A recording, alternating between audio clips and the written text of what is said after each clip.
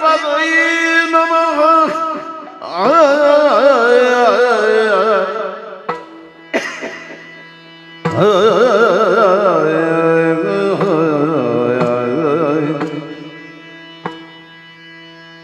ಗಜಮುಖದವಾಗಿ ಗಣವಾಗಿ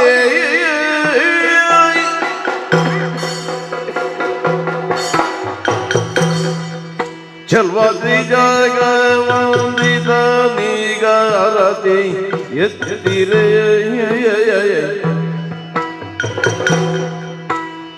ಗಜಮುಖದವಾಗಿ ಗಣವಾಗಿ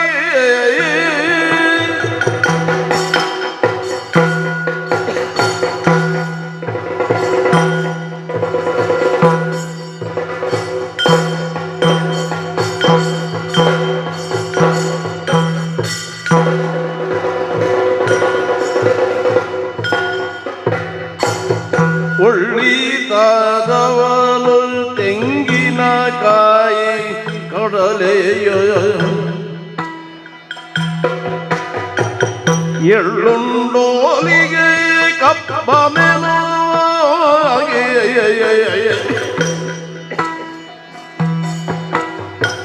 ಬೆಳ್ಳಿಯ ಉಡಿಗೆಜ್ಜೆಗಳ ಕಟ್ಟಿ ಕುಣಿವಂತ ഇരുളുള്ളില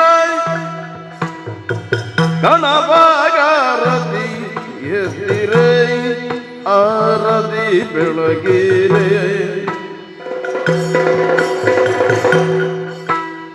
ಗಜಮುಖದವಾಗಿ ಗಣಪಗೆ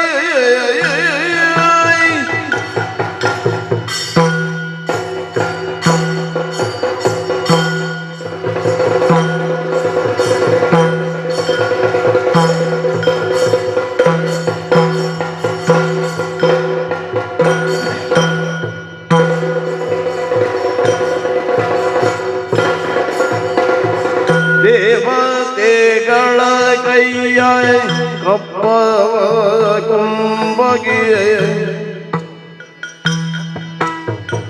ದಾವಾಗಿಯ ನಲಿವಾಗಿಯ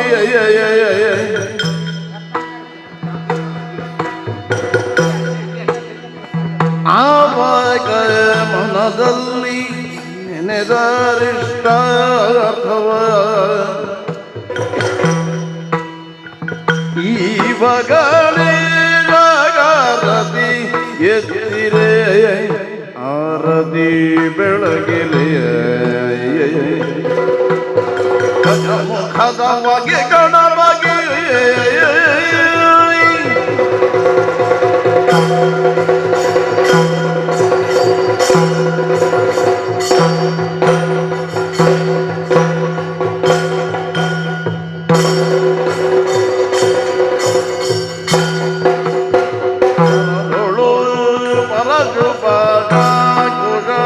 ಧಾರಿಗೆ ಹರುದಿ ಭಗುದರ ಪುರವಾಗಿ ಪುರಗ ಭೋಜನನಾಥ ಕುಮಾರ ಗಜವದನನಾಯ ಚರಣ ಕಮಲಕ್ಕೆ ಆರತಿ ಎತ್ತಿರೆ ಆರತಿ ಬೆಳಗಿರೆ ಗಜಮುಖದ ಬಗ್ಗೆ ಗಣಪಗೆ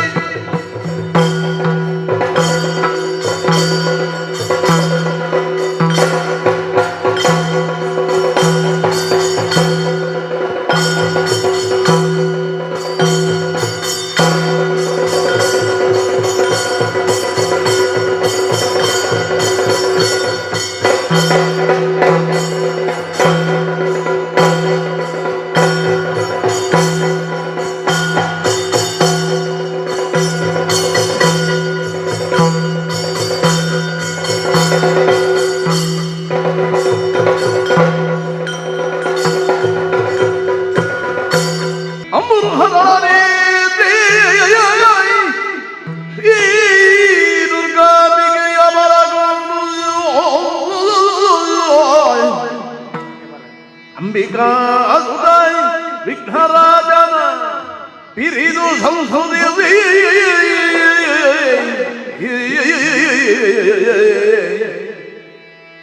ಅಂಬುನಿಧಿಯ ಕೈ ಮುಗಿದಂಬುಯಾಸನ ಮಾಡಿಯರ ಹಾರ ಮುಜಗೆ ಬರ ಮಾಡುವುದ ನಿಪೆನಿ ಕಥಾಮೃತವ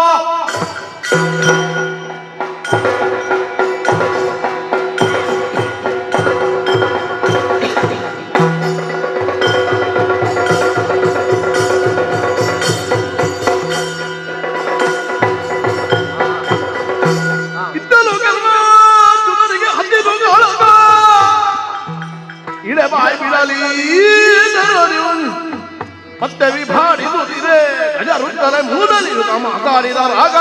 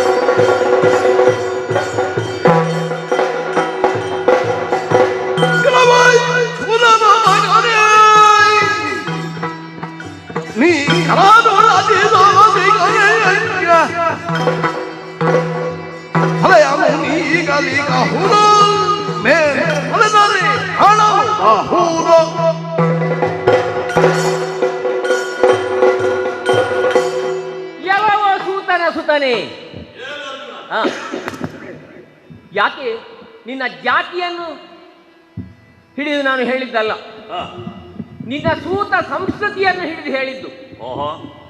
ಒಂದು ಕಾಲದಲ್ಲಿ ಯಾವಳೋ ಬಿಟ್ಟಂತಹ ಆ ಮಹಾಮಾರಿಯಲ್ಲಿ ತೇಲಿ ಬಂದದ್ದನ್ನು ನಿನ್ನನ್ನು ಕಂಡು, ಆ ಪೆಟ್ಟಿಗೆಯಲ್ಲಿದ್ದ ಶಿಶುವನ್ನು ಕಂಡು ಅಧಿರಥನೆಂಬ ನಿನ್ನನ್ನು ಸಾಕಿ ಸಲಹಿದ್ದಾರಂತೆ. ಆದ್ದರಿಂದ ನಿನ್ನನ್ನು ಅಧಿರಥ ಸೂನು ಅಂತ ಕೂಡ ಹೇಳ್ಬಹುದು, ಅಥವಾ ರಾಧೇಯ ಅಂತ ಕೂಡ ಹೇಳ್ಬಹುದು. ಯಾಕೆ ಸೂತ ಸಂಸ್ಕೃತಿ ಅಂತ ನಾನು ಹೇಳಿದ್ದೇನೆ,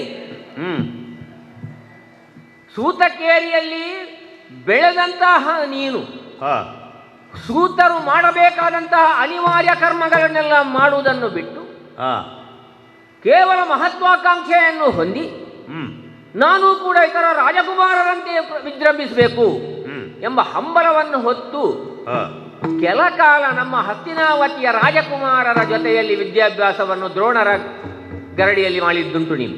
ಹೌದು, ಒಳ್ಳೆಯದು. ಆಮೇಲೆ ದ್ರೋಣಾಚಾರ್ಯರು ನಿನಗೆ ಹೆಚ್ಚಿನ ವಿದ್ಯಾಭ್ಯಾಸವನ್ನು ನಿರಾಕರಿಸಂತಹ ಕಾಲದಲ್ಲಿ ಎಲ್ಲಿಗೋ ನೀನು ಹೋಗಿದ್ದೆ ಅಂತ ಕೇಳಿದ್ದೆ ನಾನು. ಆದ್ಮೇಲೆ ನಮ್ಮ ಮುಖಾಮುಖಿ ಆದದ್ದು ರಾಜಕುಮಾರರಿಗೆನ್ನೇ ಇಟ್ಟಂತಹ ಆ ಅಸ್ತ್ರವಿದ್ಯಾ ಪ್ರದರ್ಶನ, ಅಥವಾ ಒಂದು ರೀತಿಯಲ್ಲಿ ಘಟಿಕೋತ್ಸವ ಅಂತಲೂ ಕೂಡ ಅದನ್ನು ಹೇಳ್ಬಹುದು. ಯಾಕೆಂತ ಕೇಳಿದ್ರೆ ತಮ್ಮದ್ದಾದಂತಹ ವಿದ್ಯಾಭ್ಯಾಸವನ್ನೆಲ್ಲ ಮುಗಿಸಿದಂತಹ ರಾಜಕುಮಾರರು ತಮ್ಮ ಗುರುವಿನ ಮುಂದೆ, ತಮ್ಮದ್ದಾದಂತಹ ಹಿರಿಯರ ಮುಂದೆ ಅದನ್ನೊಂದು ಪ್ರದರ್ಶನಕ್ಕಿಟ್ಟಾಗ ಅಲ್ಲಿ ಒಂದು ಪ್ರದರ್ಶನ ಆಗಿತ್ತು ಹಸ್ತಿನಾವತಿಯಲ್ಲಿ. ಏರ್ಪಟ್ಟು ನಾವೆಲ್ಲರೂ ನಮ್ಮದ್ದಾದಂತಹ ಕಲಿತ ವಿದ್ಯೆಯನ್ನು ಅಲ್ಲಿ ಪ್ರದರ್ಶಿಸಿದಂತಹ ಸಂದರ್ಭದಲ್ಲಿ ಇನ್ನೇನು ಮುಗಿಯಿತು ಎಂಬಂತಹ ಆ ಕಾಲದಲ್ಲಿ ನಿನ್ನ ಪ್ರವೇಶ ಆದದ್ದು.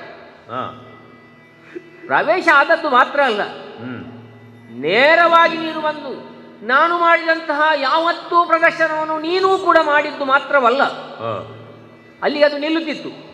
ನನ್ನನ್ನು ದ್ವಂದ್ವ ಯುದ್ಧಕ್ಕೆ ನೀನು ಆಹ್ವಾನಿಸಿದ್ದಿ. ಹೌದು. ಆ ದ್ವಂದ್ವ ಯುದ್ಧದಲ್ಲಿ ಆವಾಗ ಆ ಸಂದರ್ಭದಲ್ಲಿ ನಿನಗೆ ಅದನ್ನು ನಿರಾಕರಿಸಲ್ಪಟ್ಟಿತ್ತು. ನಿನ್ನ ಕುಲ ಯಾವುದು, ರಾಜಕುಮಾರರ ಜೊತೆ ನೀನು ದ್ವಂದ್ವ ಯುದ್ಧವನ್ನು ಮಾಡುವಲ್ಲಿ ಅರ್ಹತೆಯನ್ನು ಹೊಂದಿದ್ಯೋ ಇಲ್ಲವೋ ಎಂಬಂತಹ ಕೃಪಾಚಾರ್ಯರ ಮಾತಿನಿಂದಲೇ ಅದು ತಡೆ ಹಿಡಿಯಲ್ಪಟ್ಟಿತು. ಅಲ್ಲಿಗೆ ಸುಮ್ಮನಿರಬಹುದಿತ್ತು.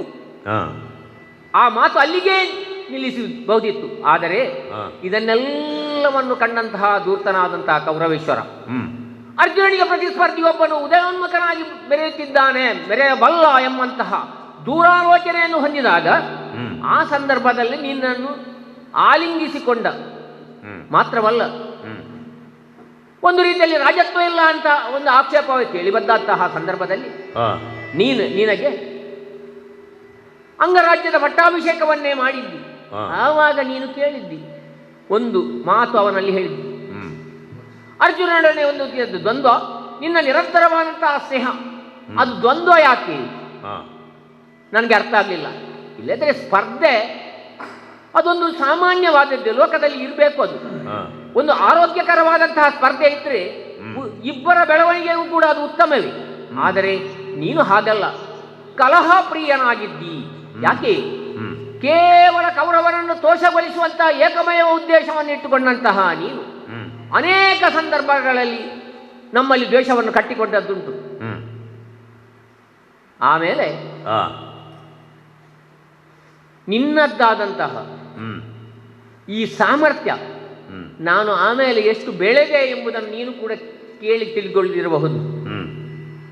ಇದುವರೆಗೆ ನಿನಗೆ ಮತ್ತು ನನಗೆ ನಡೆದಂತಹ ಅನೇಕ ಮುಖಾಮುಖಿಗಳಲ್ಲಿ ದ್ರೌಪದಿ ಸ್ವಯಂವರ ಪ್ರಥಮ. ಒಂದು ರೀತಿಯಲ್ಲಿ ಅದೊಂದು ಅಪ್ರಕಟಿತ ಯುದ್ಧ. ಆದರೂ ಕೇವಲ ಬ್ರಾಹ್ಮಣ ವಧೆ ಆಗ್ತದೆ ಎಂಬಂತಹ ಒಂದು ಕಾರಣವನ್ನು ಮುಂದಿಟ್ಟುಕೊಂಡು ಅಲ್ಲಿಂದ ನೀನು ಪಲಾಯನವನ್ನು ಮಾಡಿದ್ದುಂಟು. ಚಿತ್ರಸೇದ ಕಾಲದಲ್ಲಿ ಪ್ರಭುರಕ್ಷಣೆಯನ್ನು ಮಾಡದೆ ಹಿಂದುಳಿಯದ್ದು ಉಂಟು ನೀನು. ಆಮೇಲೆ ಗೋಗ್ರಹಣದ ಸಂದರ್ಭದಲ್ಲಿ ಎರಡೆರಡು ಬಾರಿ ಬೆಟ್ಟು ನಿಂದು ಹೊಡಿದ್ದಿ. ಹಾಗಾದ್ರೆ ಅರ್ಜುನನೊಡನೆ ನಿನ್ನ ಸಮಾನತೆ ಏನುಂಟು? ಅದು ಇದುವರೆಗೆ ಆ ಸಮಾನತೆ ಇಲ್ಲಿವರೆಗೆ ನಿರ್ಣಯ ಆಗಲಿಲ್ಲ. ಆದ್ದರಿಂದ ಹೇಳ್ತಾ ಇದ್ದೇನೆ ನಿನಗೆ, ಈ ಅರ್ಜುನನ ಸಮ್ಮುಖದಲ್ಲಿ ನೇರವಾಗಿ ಯುದ್ಧವನ್ನು ಮಾಡಿ ನಾನು ಜಯಿಸಿಯೇನೆ ಎಂಬಂತಹ ನಿನ್ನ ಭ್ರಮೆ ಉಂಟಲ್ಲ, ಅದನ್ನು ಬಿಟ್ಟು ಬಿಡು. ಆದ್ದರಿಂದ ಹೇಳ್ತಾ ಇದ್ದೇನೆ, ನೀನು ಇದುವರೆಗೆ ನಿನಗೆ ಅಲ್ಪ ಬಲದಿಂದ ಅಮಿತವನ್ನು ಸಾಧಿಸಿ ನೀನು ಸೇನಾಧಿಪತ್ಯತ್ವವನ್ನು ಹೊಂದಿದ್ದಿ. ಆದರೆ ಸೇನಾಧಿಪತ್ಯವನ್ನು ಹೊಂದಿದವನಿಗೆ ಒಂದು ಗುರುತರವಾದಂತಹ ಹೊಣೆಗಾರಿಕೆಯೂ ಉಂಟು.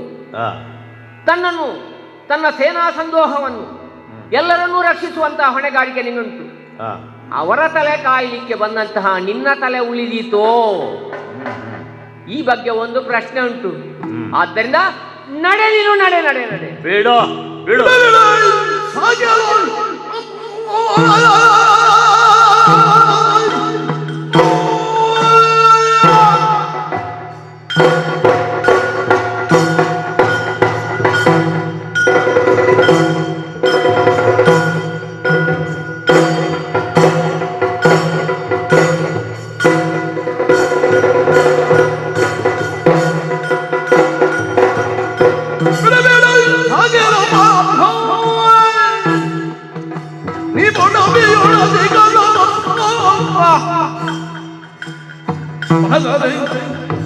ಅಡುಗಲಿ ಎಂಬಬ್ಬರವು ಎನ್ನಡರದು ಚಲ್ಲದು ನಿರವ.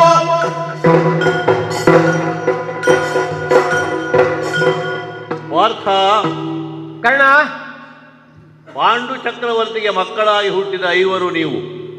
ಹೌದು, ಪಾಂಡವರು ಎನ್ನುವ ಹಾಗೆ ಪ್ರತೀತಿ. ಆದರೆ ಕುಂತಿ ತಾಯಿ ಹೆತ್ತವರಲ್ಲಿ 3 ಮಂದಿಗಳು ಕೂಡ ಕುಂತಿ ಪುತ್ರರೇ, ಪೃಥಾಪುತ್ರರೇ. ಆದರೆ ಪಾರ್ಥ ಎನ್ನುವಂಥ ಅನ್ವರ್ಥ ನಾಮ ಅದು ನಿನಗೆ ಬಂತು. ಹೌದು. ಕಾರಣ ಏನು ಎನ್ನುವುದು ಪ್ರಪಂಚಕ್ಕೆ ಗೊತ್ತು. ಏನು? ಪಾರ್ಥ ಏವದನುರ್ಧರ ಅಲ್ವಾ? ಬಹುಶಃ ಪ್ರಚಾರ ಆಗಿ ಹೋದಂತಹ ವಿಚಾರ. ಹೌದು. ನಮ್ಮ ನಿನ್ನ ಮುಖಾಮುಖಿ ಹಲವು ಬಾರಿ ಆದದ್ದುಂಟು. ಆದರೆ ದ್ವೈರಥ ಯುದ್ಧ ಅಂತ ಇದುವರೆಗೆ ಆಗಿರಲಿಲ್ಲ. ಇಲ್ಲ ಇಲ್ಲ ಇಲ್ಲ. ಮತ್ತೆ ನಾನು ನಿನ್ನಲ್ಲಿ ದ್ವೈರಥ ಯುದ್ಧವನ್ನು ಯಾಕೆ ಬಯಸಿದೆ? ಏನು ದ್ವೇಷ ಎನ್ನುವ ಹಾಗೆ ನಿನ್ನಲ್ಲಿ ಒಂದು ಪ್ರಶ್ನೆ ಇರಬಹುದು. ದ್ವೇಷದ ವಿಚಾರವೇ ಇಲ್ಲ. ಆದರೆ ನಿನ್ನಲ್ಲಿ ದ್ವಂದ್ವ ಯುದ್ಧವನ್ನು ಮಾಡಬೇಕು, ದ್ವೈರಥ ಯುದ್ಧವನ್ನು ಮಾಡಬೇಕು ಎನ್ನುವುದು ನೀನು ಪ್ರಸ್ತಾಪತ್ವೇನ ಹೇಳಿದೆಯಲ್ಲ, ಆ ಬಿಲ್ಮಂಗಲದ ಕಾಲದಿಂದಲೇ ನನ್ನ ಮನಸ್ಸಿನಲ್ಲಿ ಹುಟ್ಟಿಕೊಂಡಿರುವಂಥದ್ದು. ಮತ್ತೆ ಎಲ್ಲವ ಸೂತನ ಮಗನೇ, ಯಾವ ಅರ್ಥದಲ್ಲಿ ನೀನು ಪ್ರಶ್ನೆ ಮಾಡಿದೆಯೋ, ಮಗನೇ ಎನ್ನುವುದು ನಿನ್ನದು ಪ್ರಶ್ನೆಯೋ ಅಥವಾ ಮಗನೇ ಎನ್ನುವ ತೀರ್ಮಾನದಿಂದ ಮಾತಾಡಿದ್ದು ಗೊತ್ತಿಲ್ಲ. ಆದರೆ ನೀನೇ ಹೇಳಿದೆಯಲ್ಲ, ಜಾತಿಯ ಬಗ್ಗೆ ಹೇಳಲಿಲ್ಲ ಅಂತ. ಹ. ಅದೊಂದು ಸಮಾಧಾನ ನನಗೆ. ಹ. ನನಗೇ ನನ್ನದಾದಂತಹ ಹುಟ್ಟು ಹ. ಅದು ಪ್ರಶ್ನಾರ್ಹವಾಗಿರುವಂಥದ್ದು. ಹೌದು. ಪ್ರಪಂಚ ಮುಖಕ್ಕೆ ಏನು ಉತ್ತರ ಕೊಡಲಾಗದಂತಹ ಸ್ಥಿತಿಯಲ್ಲಿ ನಾನಿದ್ದೆ. ಹ. ಹಾಗಂತ ಹ.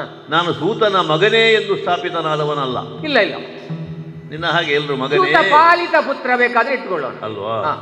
ಹಾಗಾಗಿ ನನ್ನ ಹುಟ್ಟಿನ ಮರ್ಮ ಎನ್ನುವಂಥದ್ದು ಹ. ತಿಳಿದವರು ನನ್ನಲ್ಲಿ ಹೇಳಲಿಕ್ಕೆ ಬರಲಿಲ್ಲ. ಹ್ಮ್. ನಾನಾಗಿ ಅದನ್ನು ಕೆದಕುವುದಕ್ಕೆ ಹೋಗಲಿಲ್ಲ. ಆದರೆ ಒಂದುಂಟಲ್ಲ, ಕಾಗೆಯ ಒಂದು ಪೊಟರೆಯೊಳಗೆ ಹ. ಗೂಡಿನೊಳಗೆ ಹುಟ್ಟಿದ್ದು ಎನ್ನುವ ಮಾತ್ರದಿಂದ ಹ. ಕೋಗಿಲೆ ಕಾಗೆ ಆಗುವುದಿಲ್ವಲ್ಲ. ಇಲ್ಲ ಇಲ್ಲ, ಅದು ಅಭಿಜಾತವಾಗಿ ಅದು ಹುಟ್ಟುವುದು ಹಾಗೆ. ಕೋಗಿಲೆ ತಂದು ತನ್ನ ಮರಿ ಮೊಟ್ಟೆಯನ್ನು ಇಡುವುದು ಕಾಗೆಯ ಗೂಡಿನಲ್ಲಿ. ಆ ಗೂಡಿಗೆ ಆ ಕಾಗೆಯ ಮೊಟ್ಟೆಗೆ ಕಾವು ಕೊಡುವುದು ಕೋಗಿಲೆಯ ಮೊಟ್ಟೆಗೆ. ಆಮೇಲೆ ಮೊಟ್ಟೆಯೊಡೆದು ಬಂದು ಬಲಿತು ರೆಕ್ಕೆ ಅಲುಗಾಡಿಸಿ ಅದು ಕೂಗುವುದಕ್ಕೆ ತೊಡಗಿದಾಗ ಮಾತ್ರ ಕಾಕ ಅಂತ ಹೇಳುವುದಿಲ್ಲ, ಕುಹು ಅಂತ ಹೇಳುವುದು. ವಸಂತ ಕಾಲೇ ಸಂಪ್ರಾಪ್ತಿ ಕಾಕ ಕಾಕಃ ಪಿಕ ಪಿಕಃ. ಆಗ ಅದು ಆ ಗೂಡಿಯಿಂದ ಹೊರಗೆ ಬರ್ತದೆ. ಇದರಿಂದ ಅದಕ್ಕೆ ಪರಪುಟ್ಟ ಅಂತ ಒಂದು ಹೆಸರು ಬಂತು. ಹಾಗೆ ಬೆಳೆದವ ನಾನು. ಕಾಗೆ ಗೂಡಿನಲ್ಲಿ ಹುಟ್ಟಿದ್ರು ಕೋಗಿಲೆಯೇ. ಹಾಗಾಗಿ ನಾನು ಸೂತಪಾಲಿತ ಪುತ್ರನಾಗಿ ರಾಧೇಯನಾಗಿ ಬೆಳೆದಿದ್ದೇನೆ ಹೊರತು ಆ ಬಳಿಕ ನಿನ್ನಂಥವರಲ್ಲಿ ಹೊಯ್ದಾಡುವಂಥ ಒಂದು ಹೊತ್ತಕಾರಿತ್ವ ನನ್ನಲ್ಲಿ ಯಾಕೆ ಬಂತು? ನನ್ನನ್ನೇ ನಾನು ಪ್ರಶ್ನೆ ಮಾಡಿದ್ದುಂಟು, ಯಾಕೆ ಹೀಗಾಯಿತು? ನೀನು ಬಿಲ್ಮಂಗಲದ ವಿಚಾರ ಹೇಳಿದ್ದಿ. ಹೌದೌದು. ಕುರುಪಾಂಡವರ ಪರೀಕ್ಷಾ ರಂಗ ಅದು. ಹೌದೌದು. ಇನ್ನೊಬ್ಬರಿಗೆ ಅದು ಪ್ರವೇಶ ಇಲ್ಲ ಅಂತ ಇಲ್ಲ ಅಲ್ವಾ. ಆದರೆ ಸಹಜವಾದ ತುಡಿತದಿಂದ ನಾನು ಅಲ್ಲಿಗೆ ಬಂದೆ. ಕಾರಣ ಏನು ಅಂತ ಹೇಳಿದ್ರೆ ನಾನು ದ್ರೋಣನ ಶಿಷ್ಯನೇ ಅಲ್ವಾ. ಬೇಕಾಗಿಯೋ ಬೇಡದವನಾಗಿಯೋ ನಿಮ್ಮ ಪಾಲೆಯಲ್ಲಿ ಒಂದಷ್ಟು ದಿವಸ ಇದ್ದದ್ದು ಹೌದಲ್ಲ. ಸಹಪಾಠಿ ನೀನು. ಹೌದು. ಆದರೆ ನಿನ್ನನ್ನು ದ್ವಂದ್ವ ಯುದ್ಧಕ್ಕೆ ನಾನು ಕರೆದಿದ್ದೇನೆ. ಹೌದು. ಮಾತ್ರ ಅಲ್ಲ, ಪಾರ್ಥನ ನಾನು ಸಿದ್ಧ ಆಗಬೇಕು ಎನ್ನುವ ಒಂದು ಪ್ರಶ್ನೆಯನ್ನು ನಾನು ಮುಂದಿಟ್ಟಿದ್ದೇನೆ. ಹೌದು.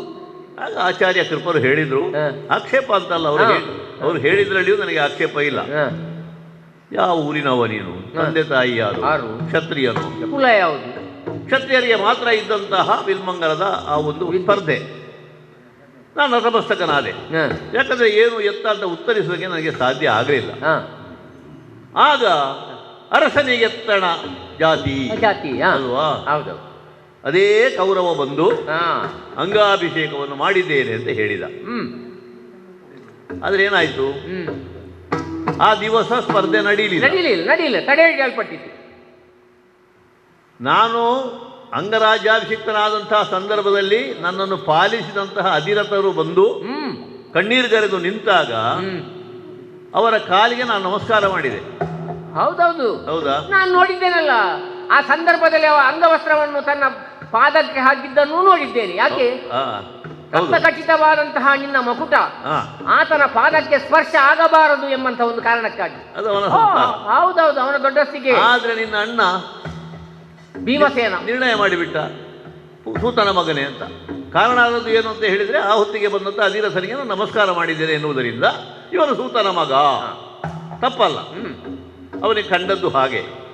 ಆದರೆ ಆ ಬಳಿಕವು ಅನೇಕ ಸಂದರ್ಭಗಳಲ್ಲಿ ಈಗ ಸ್ಪರ್ಧೆ ಆಗಬೇಕು ಅಂತ ನನಗಿದ್ದು, ಮರು ದಿವಸ ಸ್ಪರ್ಧೆ ಆಗಲಿಲ್ಲ ಬಿಡು.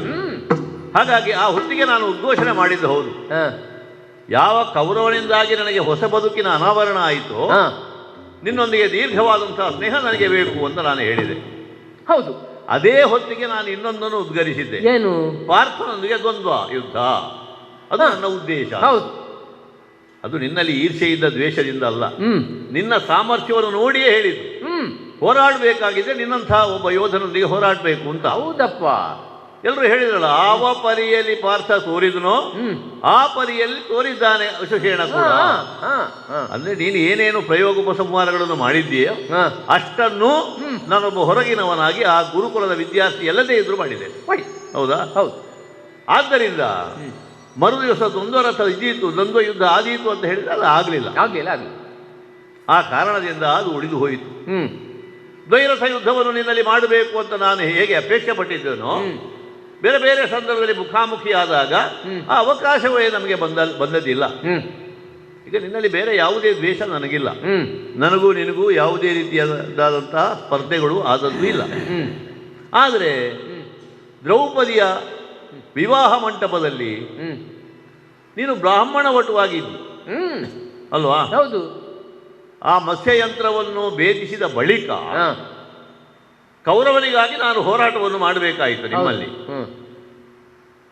ಆದರೆ ನಿನ್ನ ಪರಿಚಯವನ್ನು ನೀನು ಬಿಟ್ಟುಕೊಳ್ಳಲಿಲ್ಲ. ಇಲ್ಲಪ್ಪ, ನಾನಾಗ ಪ್ರಶ್ನೆ ಮಾಡಿದ್ದೆ ನಿನ್ನಲ್ಲಿ. ಹೌದು, ಏನು ದೇವರಾಜನೋ ಅಲ್ಲ ಪರಶುರಾಮನೋ ಅಥವಾ ಪಾರ್ಥನೋ? ಅಂದ್ರೆ ಆ ಸಾಲಿಗೆ ನಿನ್ನನ್ನು ಸೇರಿಸಿದ್ದೇನೆ. ಆದರೆ ಪ್ರತ್ಯಕ್ಷವಾಗಿ ನೀನು ಅದಕ್ಕೆ ಉತ್ತರವನ್ನು ಕೊಟ್ಟದಿಲ್ಲ.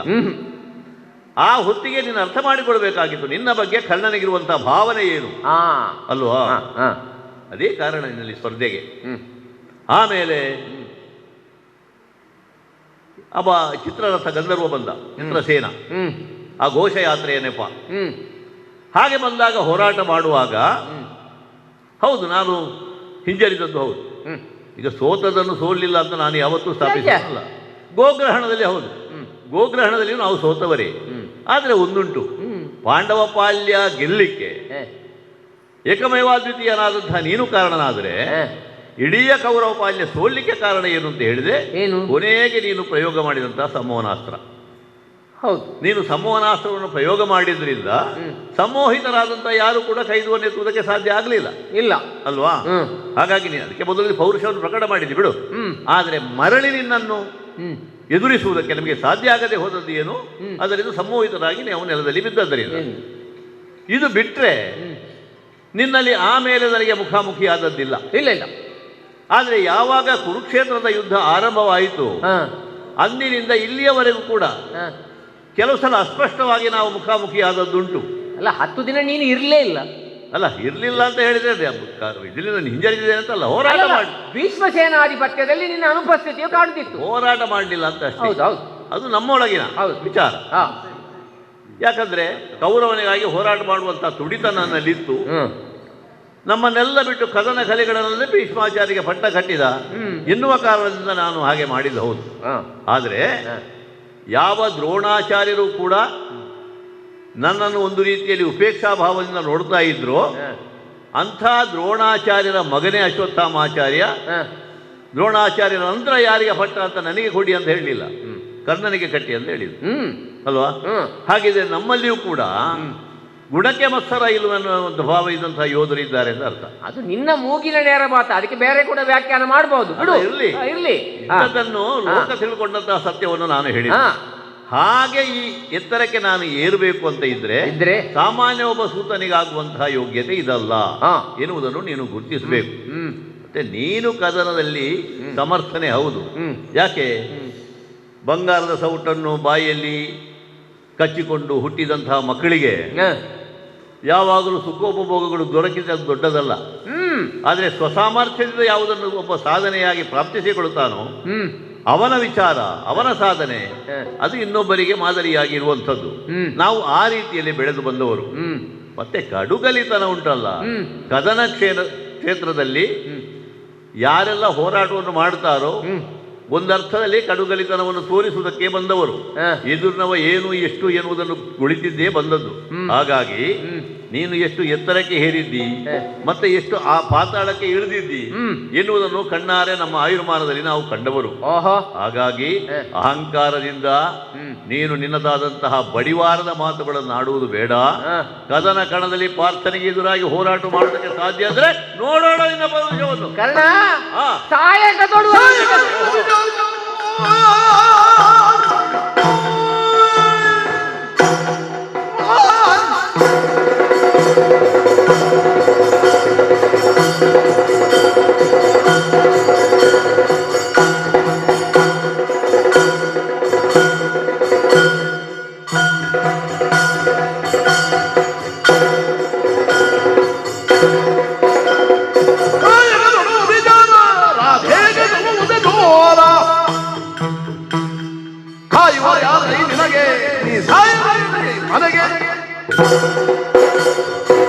ನಿನ್ನ ಬಂಡವಾಳವೇ ನಾನು. ಹೌದೌದು. ಯಾಕೆ ಪಾರ್ಥನೊಡನೆ ದ್ವಂದ್ವ ಯುದ್ಧ ಅಥವಾ ಪಾರ್ಥನೊಡನೆ ದ್ವೈರಥ ಯುದ್ಧ ಎಂಬುದನ್ನು ನೀನು ತೀರ್ಮಾನಿಸಿದ್ದು ಯಾಕೆ? ಯಾಕೆ ಅಂತ ಕೇಳಿದ್ರೆ ಒಂದು ಮಾತುಂಟಲ್ಲ, ಏನು? ಬಿದ್ರೆ ಆನೆ ಕಾಲಿಗೆ ಬೀಳ್ಬೇಕು ಕಾಲಡಿ. ಹೌದೌದೌದು, ಆನೆ ಕಾಲಡಿಗೆ ಬೀಳ್ಬೇಕಾದ್ರೂ ಬೀಳುವುದಕ್ಕೂ ಸ್ವಲ್ಪ ಧೈರ್ಯ ಬೇಕು. ಹೌದೌದು ಹೌದು. ಹಾಗೆ ನನ್ನನ್ನು ಒಬ್ಬ ಪ್ರತಿಸ್ಪರ್ಧಿ ಅಂತ ನೀನು ಅಂಗೀಕರಿಸಿದ್ದಿ. ಯಾಕೆಂತ ಕೇಳಿದ್ರೆ ಪಾರ್ಥರದ್ದಂತಹ ಹೆಸರು ದಿಗಂತದಲ್ಲಿ ವ್ಯಾಪಿಸಿರುವಂತಹ ಆತನನ್ನು ಎದುರಿಸಿದ್ರೆ ಆತನನ್ನೇ ಎದುರಿಸ್ತೇನೆ. ಮತ್ತೆ ದ್ವೇಷ ಇಲ್ಲ ಅಂತ ನೀನು ಹೇಳಿದ್ಯಲ್ಲ, ಬೇಕಾದ್ರೆ ದ್ವೇಷ ಇದ್ದಂತಹ ನಿನ್ನ ಒಂದು ಉದಾಹರಣೆಯನ್ನು ನಾನು ಕೊಟ್ಟೇನು. ದ್ರೌಪದಿ ಸ್ವಯಂವರದಲ್ಲಿ ಅಥವಾ ಜೂಜಾಟದಲ್ಲಿ ನಾವೆಲ್ಲವೂ ಸರ್ವಸ್ವವನ್ನು ಸೋತು ವನವಾಸಕ್ಕೆ ವನದ ಅಭಿಮುಖವಾಗಿ ಹೋಗುತ್ತಿರುವಂತಹ ಸಂದರ್ಭದಲ್ಲಿ ನೀನು ಹೇಳಿದಂತಹ ಮಾತು ದ್ವೇಷಕ್ಕೆ ಒಂದು ಸಾಕು. ಒಂದೋ ನೀನು ದ್ವೇಷದಿಂದ, ನಾನು ಅಂತರಾತ್ಮದಿಂದ ಹೇಳಿದ್ದಲ್ಲ, ಕೇವಲ ಕೌರವನನ್ನು ದೋಷಗೊಳಿಸಿದ್ದಕ್ಕಾಗಿ ಹೇಳಿದ್ದು ಅಂತ ಹೇಳ್ಬಹುದು ಬೇಕಾದ್ರೆ ನೀನು. ಇಲ್ಲಾದ್ರೆ ಹೇಳಿದ್ಯಲ್ಲ 5 ವೃಷಭಗಳಿಗೆ ಒಂದು ಹಸು ಅಂತ ನೀನು ಒಂದು ಮಾತನ್ನು ಆಡಿದ್ದಿ. ಬಿಡು, ಆ ಮಟ್ಟಿಗೆ ನೀನು ನಾನು ಹೆಣ್ಣಲ್ಲಿ ಹೇಳುವುದಿಲ್ಲ ನಾನು. ಅದು ಆ ಕ್ಷಣಕ್ಕೆ ಉದ್ಗರಿಸಿದಷ್ಟೇ. ಹೌದು, ಆವೇಶದಲ್ಲಿ ನಾವು ಏನನ್ನು ಮಾಡುತ್ತೇವೆ ಅವರನಿಗೋಸ್ಕರವೇ ಆಡಿದ್ದದು. ಧರ್ಮರಾಯ ಏನು ಹೇಳಿದ್ದಾನ? ನಾವು ವನವಾಸಕ್ಕೆ ಹೋಗುದಿಲ್ಲ ಅಂತ ಹೇಳಿದ್ದಾನ ಅಥವಾ ಆಕ್ಷೇಪಿಸಿದ್ದಾನಲ್ಲ? ದ್ರೌಪದಿಯ ಮಾನಾಪರಣ ಮಾಡಿದ್ದು ನೀವೇ ಅಲ್ವೋ? ನಿನಗೆ ಆಕ್ಷೇಪ ಉದಾತ್ತತೆಯೇನಾದಂತಹ ವಿಶಾಲ ಹೃದಯಾದಂತ ನೀನು ಕೂಡ ಅದಕ್ಕೆ ಉತ್ತರವನ್ನು ಕೊಡ್ಬೇಕಿತ್ತು. ಏನೇ ಇರಲಿ ಕೌರವ, ಇದು ತಪ್ಪು, ಇದು ಬೇಡ ಅಂತ ಹೇಳ್ಬೋದಿತ್ತು. ಮನೆಗೆ ಬಂದಂತಹ ಸೊಸೆಯನ್ನು ವಸ್ತ್ರಾಪಹರಣವನ್ನು ಮಾಡುವುದು ಬೇಡ ಅಂತ ವಿದುರ ಹೇಳಿದ್ದಾನೆ. ಒಬ್ಬನೇ ಸತ್ಯವಾದಿಯು, ನಿಷ್ಠುರವಾದಿಯು, ನ್ಯಾಯವಾದಿಯು ಆದಂತಹ ವಿದುರದನ್ನೇ ಆಕ್ಷೇಪಿಸಿದ್ದಾನೆ. ಆ ವಿಷಯದಲ್ಲ, ನಾನು ಸಾಯಕ ತೊಡುವಲ್ಲಿ ನಾನು ನಿನ್ನಲ್ಲಿ ಹೇಳಿದ್ದು ಏನು? ಅನೇಕ ಸಂದರ್ಭದಲ್ಲಿ ನನ್ನದ್ದಾದಂತಹ ಸಾಧನಾ ಸಂಪತ್ತು ಅದನ್ನು ನಾನು ವಿನಿಯೋಗಿಸಿದ ಬಗ್ಗೆ ಒಂದೋ ಎರಡ. ಚಿತ್ರಸೇನ ಕಾಳಗದಲ್ಲಿ ನೀನು ಯಾಕೆ ಸೋತದ್ದು? ಅಗೋಚರನಾಗಿ ಅಪ್ರಕಟಿತನಾಗಿ ಪ್ರಚಂಡ ಯುದ್ಧವನ್ನು ಮಾಡುತ್ತಿರುವಂತಹ ಚಿತ್ರಸೇನನನ್ನು ಪ್ರಕಟಗೊಳಿಸುವಲ್ಲಿ ನೀನು ವಿಫಲನಾದದ್ದು. ಅದೇ ಮುಖ್ಯ ಕಾರಣ. ಚಾಕ್ಷುಷ ವಿದ್ಯೆಯನ್ನು ಪ್ರಯೋಗಿಸಿದಾಗ ಆಗ ಪ್ರಕಟ ಆದ ಅಲ್ವಾ? ಯಾಕೆ? ಅದು ನಮ್ಮ ಸ್ವಾರ್ಥಕ್ಕೆ ಅಂತಲ್ಲ, ಅದೇ ಚಿತ್ರಸೇನಲ್ಲಿ ಸ್ಪರ್ಧೆ ಕೊಡಬೇಕು ಅಂತ ಉದ್ದೇಶ ಅಲ್ಲ. ನಮ್ಮ ಬಂಧುವಾದಂತಹ ಕೌರವರ ಯಾಕೆ ಅವನನ್ನು ಬಿಡಿಸಿಕೊಳ್ಳಬೇಕು ಎಂಬಂತಹ ಉದಾತ್ತವಾದಂತಹ ನಮ್ಮಣ್ಣನದ್ದಂತಹ ನಿಲ್ಲುವುದು. ಆಮೇಲೆ ಗೋಗ್ರಾಣದಲ್ಲಿ ಸಂವಹನಾಸ್ತ್ರವನ್ನು ಪ್ರಯೋಗಿಸಿದ್ದೇನೆ. ಅದಕ್ಕೆ ಹೇಳಿದ್ದು ಯಾವ ಕಾಲದಲ್ಲಿ ಯಾವ ಅಸ್ತ್ರವನ್ನು ಹೇಗೆ ಯಾರಿಗೆ ಪ್ರಯೋಗಿಸಬೇಕು ಎಂಬಂತಹ ತಿಳುವಳಿಕೆ ಇದ್ರೆ ಆತ ನಿಜವಾಗಿಯೂ ಸಾಧನ ಸಂಪನ್ನನೇ. ಇದ್ರೆ ಸಾಕಾಗಲಿಲ್ಲ, ವಿನಿಯೋಗಿಸಲಿಕ್ಕೆ ಕೂಡ ಗೊತ್ತಿರಬೇಕು. ಅದೂ ಅಲ್ಲ, ಹರನೊಡನೆ ಹೋರಾಡಿದ್ದೇನೆ, ಮನ ಮೆಚ್ಚುವಂತೆ ಹೋರಾಡಿದ್ದೇನೆ. ನನ್ನದ್ದಾದಂತಹ ಕೊನೆಗೆ ಸರ್ವಸ್ವವನ್ನು ನಾನು ಸೋತು ನಿಂತಹ ಕಾಲದಲ್ಲಿ, ಅಕ್ಷಯ ತೂಣಿನ ಬರಿದಂತಹ ಕಾಲದಲ್ಲಿ ಗಾಡ್ಯವನ್ನೇ ತಿರುಗಿಸಿ ಅವನ ಹಣೆಗೆ ಪ್ರಹಾರ ಮಾಡಿದ್ದೇನೆ. ಪಾರ್ಥ ಪ್ರಹಾರದ ಹೆಗ್ಗುರುತಿಯನ್ನು ತನ್ನದ್ದಾದಂತಹ ಭಕ್ತರದ್ದಾದಂತಹ ದ್ಯೋತಕ ಅಂತ ಸ್ವೀಕರಿಸಿದ್ದುಂಟು ಹರ. ಆಕಾಶದಿಂದ ಭೂಮಿಗೆ ಒಂದು ರೀತಿಯಲ್ಲಿ ಚಪ್ಪರವನ್ನು ಅಥವಾ ಏಣಿಯನ್ನು ನಿರ್ಮಿಸಿದ್ದು. ಕಾಂಡಹವನದಲ್ಲಿ 1 ಇಂಚು ನೀರು ಅಥವಾ 1 ಬೊಟ್ಟು ನೀರು ಕೆಳಗೆ ಬೀಳದಂತೆ ಒಂದು ರೀತಿಯಲ್ಲಿ ಶರದ ಚಪ್ಪರವನ್ನೇ ನಾನು ನಿರ್ಮಿಸಿದ್ದೇನೆ ಅಲ್ಲಿ. ಅಷ್ಟು ಮಾತ್ರವಲ್ಲ, 14ನೇ ದಿನದ ಯುದ್ಧದಲ್ಲಿ ಜಯದ್ರಥನನ್ನು ಹುಡುಕಿ ನಾವು ಹೋಗುತ್ತಿರುವಂತಹ ಇದ್ದಂತಹ ವ್ಯೂಹಗಳನ್ನೆಲ್ಲ ಭೇದಿಸಿ ಮುನ್ನುಗ್ಗುತ್ತಿರುವಂತಹ ಕಾಲದಲ್ಲಿ ಕೃಷ್ಣ ಒಂದು ಮಾತು ಎಚ್ಚರಿಸಿದ ನನಗೆ, ಕುದುರೆಗಳಿಗೆ ನೀರು ಬೇಕಾಗಿದೆ ಅಂತ.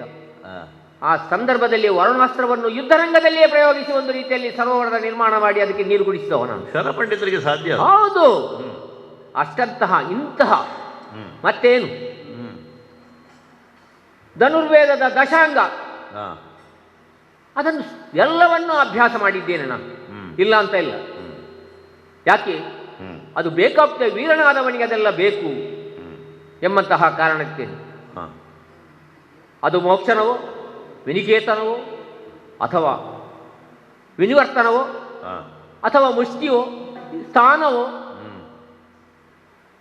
ಪ್ರಾಯಶ್ಚಿತ್ತವೋ ಇತ್ಯಾದಿಗಳೆಲ್ಲ ಉಂಟು. ಅದಕ್ಕೆ ಮಂಡಲವೋ ರಹಸ್ಯವೋ ಇತ್ಯಾದಿಗಳೆಲ್ಲವನ್ನು ಅಭ್ಯಾಸ ಮಾಡಿದರಿಂದಲೇ ನಾನು ಈ ಮಾತನ್ನು ನಿನ್ಗೆ ಹೇಳ್ತಾ ಇದ್ದೇನೆ. ಈಗ ನಾನು ನಿನ್ಗೆ ಒಂದು ಮಾತನ್ನು ಹೇಳ್ತಾ ಇದ್ದೇನೆ, ಏನ್ ಗೊತ್ತುಂಟೋ? ಕೊನೆಯದಾಗಿ ಕಾಯುವರಾರೈ ನಿನ್ನ. ನಮ್ಮನ್ನು ಕಾಯ್ಲಿಕ್ಕೆ ಯಾರಿದ್ದಾರೆ ಗೊತ್ತುಂಟ? ನಾವು ಮಾಡಿದ ಧರ್ಮ ಉಂಟು. ನಿನ್ನನ್ನು ಕಾಯ್ಲಿಕ್ಕೆ ಯಾರಿದ್ದಾರೆ ಅದನ್ನು ಹೇಳಿ. ಈಗ ಕಾಯುವವರು ಇದ್ದಾರೆ ಅಂತ ಧೈರ್ಯದಿಂದ ಹೇಳುದು ಬೇಡ.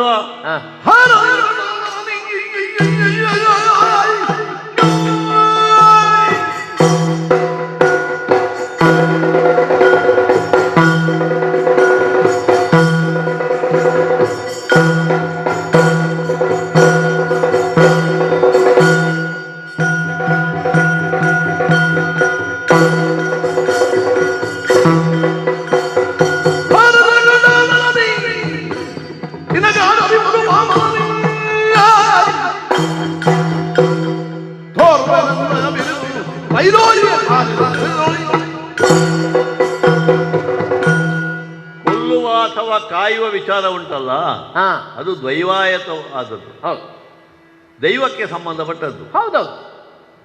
ಯಾರನ್ನು ಕೊಲ್ಲಬೇಕು, ಯಾರನ್ನು ಕಾಯಬೇಕು ಎನ್ನುವುದು ನಿರ್ಧರಿಸುವುದು ವಿಧಿ. ಪ್ರತ್ಯಕ್ಷವಾಗಿ ಪರಮಾತ್ಮನ ಎದುರಿಗಿದ್ದಾನೆ ಎನ್ನುವ ಭಾವದಿಂದ ನನ್ನನ್ನು ಕಾಯುವುದಕ್ಕೆ ಇದ್ದಾನೆ ಅಂತ ಹೇಳಿದ್ರೆ ಅಲ್ಲ, ನಾನು ಹಾಗೆ ಹೇಳಿಲ್ಲ. ನಾನು ಹೇಳಿದ್ದು ನಾವು ನಡೆದಂತ ಧರ್ಮದವೇ ನಮ್ಮನ್ನು ಕಾಯ್ತಾರೆ ಅಂತ ಹೇಳಿ. ಧರ್ಮವನ್ನು ನಾವು ಬಿಟ್ಟಿಲ್ಲ. ಧರ್ಮ ಎನ್ನುವಂಥದ್ದು ನಿಮಗೆ ಉಂಬಳಿ ಬಿಟ್ಟದ್ದು ಅಲ್ಲ. ಅಲ್ಲಲ್ಲ, ಖಂಡಿತವಾಗಿ ಧರ್ಮದ ದಂಡೆಯೊಳಗೆ ಸತ್ಯದ ಪಥದಲ್ಲಿ ನಾವು ಕೂಡ ನಿರಂತರವಾಗಿ ಸಂಚರಿಸುವವರೇ ಹೌದು. ಆ ಕಾರಣದಿಂದ ಧರ್ಮ ಎನ್ನುವುದು ನಮ್ಮಲ್ಲಿ ಉಂಟು ಅಂತ ಯಾರು ಉದ್ಘೋಷಣೆ ಮಾಡಿಕೊಂಡು ಬರ್ತಾರೋ ಒಳಗೊಳಗೆ ಅವರಿಗೆ ಅದರಲ್ಲಿ ಯಾವುದೋ ಒಂದು ಸಂದೇಹ ಉಂಟು ಅಂತ ಅರ್ಥ. ಆ ಕಾರಣದಿಂದ ಈ ಲೋಕ ನಂಬಿದಂತಹ ಧರ್ಮ ಯಾವುದು, ಅದಕ್ಕೆ ಅನುಯೋಗ್ಯವಾಗಿ ಹೇಗೆ ನಡಿಬೇಕು, ಆ ಯೋಧ ಧರ್ಮೇಣ ಇವತ್ತು ನಿನ್ನ ಮುಖ ಎದುರಿನಲ್ಲಿ ನಾನು ನಿಂತದ್ದು. ಹೌದು. ಮತ್ತೆ ಸಹಾಯಕ ತೊಡುವ ವಿಚಾರ ಅದು ಎಲ್ಲ ಯೋಧರಿಗೂ ಆ ವಿಚಾರದಲ್ಲಿ ವಿಚಾರಿಸುವುದಕ್ಕೆ ಶಕ್ತಿ ಉಂಟು ಅಂತ ಹೇಳಲಿಕ್ಕೆ ಬರುವುದಿಲ್ಲ. ಯಾಕಂದ್ರೆ ನೀನೊಬ್ಬ ಮಹಾಯೋಧನೆ, ಹೌದು. ಅದೆಷ್ಟೋ ಸಂದರ್ಭಗಳಲ್ಲಿ ನೀನು ಕೂಡ ಸಹಾಯಕ ಕೊಡುವಲ್ಲಿ ವಿಚಾರವನ್ನು ಮಾಡದೆ ಪ್ರಯೋಗ ಮಾಡಿದ್ದು ಉಂಟಲ್ವೋ. ದೇವಲೋಕದಲ್ಲೆಲ್ಲ ಸಂಗ್ರಹ ಮಾಡಿಕೊಂಡು ಬಂದಿದ್ದೆ ಅಂತ ನಾನು ಕೇಳಿದ್ದೇನೆ. ಹೌದು. ದೇವಲೋಕದಲ್ಲಿ ಸಂಗ್ರಹ ಮಾಡಿಕೊಂಡು ಬಂದದ್ದು ಅಗತ್ಯಕ್ಕೆ ಬಿದ್ದಾಗ ಪ್ರಯೋಗ ಮಾಡಲಿಕ್ಕೆ. ಆದರೆ ಕಾಮ್ಯಕಾವನಕ್ಕೆ ಬಂದಾಗ ಅಣ್ಣನಿಗೆ ಬೇಕಾಗಿ ನೀನು ಅದನ್ನು ಪ್ರಕಟ ಮಾಡಿಬಿಟ್ಟಿ, ಹೌದಾ? ಅಸ್ತ್ರಗ್ರಾಮಗಳನ್ನೇ ನೀನು ನಿರ್ಮಾಣ ಮಾಡಿದ್ದೆ, ಅದು ಅಗತ್ಯ ಇತ್ತು? ನಾರದರ ಒಂದು ಸಡೆಯಿದ್ರೆ ಏನೇನೋ ಉತ್ಪತ್ತ. ಹಾಗಿದ್ರೆ ಯಾವ ಅಸ್ತ್ರ ಪ್ರಯೋಗವನ್ನು ಎಲ್ಲಿ ಮಾಡಬೇಕು ಎನ್ನುವ ಬಗ್ಗೆ ನಿನಗೂ ಸರಿಯಾದ ವಿವೇಚನೆ ಇದ್ದ ಹಾಗಿಲ್ಲ ಅಲ್ಲ. ಆ ಅಸ್ತ್ರವನ್ನು ದೇವಲೋಕದಿಂದ ಸಕಲ ದೇವದೇವತೆಗಳಿಂದ ಅವರಾಗೆ ತಾನಾಗೆ ಕೊಟ್ಟದ್ದು. ಅರ್ಜುನನಿಗೆ ನಮ್ಮದ್ದು ಒಂದು ಕೊಡುಗೆ ಇರಲಿ ಅಂತ ಕೊಟ್ಟದ್ದು. ಹೌದು. ಅದನ್ನು ಭೂಲೋಕದಲ್ಲಿ ನಮ್ಮ ಅಣ್ಣನಿನ ಒಂದು ಆಶೆಯನ್ನು ಈಡೇರಿಸಿದ ಸಲುವಾಗಿ ನಾನು ಅದನ್ನು ಪ್ರದರ್ಶನ ಮಾಡಿದ್ದೆ ವಿನಃ ದುರ್ಬಲರಿಗೆ ಅಶಕ್ತರಿಗೆ ನಾನು ಅದನ್ನು ಪ್ರಯೋಗ ಮಾಡಲಿಲ್ಲ. ಋಷಿಗಳು ಬಂದದ್ದರಿಂದ ದುರ್ಬಳಕೆ ಆಗಲಿಲ್ಲ ಹಾಗೆ ಅಂದುಕೊಂಡು ಒಂದು ಮಾತು ಸತ್ಯ. ಇಲ್ಲದಿದ್ರೆ ನೀನು ಶರಪಂಡಿತನಾಗಿದ್ರೆ ಅದನ್ನು ಮಾಡಲೇಬಾರದಿತ್ತು. ಹಾಗೆ ನಿನ್ನದ್ದ ಅಂತ ಅಲ್ವಾ? ಹೌದು. ಆಮೇಲೆ ಎಲ್ಲೆಲ್ಲಿಯೂ ನನ್ನ ಪ್ರತಾಪವನ್ನು ತೋರಿಸಿದ್ದೇನೆ ಸ್ವರ್ಗ ಮರ್ತ್ಯ ಪಾತಾಳಗಳಲ್ಲಿ ಎನ್ನುವಂತ ಅಹಮ್ಮಿನಿಂದ ನೀನು ಹಾರಾಡುವುದು ಬೇಡ. ಯಾಕಂದ್ರೆ ಎಷ್ಟೋ ಸಂದರ್ಭಗಳಲ್ಲಿ ನಿನ್ನನ್ನು ನೀನು ರಕ್ಷಣೆ ಮಾಡಿಕೊಳ್ಳಲಾಗದಂತಹ ಸ್ಥಿತಿ ಬಂದದುಂಟು. ಅಶ್ವತ್ಥಾಮಾಚಾರ್ಯರು ನಾರಾಯಣಾಸ್ತ್ರ ಪ್ರಯೋಗ ಮಾಡಿದರು, ಹೌದಾ? ಆ ಅಸ್ತ್ರಕ್ಕೆ ನಿನ್ನಲ್ಲಿ ಪ್ರತ್ಯಸ್ತ್ರ ಇತ್ತ? ಇಲ್ಲ, ಇರಲಿಲ್ಲ. ಆ ಕೃಷ್ಣ ಪರಮಾತ್ಮ ಇದ್ದದ್ದರಿಂದ ಅದಕ್ಕೆ ನಮಸ್ಕಾರ ಮಾಡಿ ತಪ್ಪಿಸಿಕೊಂಡ್ರಿ. ಹೌದಪ್ಪ. ದ್ರೋಣರು ಭಾರ್ಗವಾಸ್ತ್ರ ಪ್ರಯೋಗ ಮಾಡಿದ್ರು, ಸಾಧ್ಯ ಆಯ್ತಾ ಎದೆ ಕೊಡ್ಲಿಕ್ಕೆ? ಕೃಷ್ಣನೇ ಎದೆ ಕೊಟ್ಟ, ಅದು ಪುಷ್ಪಮಾಲಿಕೆಯಾಗಿ ಅವನ ಕೊರಳಿಗೆ ಬಿತ್ತು. ಹೌದು.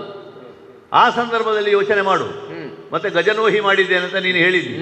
ಗಜನೋಹಿಯನ್ನು ಮಾಡಬೇಕು ಅಂತ ಇದ್ರೆ ಆ ಐರಾವತ ಇಳಿಯುವಲ್ಲಿ ನೀನು ನಿರ್ಮಾಣ ಮಾಡಿರುವಂತಹ ಶಸ್ತ್ರದ ಆ ಏಣಿ ಉಂಟಲ್ಲ, ಅದು ಎಷ್ಟು ಶಕ್ತಿಯುತ ಆದದ್ದು ಎನ್ನುವುದು ಅದಕ್ಕೆ ಗೊತ್ತು, ನಿನಗೆ ಗೊತ್ತು.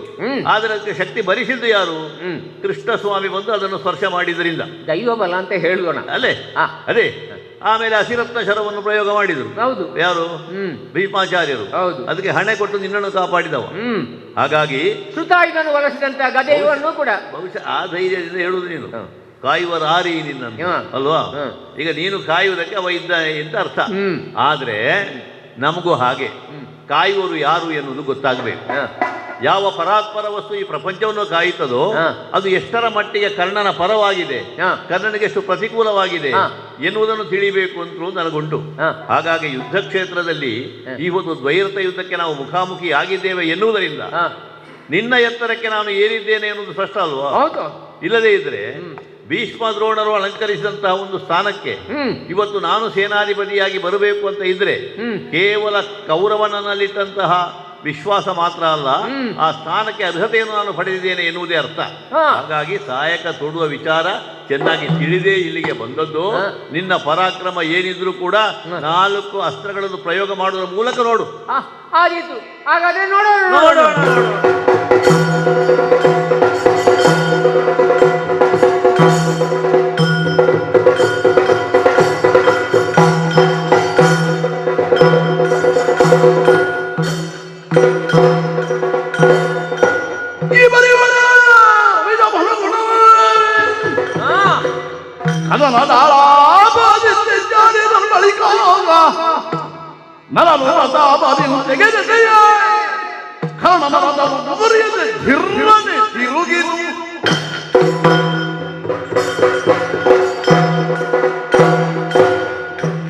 ಕರ್ಣನೊಡನೆ ಇದುವರೆಗೆ ಮಾಡಿದಂತಹ ಯುದ್ಧದಲ್ಲಿ ಒಂದು ರೀತಿಯಲ್ಲಿ ಸರಿಸಮಾನತೆಯನ್ನು ಆತ ಪ್ರತ್ಯುತ್ತರವನ್ನೇ ಕೊಡುತ್ತಾ ಇದ್ದೇನೆ.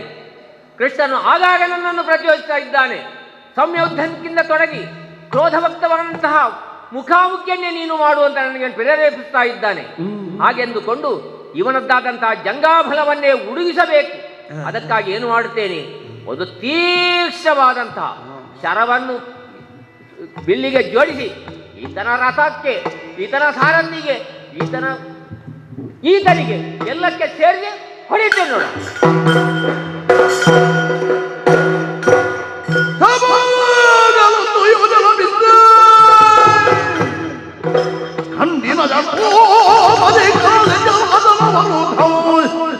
ಈ ಪರತಮಯ ಮೇಲ್ಪತ್ತವಿಲ್ಲ ಅಂತರಂ ಬಿದ್ದರಿಯುವುದು ಹರ್ರಾನೆ.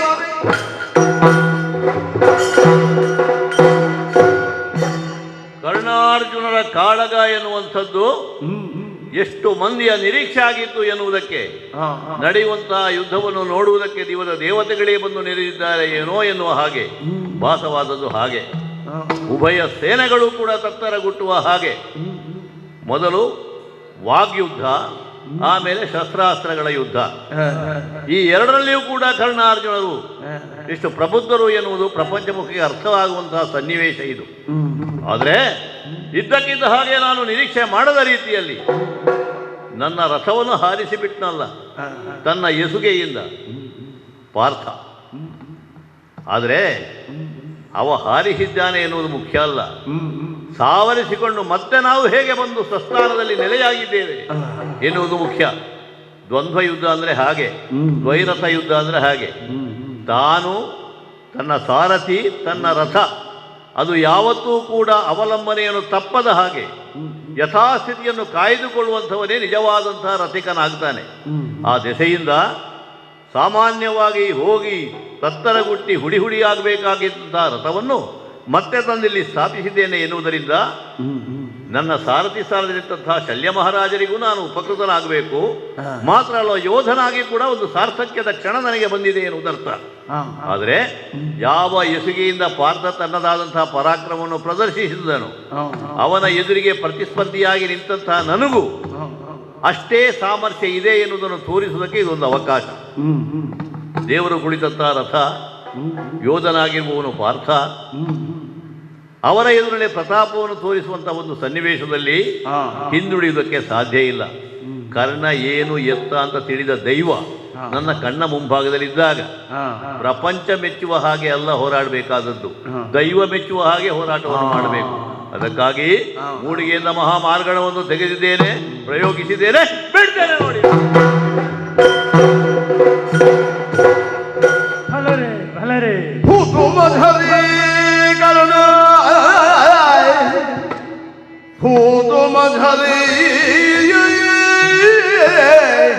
ಕರ್ಣ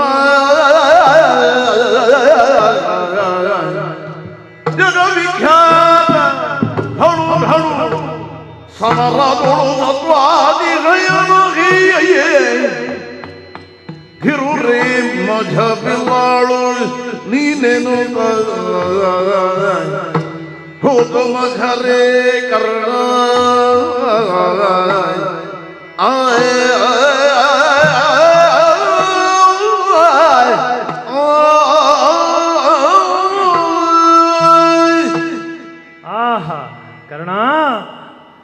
ಕಿತ್ತೂರೇ, ಮಜರೇ, ಧಿರೂರೇ, ಕಣ್ಣುಗಳಿಗೆ ಹಬ್ಬವನ್ನೇ ಉಂಟು ಮಾಡಿಬಿಟ್ಟೆ. ಇಂಥ ಸಮರ ಪ್ರೌಢಿಮೆಯನ್ನು ನಾನು ನಿನ್ನಿಂದ ಖಂಡಿತ ನಿರೀಕ್ಷೆ ಮಾಡಿರಲಿಲ್ಲ. ಕುರುಕ್ಷೇತ್ರದಲ್ಲಿ ಭೀಷ್ಮರ ಯುದ್ಧವನ್ನು ಕಂಡಿದ್ದೇನೆ ನಾನು, ದ್ರೋಣರ ಯುದ್ಧವನ್ನೂ ನೋಡಿದ್ದೇನೆ ನಾನು. ಇಷ್ಟು ಮೆಚ್ಚುಗೆ ಉದ್ಗಾರ ಹೊರಡಿಸಿದ್ದೇ ಇಲ್ಲ. ಯಾರು ನಿನ್ನನ್ನು ಅರ್ಧರಥಿಕ ಅಂತ ಹೇಳಿದ್ರೋ ಅವರ ಮಾತಲ್ಲ, ನಾನು ಹೇಳುತ್ತೇನೆ. ಬಿಳ್ಳಾಳು ನೀನು, ಸಮರ ಕೌಶಲ್ಯವುಳ್ಳವ ನೀನು. ನಿನ್ನ ಬಿಳ್ಳಾಳುತನಕ್ಕೆ ಮನಸೋಕ್ತವಾದ ಹೊಗಳಿಕೆಯ ಕೊಂಡಾಟ ನನ್ನದು. ಕರ್ಣ, ನೀನು ಅರ್ಧರಥಿಕನಲ್ಲ, ಮಹಾರಥಿಕರ್ಣ, ಮಹಾರಥಿಕರ್ಣ. ಶಾಬಾಷ್, ಮೆಚ್ಚಿದೆ, ಮೆಚ್ಚಿದೆ. ಯಾದವರ ವೈರಿ ಪೊಗಳಿದ ಮಾದಕ್ಕೆ ಯಾದವರ ವೈರಿ ಪೊಗಳಿದ ಮಾದಕೀಳುದ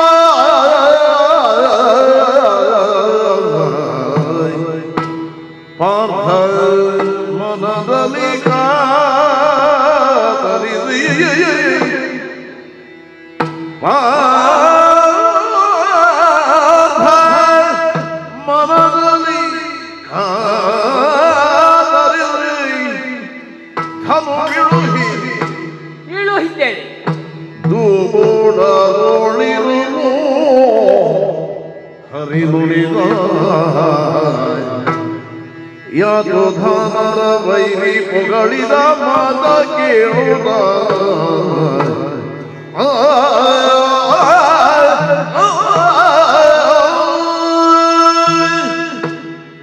ಯುದ್ಧದಲ್ಲಿ ತನ್ನನ್ನು ತಾನು ಏಕಚಿತ್ತದಿಂದ ತೊಡಗಿಸಿಕೊಂಡಂತಹ ಸಂದರ್ಭದಲ್ಲಿ ನನ್ನ ಹಿಂದಿನಿಂದಲೇ ಅಥವಾ ನನ್ನದ್ದಾದಂತಹ ಸಾರಥಿಯೇ ಒಂದು ರೀತಿಯಲ್ಲಿ ಉದ್ಗಾರವನ್ನು ತೆಗೆದನಲ್ಲ. ಒಂದು ರೀತಿಯಲ್ಲಿ ಆತ್ಮವಿಶ್ವಾಸದಿಂದ ಈ ಯುದ್ಧದಲ್ಲಿ ಯುದ್ಧವೆಂಬ ಉದ್ಯಮದಲ್ಲಿ ನಾನು ನನ್ನನ್ನು ತೊಡಗಿಸಿಕೊಂಡವ.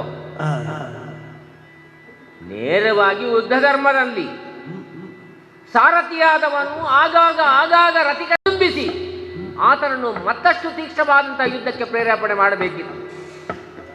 ಇದು ಆಗಲ್ಲ. ಇದು ಎಲ್ಲವೂ ತಿರುವುರುವಾಗಿ ಹೋಗಿದೆ. ನನ್ನದ್ದಾದಂಥ ಆತ್ಮವಿಶ್ವಾಸವೇ ಕೆಟ್ಟು ಹೋಗಿದೆ ಅಂತ ಹೇಳಿದ್ರೆ ತಪ್ಪಾಗಲಾರದು. ಇನ್ನು ಯಾಕೆ ಯುದ್ಧ ಮಾಡಬೇಕು? ಆದ್ದರಿಂದ ಒಂದು ರೀತಿಯಲ್ಲಿ ಹೇಗೂ ನನಗೆ ಗೊತ್ತುಂಟು, ಧರ್ಮರಾಯನನ್ನು ಕಾಪಾಡಲಿಕ್ಕೆ ಇವ ಯಾರು ಸಾಕು, ನಮ್ಮ ಸಾರಥಿ. ಇವ ಮೊದಲೇ ಕಪಟ ನಾಟಕ ಸೂತ್ರಧಾರಿ ಅಂತ ಒಂದು ಮಾತಾಡು. ಯಾವ ರೀತಿಯಲ್ಲಿ ಯಾವ ಸಂದರ್ಭದಲ್ಲಿ ಏನು ಮಾತನಾಡುತ್ತಾರೆ, ಅದರ ಮರ್ಮವೇನು ನಮಗೊಂದು ಅರ್ಥ ಆಗುತ್ತಿಲ್ಲ. ಆದರೆ ನನಗೆ ಮಾತ್ರ ಆದಂತಹ ನೋವಿಗೆ ನಾನು ಮಾಡಿದಂತಹ ಪ್ರತಿಭಟನೆ ಏನು ಅಂತ ಕೇಳಿದ್ರೆ ಧನುಸ್ಸನ್ನು ಕೆಳಗೇರಿ ಒಂದು ರೀತಿಯಲ್ಲಿ ಮೌನವಾಗಿ ಕುಳಿತುಕೊಳ್ತೇನೆ. ನೋಡೋಣ ಏನು ಮಾಡ್ತಾನೆ. ಏನಾಯ್ತು ಇವನಿಗೆ ಅರ್ಜುನ?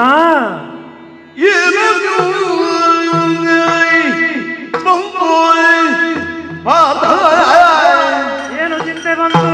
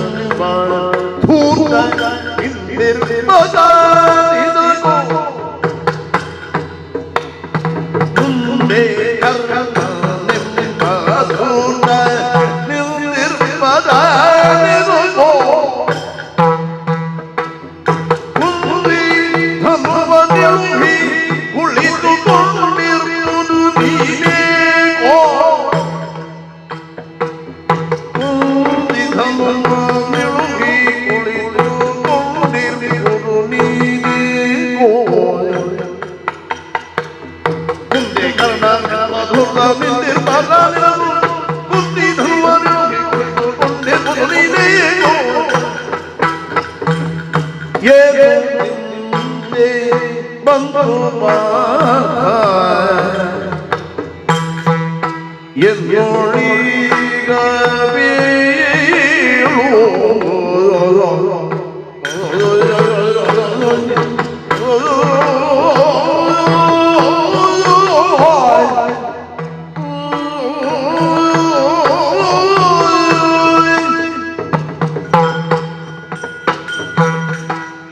ಅರ್ಜುನ, ದೇವಾ, ಕರ್ಣಾರ್ಜುನರ ಯುದ್ಧ ಹೌದು, ಯಾವಾಗ ನಡೆಯುತ್ತದೆ ಎಂದು ಹ, ಬಹಳ ಕಾತರದಿಂದ ಕಾಯ್ತಾ ಇತ್ತು.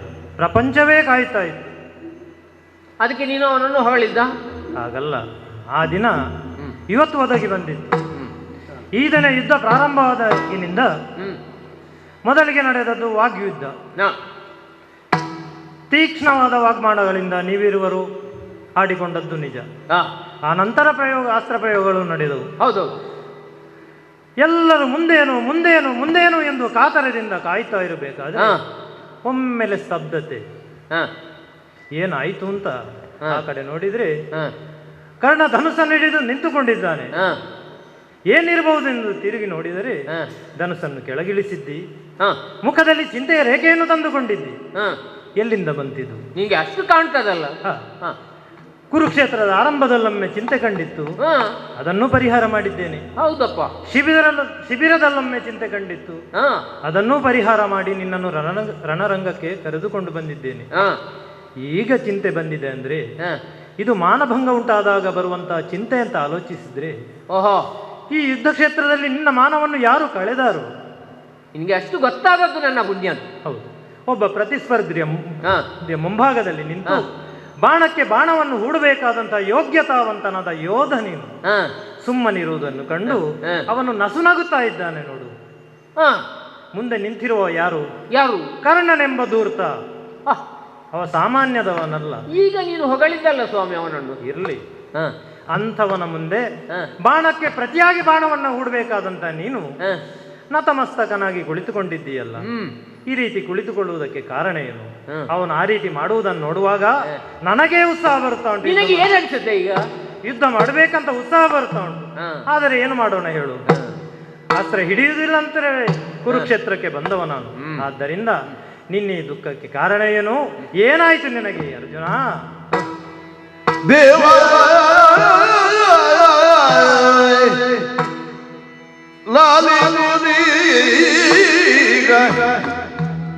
ಲಾಲಿಸ್ಬೇಕು. ಬಿಡದೊಂದು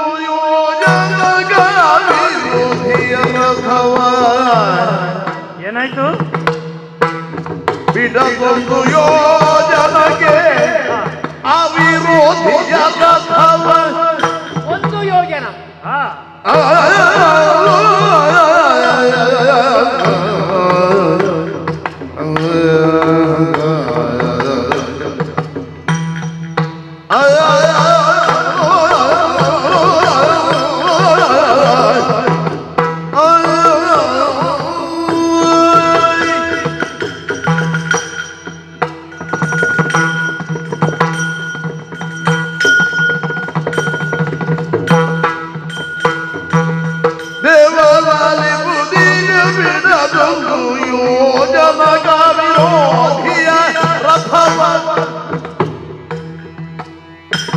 ನೀವೇ ನೋಡುವ ನೀವೇ ನೋಡುವುದ ರಿಪುವಿನ ಡಾಮಗೆಡಿಸಿದೆನು.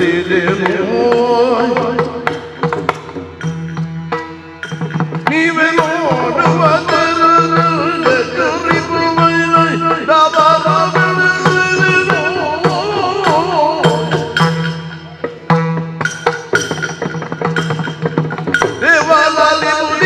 ಬಿಡದೊಂದು ಯೋಜನ ಕಾವಿರೋಧಿಯ ರಥವ.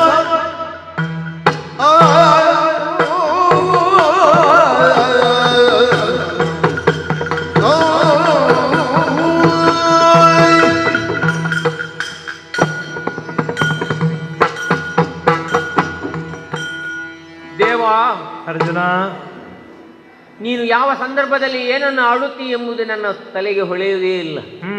ಯಾಕೆ ಗೊತ್ತುಂಟ? ಯಾಕೆ ನಾನು ಸುಮ್ಮನೆ ಕುಳಿತಿದ್ದೇನೆ, ಯಾಕೆ ಕರ್ತವ್ಯ ವಿಮುಖನಾಗಿದ್ದೇನೆ ಅಂತ ಕೇಳಿದ್ರೆ, ನನ್ನನ್ನು ಆವರಿಸಿದ್ದು ದುಃಖ ಅಲ್ಲ ಸ್ವಾಮಿ, ಮತ್ತೇನು? ಶೋಕವೂ ಅಲ್ಲ. ದುಃಖ ಮತ್ತು ಶೋಕಕ್ಕೆ ನಡುವಿರುವಂತಹ ಅಂತರವನ್ನು ಚೆನ್ನಾಗಿ ಗ್ರಹಿಸಬಲ್ಲವನು ನಾನು. ನನಗೆ ಆವರಿಸಿದ್ದು ಚಿಂತೆ. ಯಾಕೆ? ಬುದ್ಧಿವಂತನಾದವನಿಗೆ ಚಿಂತೆಯೇ ಆವರಿಸಬೇಕು. ಚಿಂತಿಸ್ತಾನೆ ಅವ. ಚಿಂತೆ ಅಂತ ಹೇಳಿದ್ರೆ ಎಂತದು? ಸುಡುವುದು ಅಂತ ಅರ್ಥ ಅಲ್ಲ. ಆತನ ಚಿಂತನೆಯನ್ನು ಮಾಡುತ್ತಾನೆ. ಈ ರೀತಿಯಾಗಿ ಹಾಗೆ ಆಯ್ತು. ನನ್ನ ಸಾರಥಿ ಆದಂತ ಕೃಷ್ಣ ಕರ್ಣನನ್ನು ವಿರೋಧಿ ಅಂತ ಕರ್ಣನನ್ನು ಯಾಕೆ ಹೊಗಳಿದ? ಅಯ್ಯ, ನೀನು ನೋಡಬೇಕಿತ್ತು. ಒಂದೊಂದು ರೀತಿಯಲ್ಲಿ ನಾನು ಮಾಡಿದಂತಹ ಸಾಹಸವನ್ನು ನೀನು ಸ್ವಲ್ಪ ಗಣನೆಗೆ ತೆಗೆದುಕೋ. ಎಲ್ಲರನ್ನೂ ನಾನು ಒಂದು ರೀತಿಯಲ್ಲಿ ಆತನನ್ನು ನನ್ನದ್ದಾದಂಥ ಪೂರ್ಣ ಸಾಮರ್ಥ್ಯವನ್ನು ಪ್ರಯೋಗಿಸಿ ಆತನ ರಥವನ್ನು ಎಷ್ಟು ದೂರಕ್ಕೆ ನಾನು ಹಾರಿಸಿದ್ದೇನೆ ನಿನಗೆ ಗೊತ್ತಲ್ಲ? ನಾನು ನೋಡಿದ್ದೇನೆ. ಹೌದಲ್ಲ? ಯೋಜನಾಂತರಕ್ಕೆ ಹಾರಿಸಿದ್ದೇನೆ. ಯಾಕೆ ಹಾರಿಸಿದ್ದೇನೆ? ಯಾಕೆ? ನೀನು ಮೊದಲೇ ನನ್ನಲ್ಲಿ ಹೇಳಿದ್ದಿ, ನೀವು ಮೊದಲು ಮಾಡಿದ್ದು ವಾಕ್ಸಮರ ಅಂತ. ವಾಕ್ಸಮರ ಯಾಕೆ ಯೋಧರಿಗೆ ಮಾಡ್ತಾರೆ? ಎದುರಿನವನಾದಂತ ಆತ್ಮವಿಶ್ವಾಸವನ್ನೇ ಕ್ಷತಿಗೊಳಿಸುವಂತಹ ಉದ್ದೇಶ ಅಲ್ವಾ? ಹೌದು. ನಾನು ಆತನ ರಥವನ್ನು ಯಾಕೆ ಹಾರಿಸಿದ್ದು ಗೊತ್ತುಂಟ? ಮಹಾರಥಿ ಎಂಬಂತಹ ಕಲ್ಪನೆ ಅವನಲ್ಲಿ ನೀನು ಹೇಳಿದ್ಯಲ್ಲ, ಆ ಮಹಾರಥಿತ್ವವನ್ನೇ ನಾವು ಕ್ಷತಿಗೊಳಿಸಬೇಕು ಎಂಬಂತಹ ಉದ್ದೇಶದಿಂದ ಆತನ ರಥವನ್ನೇ ನಾನು ಹಾರಿಸಿದ್ದು. ದ್ವೈರಥದಲ್ಲಿ ರಥ ಅಲುಗಾಡಬಾರದು, ತನ್ನ ಸ್ಥಾನವನ್ನು ಬಿಡಬಾರದು ಎಂಬಂತಹ ನಿಯಮಾವಳಿಗಳೆಲ್ಲ ಉಂಟು. ಅದನ್ನೇ ನಾನು ನಿರಾಕರಿಸಿದ್ದೇನೆ.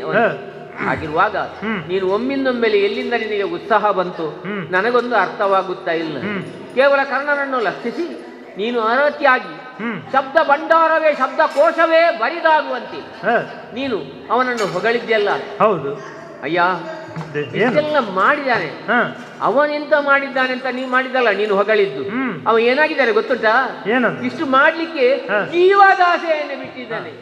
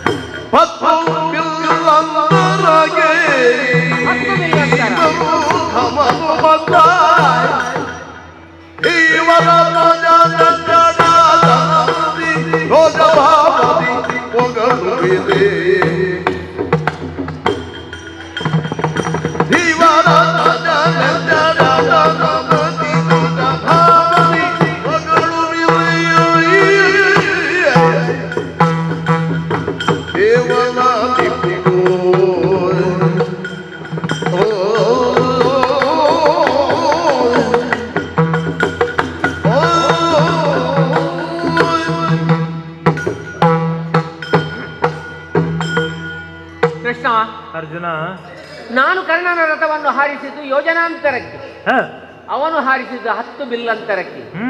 ಅಂತರವನ್ನೊಂದು ಪ್ರಮಾಣದಲ್ಲಿ ನಾವು ಲೆಕ್ಕ ಮಾಡುವಾಗಲೇ ಲೋಕಕ್ಕೆ ಯಾರಿಗೂ ತಿಳಿಯುತ್ತದೆ ಯಾರ ಸಾಧನೆ ಏನು, ಎಲ್ಲಿ ಹೆಚ್ಚು ಅಂತ. ಅಯ್ಯ, ನೀನು ಆತನನ್ನು ಹೊಗಳಿದ್ದೆ. ಅಯ್ಯ, ಏನು? ನಾನು ಕೇಳ್ತಾ ಇದ್ದೇನೆ, ಏನು? ನನ್ನ ಸಾಧನೆಗೆ ಏನೂ ಬೆಲೆ ಇಲ್ಲದಾಗಿ ಹೋಯಿತು. ಅವನನ್ನು ಹಾರಿಸಿದ್ದಾನೆ, ರಥವನ್ನು ಹಿಂಜರಿಸಿದ್ದಾನೆ. ಯಾಕೆ? ಸಾಯುವ ಕಾಲಕ್ಕೆ ಒಬ್ಬ ಬಡಿದು ಸಾಯುವ ಅಂತಹ ಸ್ಥಿತಿಯಲ್ಲಿ ಕೇವಲ 10 ಬಿಲ್ಲಂತರಕ್ಕೆ ತನ್ನ ಪೂರ್ಣ ಪ್ರಮಾಣದ ಸಾಮರ್ಥ್ಯವನ್ನು ಪ್ರಯೋಗಿಸಿ ಮಾಡಿದ್ದು. ಕೃಷ್ಣ, ಈಗ ನಿನ್ನನ್ನು ದೂರಿ ಏನು ಪ್ರಯೋಜನ ಇಲ್ಲ. ನಮ್ಮ ಪ್ರಾರಬ್ಧ ಕರ್ಮ ಅಂತ ನಾವು ಅದನ್ನು ತಿಳ್ಕೊಳ್ಬೇಕು ಅಷ್ಟೇ. ಮತ್ತೆ ಯಾಕೆ ನಮ್ಗೆ ಯುದ್ಧ? ನಿಮ್ಗೆ ಹೇಳ್ತಿಯಲ್ಲ ನೀನು, ನಮ್ಮಂತವರಿಗಾದರೂ ಕಿಣಿಸು ಏರುತ್ತಿಹುದು, ನನಗೆ ಕೂಡ ಒಂದು ಉತ್ಸಾಹ ಬರ್ತದೆ ಅಂತ. ಅಯ್ಯ, ನೀನು ಆ ಉತ್ಸಾಹದಲ್ಲಿ ನೀನು ಕೂಡ ಯುದ್ಧವನ್ನು ಮಾಡಬಹುದು. ನಿನ್ಗೆ ಹೇಗಿನ ಬೇಕಾದ್ರೂ ಎಲ್ಲಿ ಬೇಕಾದ್ರೂ ನಿನಗೆ ಚಕ್ರ ಇಳಿಲಿಲ್ಲ ಅಂತ ಹೇಳಿದ್ರೆ ಹಿಡಿಲಿಕ್ಕೆ ಬರ್ತದೆ. ಧನುಷ್ ಹಿಡಿಯೋದಿಲ್ಲ ಅಂತ ಹೇಳಿದವನಿಗೆ ಧನುಷ್ ಯಾಕೆ ಹಿಡಿಯಬಾರದು ನೀನು? ಹಾಗೆಂತ ನೀನೇ ಯುದ್ಧವನ್ನು ಮುಂದರಿಸು, ನಾನು ಸುಮ್ಮನೆ ಕುಳಿತುಕೊಳ್ತೇನೆ. ಮರುಳೇ ನುಡಿದ ಕೇಳು ನಗುತ್ತ ಕರುಣ ಕರಂಬಿಯುಳ್ಳ ಆ ಕಿರೀಟಿಯೋಯ್ ನುಡಿದು ನಮಗೆ ನಗುತ್ತ ಕರುಣ ಕರಂಬಿಯುಳ್ಳ ಎಲೆ ಮರುಳೆ ಕೌಂತೆಯ ಕೌಂತೆಯ ಎಲೆ ಮರುಳೆ ಕೌಂತೆಯ ಎಷ್ಟು ಸಾರಿ ಬೇಕಾದ್ರೆ ಹೇಳು ನೀನು. ಕೇಳು ಹೇಳು. ಈ ಕಮಲ ಜಾಂಡ ಮಮ್ಮೊತ್ತಿರ್ಬಿ ಎನ್ನ ಸಹಿದಿ ದೇವದತ್ತ ಸಹಿರುವ ಕೌಂತೆಯ ಕೇಳು ಕೇಳು. ಈ ಕಮಲ ಜಾಂಡ ಮಮ್ಮೊತ್ತಿರ್ಬೆ ಎನ್ನ ಸಹಿತ ಈ ದೇವದತ್ತ ಸಹಿತ ಕಪೀಶ್ವರನ ಸಹಿತ ಈ ಕಪೀಶ್ವರ ಸಹಿತ ಈ ಜಾನಿ ಸಹಿತ ಈ ಕಪೀಶ್ವರ ಸಹಿತ ಈ ಜಾನಿ ಸಹಿತ ಈ ಕಠಿಣ ಹೃದಯವರೇ ತತ್ವಗಳು ಬೇಕು. ಏಸು ಸತ್ವಗಳುಂಟು. ಅವನ ಹುರು ರಥವನ್ನೆಡೆದ ಈ ಕಠಿಣ ಹೃದಯವರೇ ತತ್ವಗಳು ಬೇಕು. ಅವನ ಹುರು ರಥವನ್ನೆಡೆದ ರವಿಜಾತ ಗೆಳೆಗಾಣೆಂದ ರವಿಜಾತ ಗೆಳೆಗಾಣೆಂದ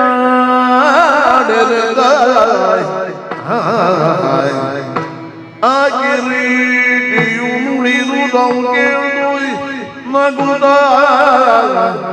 ಕರುಣಾಕರಂ ಪೀಡ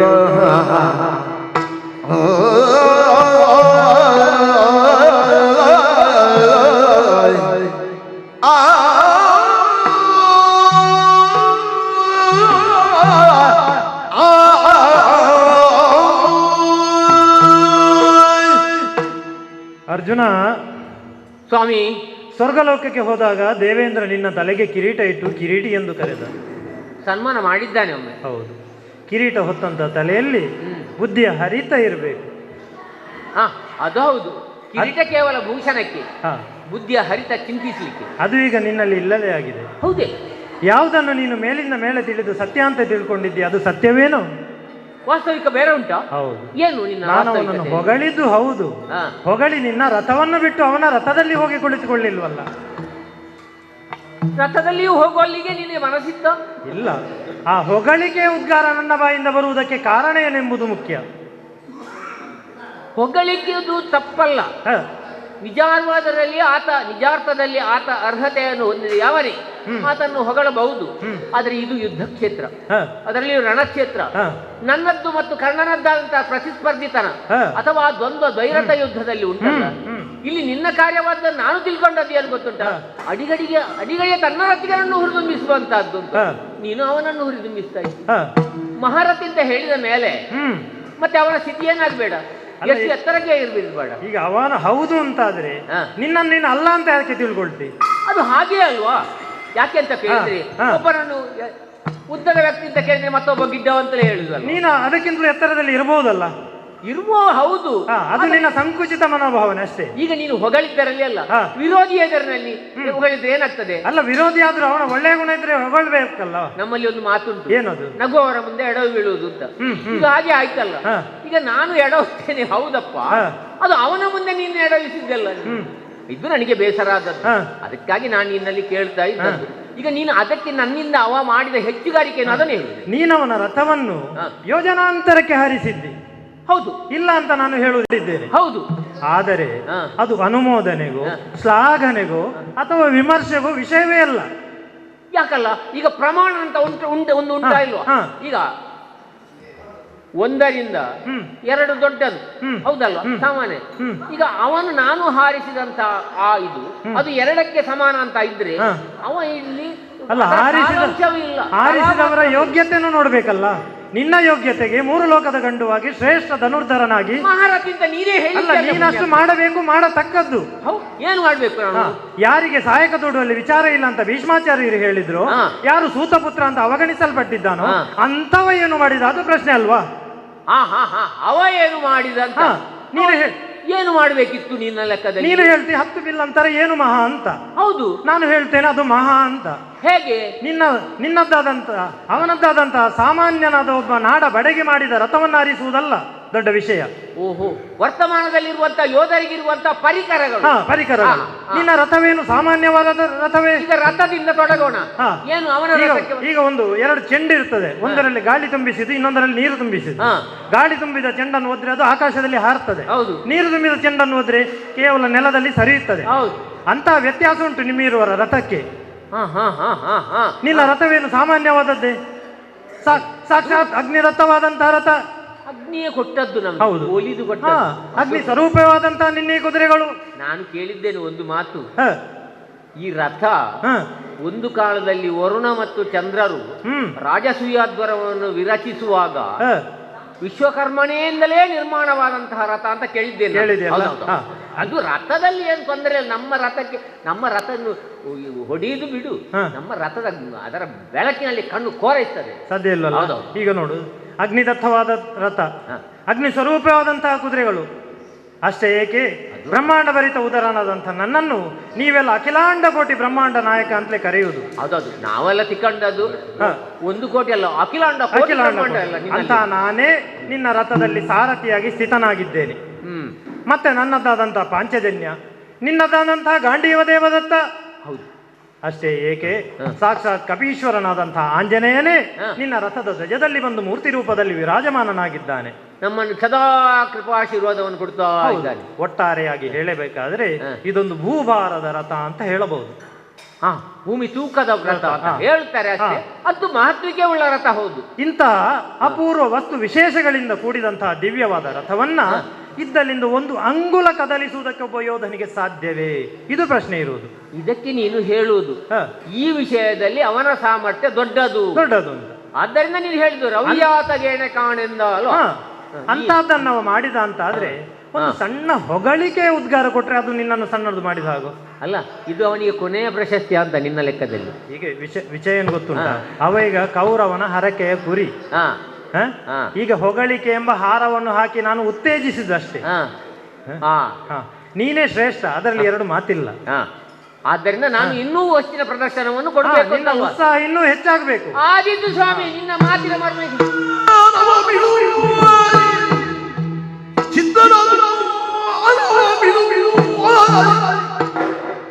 ಮತ್ತೆ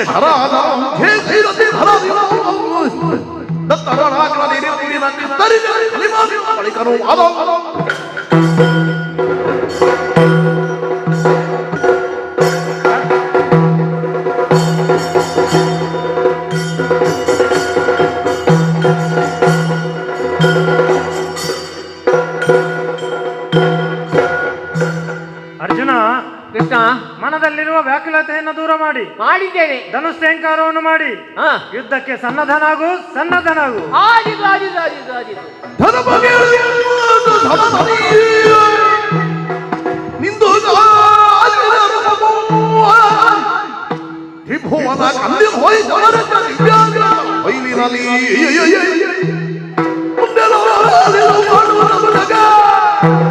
ಬಂದ ಅಂದು ಭುಜಗ ಕೈಗೊಂಡೊಲಿದನ ಕರ್ಣ.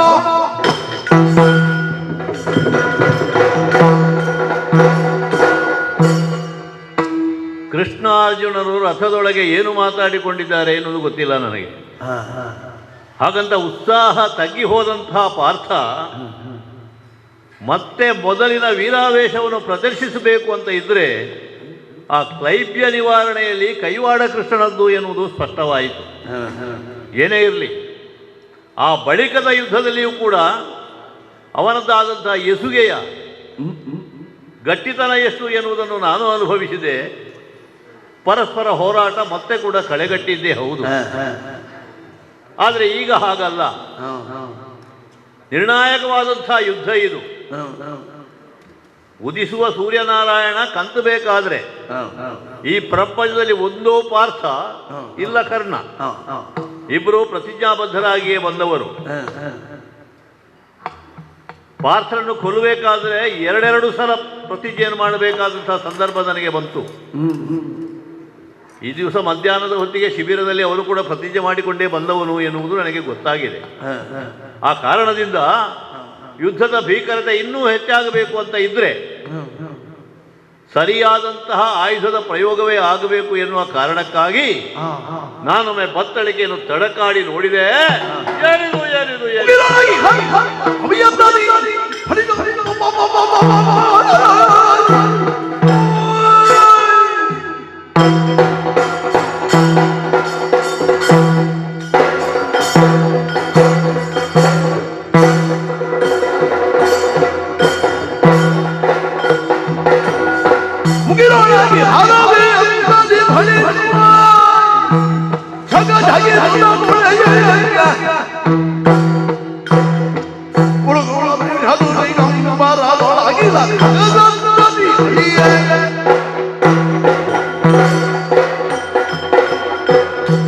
ನನ್ನದೇ ಆದಂತಹ ಬತ್ತಳಿಕೆಯನ್ನು ನಾನು ತಡಕಾಡಿ ನೋಡಿದೆ. ಎಲ್ಲಿ ಬತ್ತಳಿಕೆ ಬರಿದಾಗಿ ಹೋಯಿತು ಅಂತ ನನಗೆ ಅನ್ನಿಸಿತು. ಯಾಕಂದ್ರೆ ನನ್ನಲ್ಲಿರುವಂತಹ ಬತ್ತಳಿಕೆ ಅರ್ಜುನನ ಭುಜದಲ್ಲಿರುವಂತಹ ಬತ್ತಳಿಕೆ ಹಾಗಲ್ಲ, ಅದು ಅಕ್ಷಯ ತೂಣಿರ, ತೆಗೆದಷ್ಟು ಬರ್ತದೆ. ನಮ್ಮಲ್ಲಿ ಇದ್ದದ್ದು ಹೋದರೆ ಮತ್ತೆ ಬರುವುದಿಲ್ಲ. ಆ ಕಾರಣದಿಂದ ಬಹಳ ಜತರದಿಂದ ಇರಿಸಿಕೊಂಡಿರತಕ್ಕಂತಹ ಅಸ್ತ್ರಗಳ ಪ್ರಯೋಗ ಮಾಡಬೇಕು ಎನ್ನುವ ಕಾರಣಕ್ಕಾಗಿ ತಡಕಾಡಿದ್ರೆ ಕೈಗೆ ಬಂದದ್ದೇ. ಓಹೋ, ಬಹುದಿನಗಳಿಂದ ನಾನು ಕಾಪಿಟ್ಟುಕೊಂಡಿದ್ದಂತಹ ರೌದ್ರಶರ ಎನ್ನುವಂತಹ ಸರ್ಪಮುಖಿ ಬಾಣ ಇದು. ನನ್ನ ಬತ್ತಳಿಕೆಯಲ್ಲಿ ಇದೊಂದು ನಿಧಿಯಾಗಿದೆ ಅಂತ ನಾನು ತಿಳಿದದ್ದು. ಯಾವುದೇ ನಿಧಿ ಎನ್ನುವಂಥದ್ದು ದುರ್ವಿನಿಯೋಗ ಆಗಬಾರದು. ಅದನ್ನು ಉಪಯೋಗಿಸುವಾಗ ಬಹಳಷ್ಟು ಜಾಗರೂಕತೆಯಿಂದಲೂ ವ್ಯವಹರಿಸಬೇಕು. ಯಾಕಂದರೆ ನಮ್ಮ ಗುರುಗಳಾದಂತಹ ಪರಶುರಾಮ ಪ್ರದತ್ತವಾಗಿರತಕ್ಕಂತಹ ಶಸ್ತ್ರ ಇದು. ಇದನ್ನು ಮೂಡಿಗೆಯಲ್ಲಿ ಇಟ್ಟದ್ದು ಮಾತ್ರ ಅಲ್ಲ, ಪ್ರತಿ ದಿವಸ ಅರ್ಚಿಸಿಕೊಂಡು ಬಂದವನು ನಾನು. ಆದರೆ ಈಗ ನೋಡ್ತೇನೆ, ಮುಗಿಲೊಳಗಿನ ರವಿಯ ಹಾಗೆ ಉದಿಸಿ ಬಂದ ಹಾಗ ನನ್ನ ಕೈಯಲ್ಲಿ ರಾರಾಜಿಸ್ತಾ ಇರುವಂತಹ ಈ ಅಸ್ತ್ರವನ್ನು ನೋಡಿದ್ರೆ ಇದು ಸರ್ಪಮುಖಿ ಶರ ಹೌದು, ಆದರೆ ಸರ್ಪ ಅಲ್ಲವಲ್ಲ. ಅಲ್ಲ. ಆದರೆ ಏನಿದು ವಿಷವನ್ನೇ ಕಕ್ಕುತ್ತಾ ಇದೆ. ಬಹುಶಃ ನಾನು ದಿನ ಇದನ್ನು ಅರ್ಚಿಸಿಕೊಂಡು ಬಂದದ್ದರಿಂದ ಹೀಗಾಗಿರಬಹುದು. ಅದರ ಪ್ರಭಾವದಿಂದಲಾಗಿ ಸರ್ಪದ ಸ್ವಭಾವವನ್ನು ಇದು ಹೊಂದಿದೆಯೋ ಎನ್ನುವಂತಹ ಭಾವನೆ ನನಗೆ ಬರ್ತಾ ಇದೆ. ಎಲ್ಲಿಯವರೆಗೆ ಅಂತ ಹೇಳಿದರೆ, ಒಂದು ರೀತಿಯಲ್ಲಿ ನಿರ್ಣಾಯಕವಾದಂತಹ ಯುದ್ಧದ ಸಂದರ್ಭದಲ್ಲಿಯೂ ಕೂಡ ಕರ್ಣನಿಗೆ ಏನಾಗ್ತದೋ ಏನೋ ಎನ್ನುವಂಥ ಧಾವಂತ ಇತ್ತು. ಅಂಥ ನನ್ನ ಚಿಂತೆ ಎಂಬ ಕಾರ್ಬೋಡದಿಂದ ಉದಿಸಿ ಬಂದಿರತಕ್ಕಂತಹ ಬೆಳಕಿನ ಕಿರಣ ಇದು ಅಂತ ಈಗ ನನಗೆ ಅರ್ಥ ಆಯಿತು. ನೋಡಿದಿರಾ, ಇದರ ವಿಷಜ್ವಾಲೆಗೆ ಎದುರಿಗಿರುವಂತಹ ನನ್ನ ಪ್ರತಿಪಕ್ಷದ ಆ ಸೈನಿಕರೆಲ್ಲ ಅಪ್ರತಿಭರಾಗಿ ಹೋಗಿದ್ದಾರೆ. ಈ ಭಾಗದಲ್ಲಿ ಕೌರವ ಸೇನೆ ಉಘೆ ಉಘೆ ಅಂತ ಜೈಕಾರ ಮಾಡ್ತಾ ಇದೆ. ಅಂತರಿಕ್ಷದಲ್ಲಿ ದೇವತೆಗಳೆಲ್ಲ ಸೇರಿ ನೋಡ್ತಾ ಇದ್ದಾರೋ ಎನ್ನುವಂತ ಹಾಗೆ ಭಾಸವಾಗ್ತಾ ಇದೆ. ಹಾಗಿದ್ರೆ ನನ್ನ ಭಾಗ್ಯಾಕಾಶದ ಬಾಲರವಿಯಾಗೆ ಉದಿಸಿ ಬಂದಿರತಕ್ಕಂತಹ ಈ ಅಸ್ತ್ರವನ್ನು ಪ್ರಯೋಗ ಮಾಡುವಾಗಲೂ ಕೂಡ ಬಹಳಷ್ಟು ಪ್ರಯತ್ನವನ್ನು ಅಥವಾ ಬಹಳಷ್ಟು ಜತನವನ್ನು, ಜಾಗರೂಕತೆಯನ್ನು ನಾನು ವ್ಯಕ್ತಪಡಿಸಬೇಕಾದದ್ದು ಅಗತ್ಯ ಇದೆ. ಈಗ ಒಂದು ಮಾಡೋಣ. ಇಷ್ಟರವರೆಗೆ ತೋಚಿದ ಹಾಗೆ ನಾನು ಬಾಣ ಪ್ರಯೋಗ ಮಾಡಿದ್ದು, ಯಾರನ್ನು ಕೇಳಲಿಲ್ಲ. ಆದರೆ ಈಗ ನನಗೆ ಅನ್ನಿಸುವುದು, ಈ ದಿವಸದ ಯುದ್ಧದಲ್ಲಿ ನನ್ನ ಜೊತೆಗೆ ಬೆನ್ನು ಚಪ್ಪರಿಸಿಕೊಂಡಿದ್ದವರು ನಮ್ಮ ಸಾರಥಿ ಸ್ಥಾನದಲ್ಲಿ ಕೂತಂತಹ ಮಹಾರಾಜರು, ಶಲ್ಯ ಮಹಾರಾಜರು. ನಾನು ಮಾಡುವ ಯುದ್ಧವನ್ನು ನೋಡಿ ಏಸು ಬಲಾಢ್ಯ ತೋಲುಗಳು ಎನ್ನುವ ಹಾಗೆ ಚಪ್ಪರಿಸಿದ್ದಾರೆ. ಅಂದರೆ ಒಂದು ರೀತಿಯಲ್ಲಿ ಕರ್ಣನ ಪರಾಕ್ರಮದ ಬಗ್ಗೆ ಒಂದು ಭರವಸೆ ಅವರಿಗೆ ಮೂಡಿದೆ ಅಂತ ಅರ್ಥ. ಹಾಗಾಗಿ ಇದು ನಿರ್ಣಾಯಕವಾದಂತಹ ಸರ. ಪಾರ್ಥನ ತಲೆಯನ್ನು ತೆಗೆಯುವುದೇ ನನ್ನ ಉದ್ದೇಶ. ಹಾಗಾಗಿ ಆ ಕಾರ್ಯ ಸಾಧುವಾದೀತೋ ಅಥವಾ ಅದು ನಡೆದಿತ್ತೋ ಎನ್ನುವುದನ್ನು ನೋಡಬೇಕು ಅಂತ ಇದ್ರೆ ಒಂದ್ಸಲ ಸಾರಥಿ ಸ್ಥಾನದಲ್ಲಿ ಇರುವವರ ಅಭಿಪ್ರಾಯವನ್ನು ಕೇಳಿದರೆ ಒಳ್ಳೆಯದಲ್ವಾ? ಹಾಗಾಗಿ ಸಾರಥಿಯಾದಂತಹ ಶಲ್ಯಭೂಪಾಲರನ್ನೇ ಉದ್ದೇಶಿಸಿ ಮಾತನಾಡುತ್ತೇನೆ.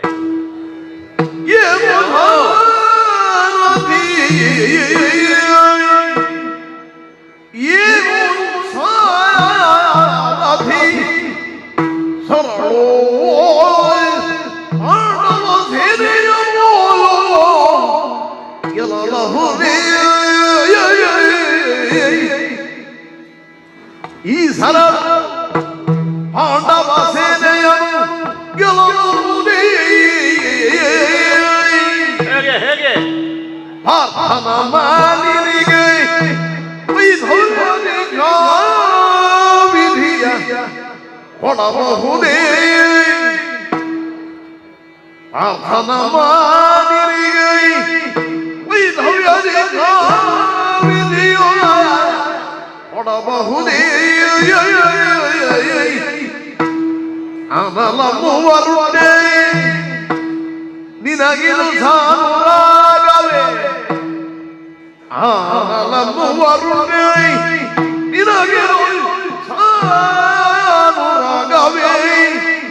ಹೇಳು ಹೇಳೆ ನಾನು ರವಿಸುನುವಿನ ಮಗ ಮೂಡಿ ಅದಾಭಿಜನಿಂದ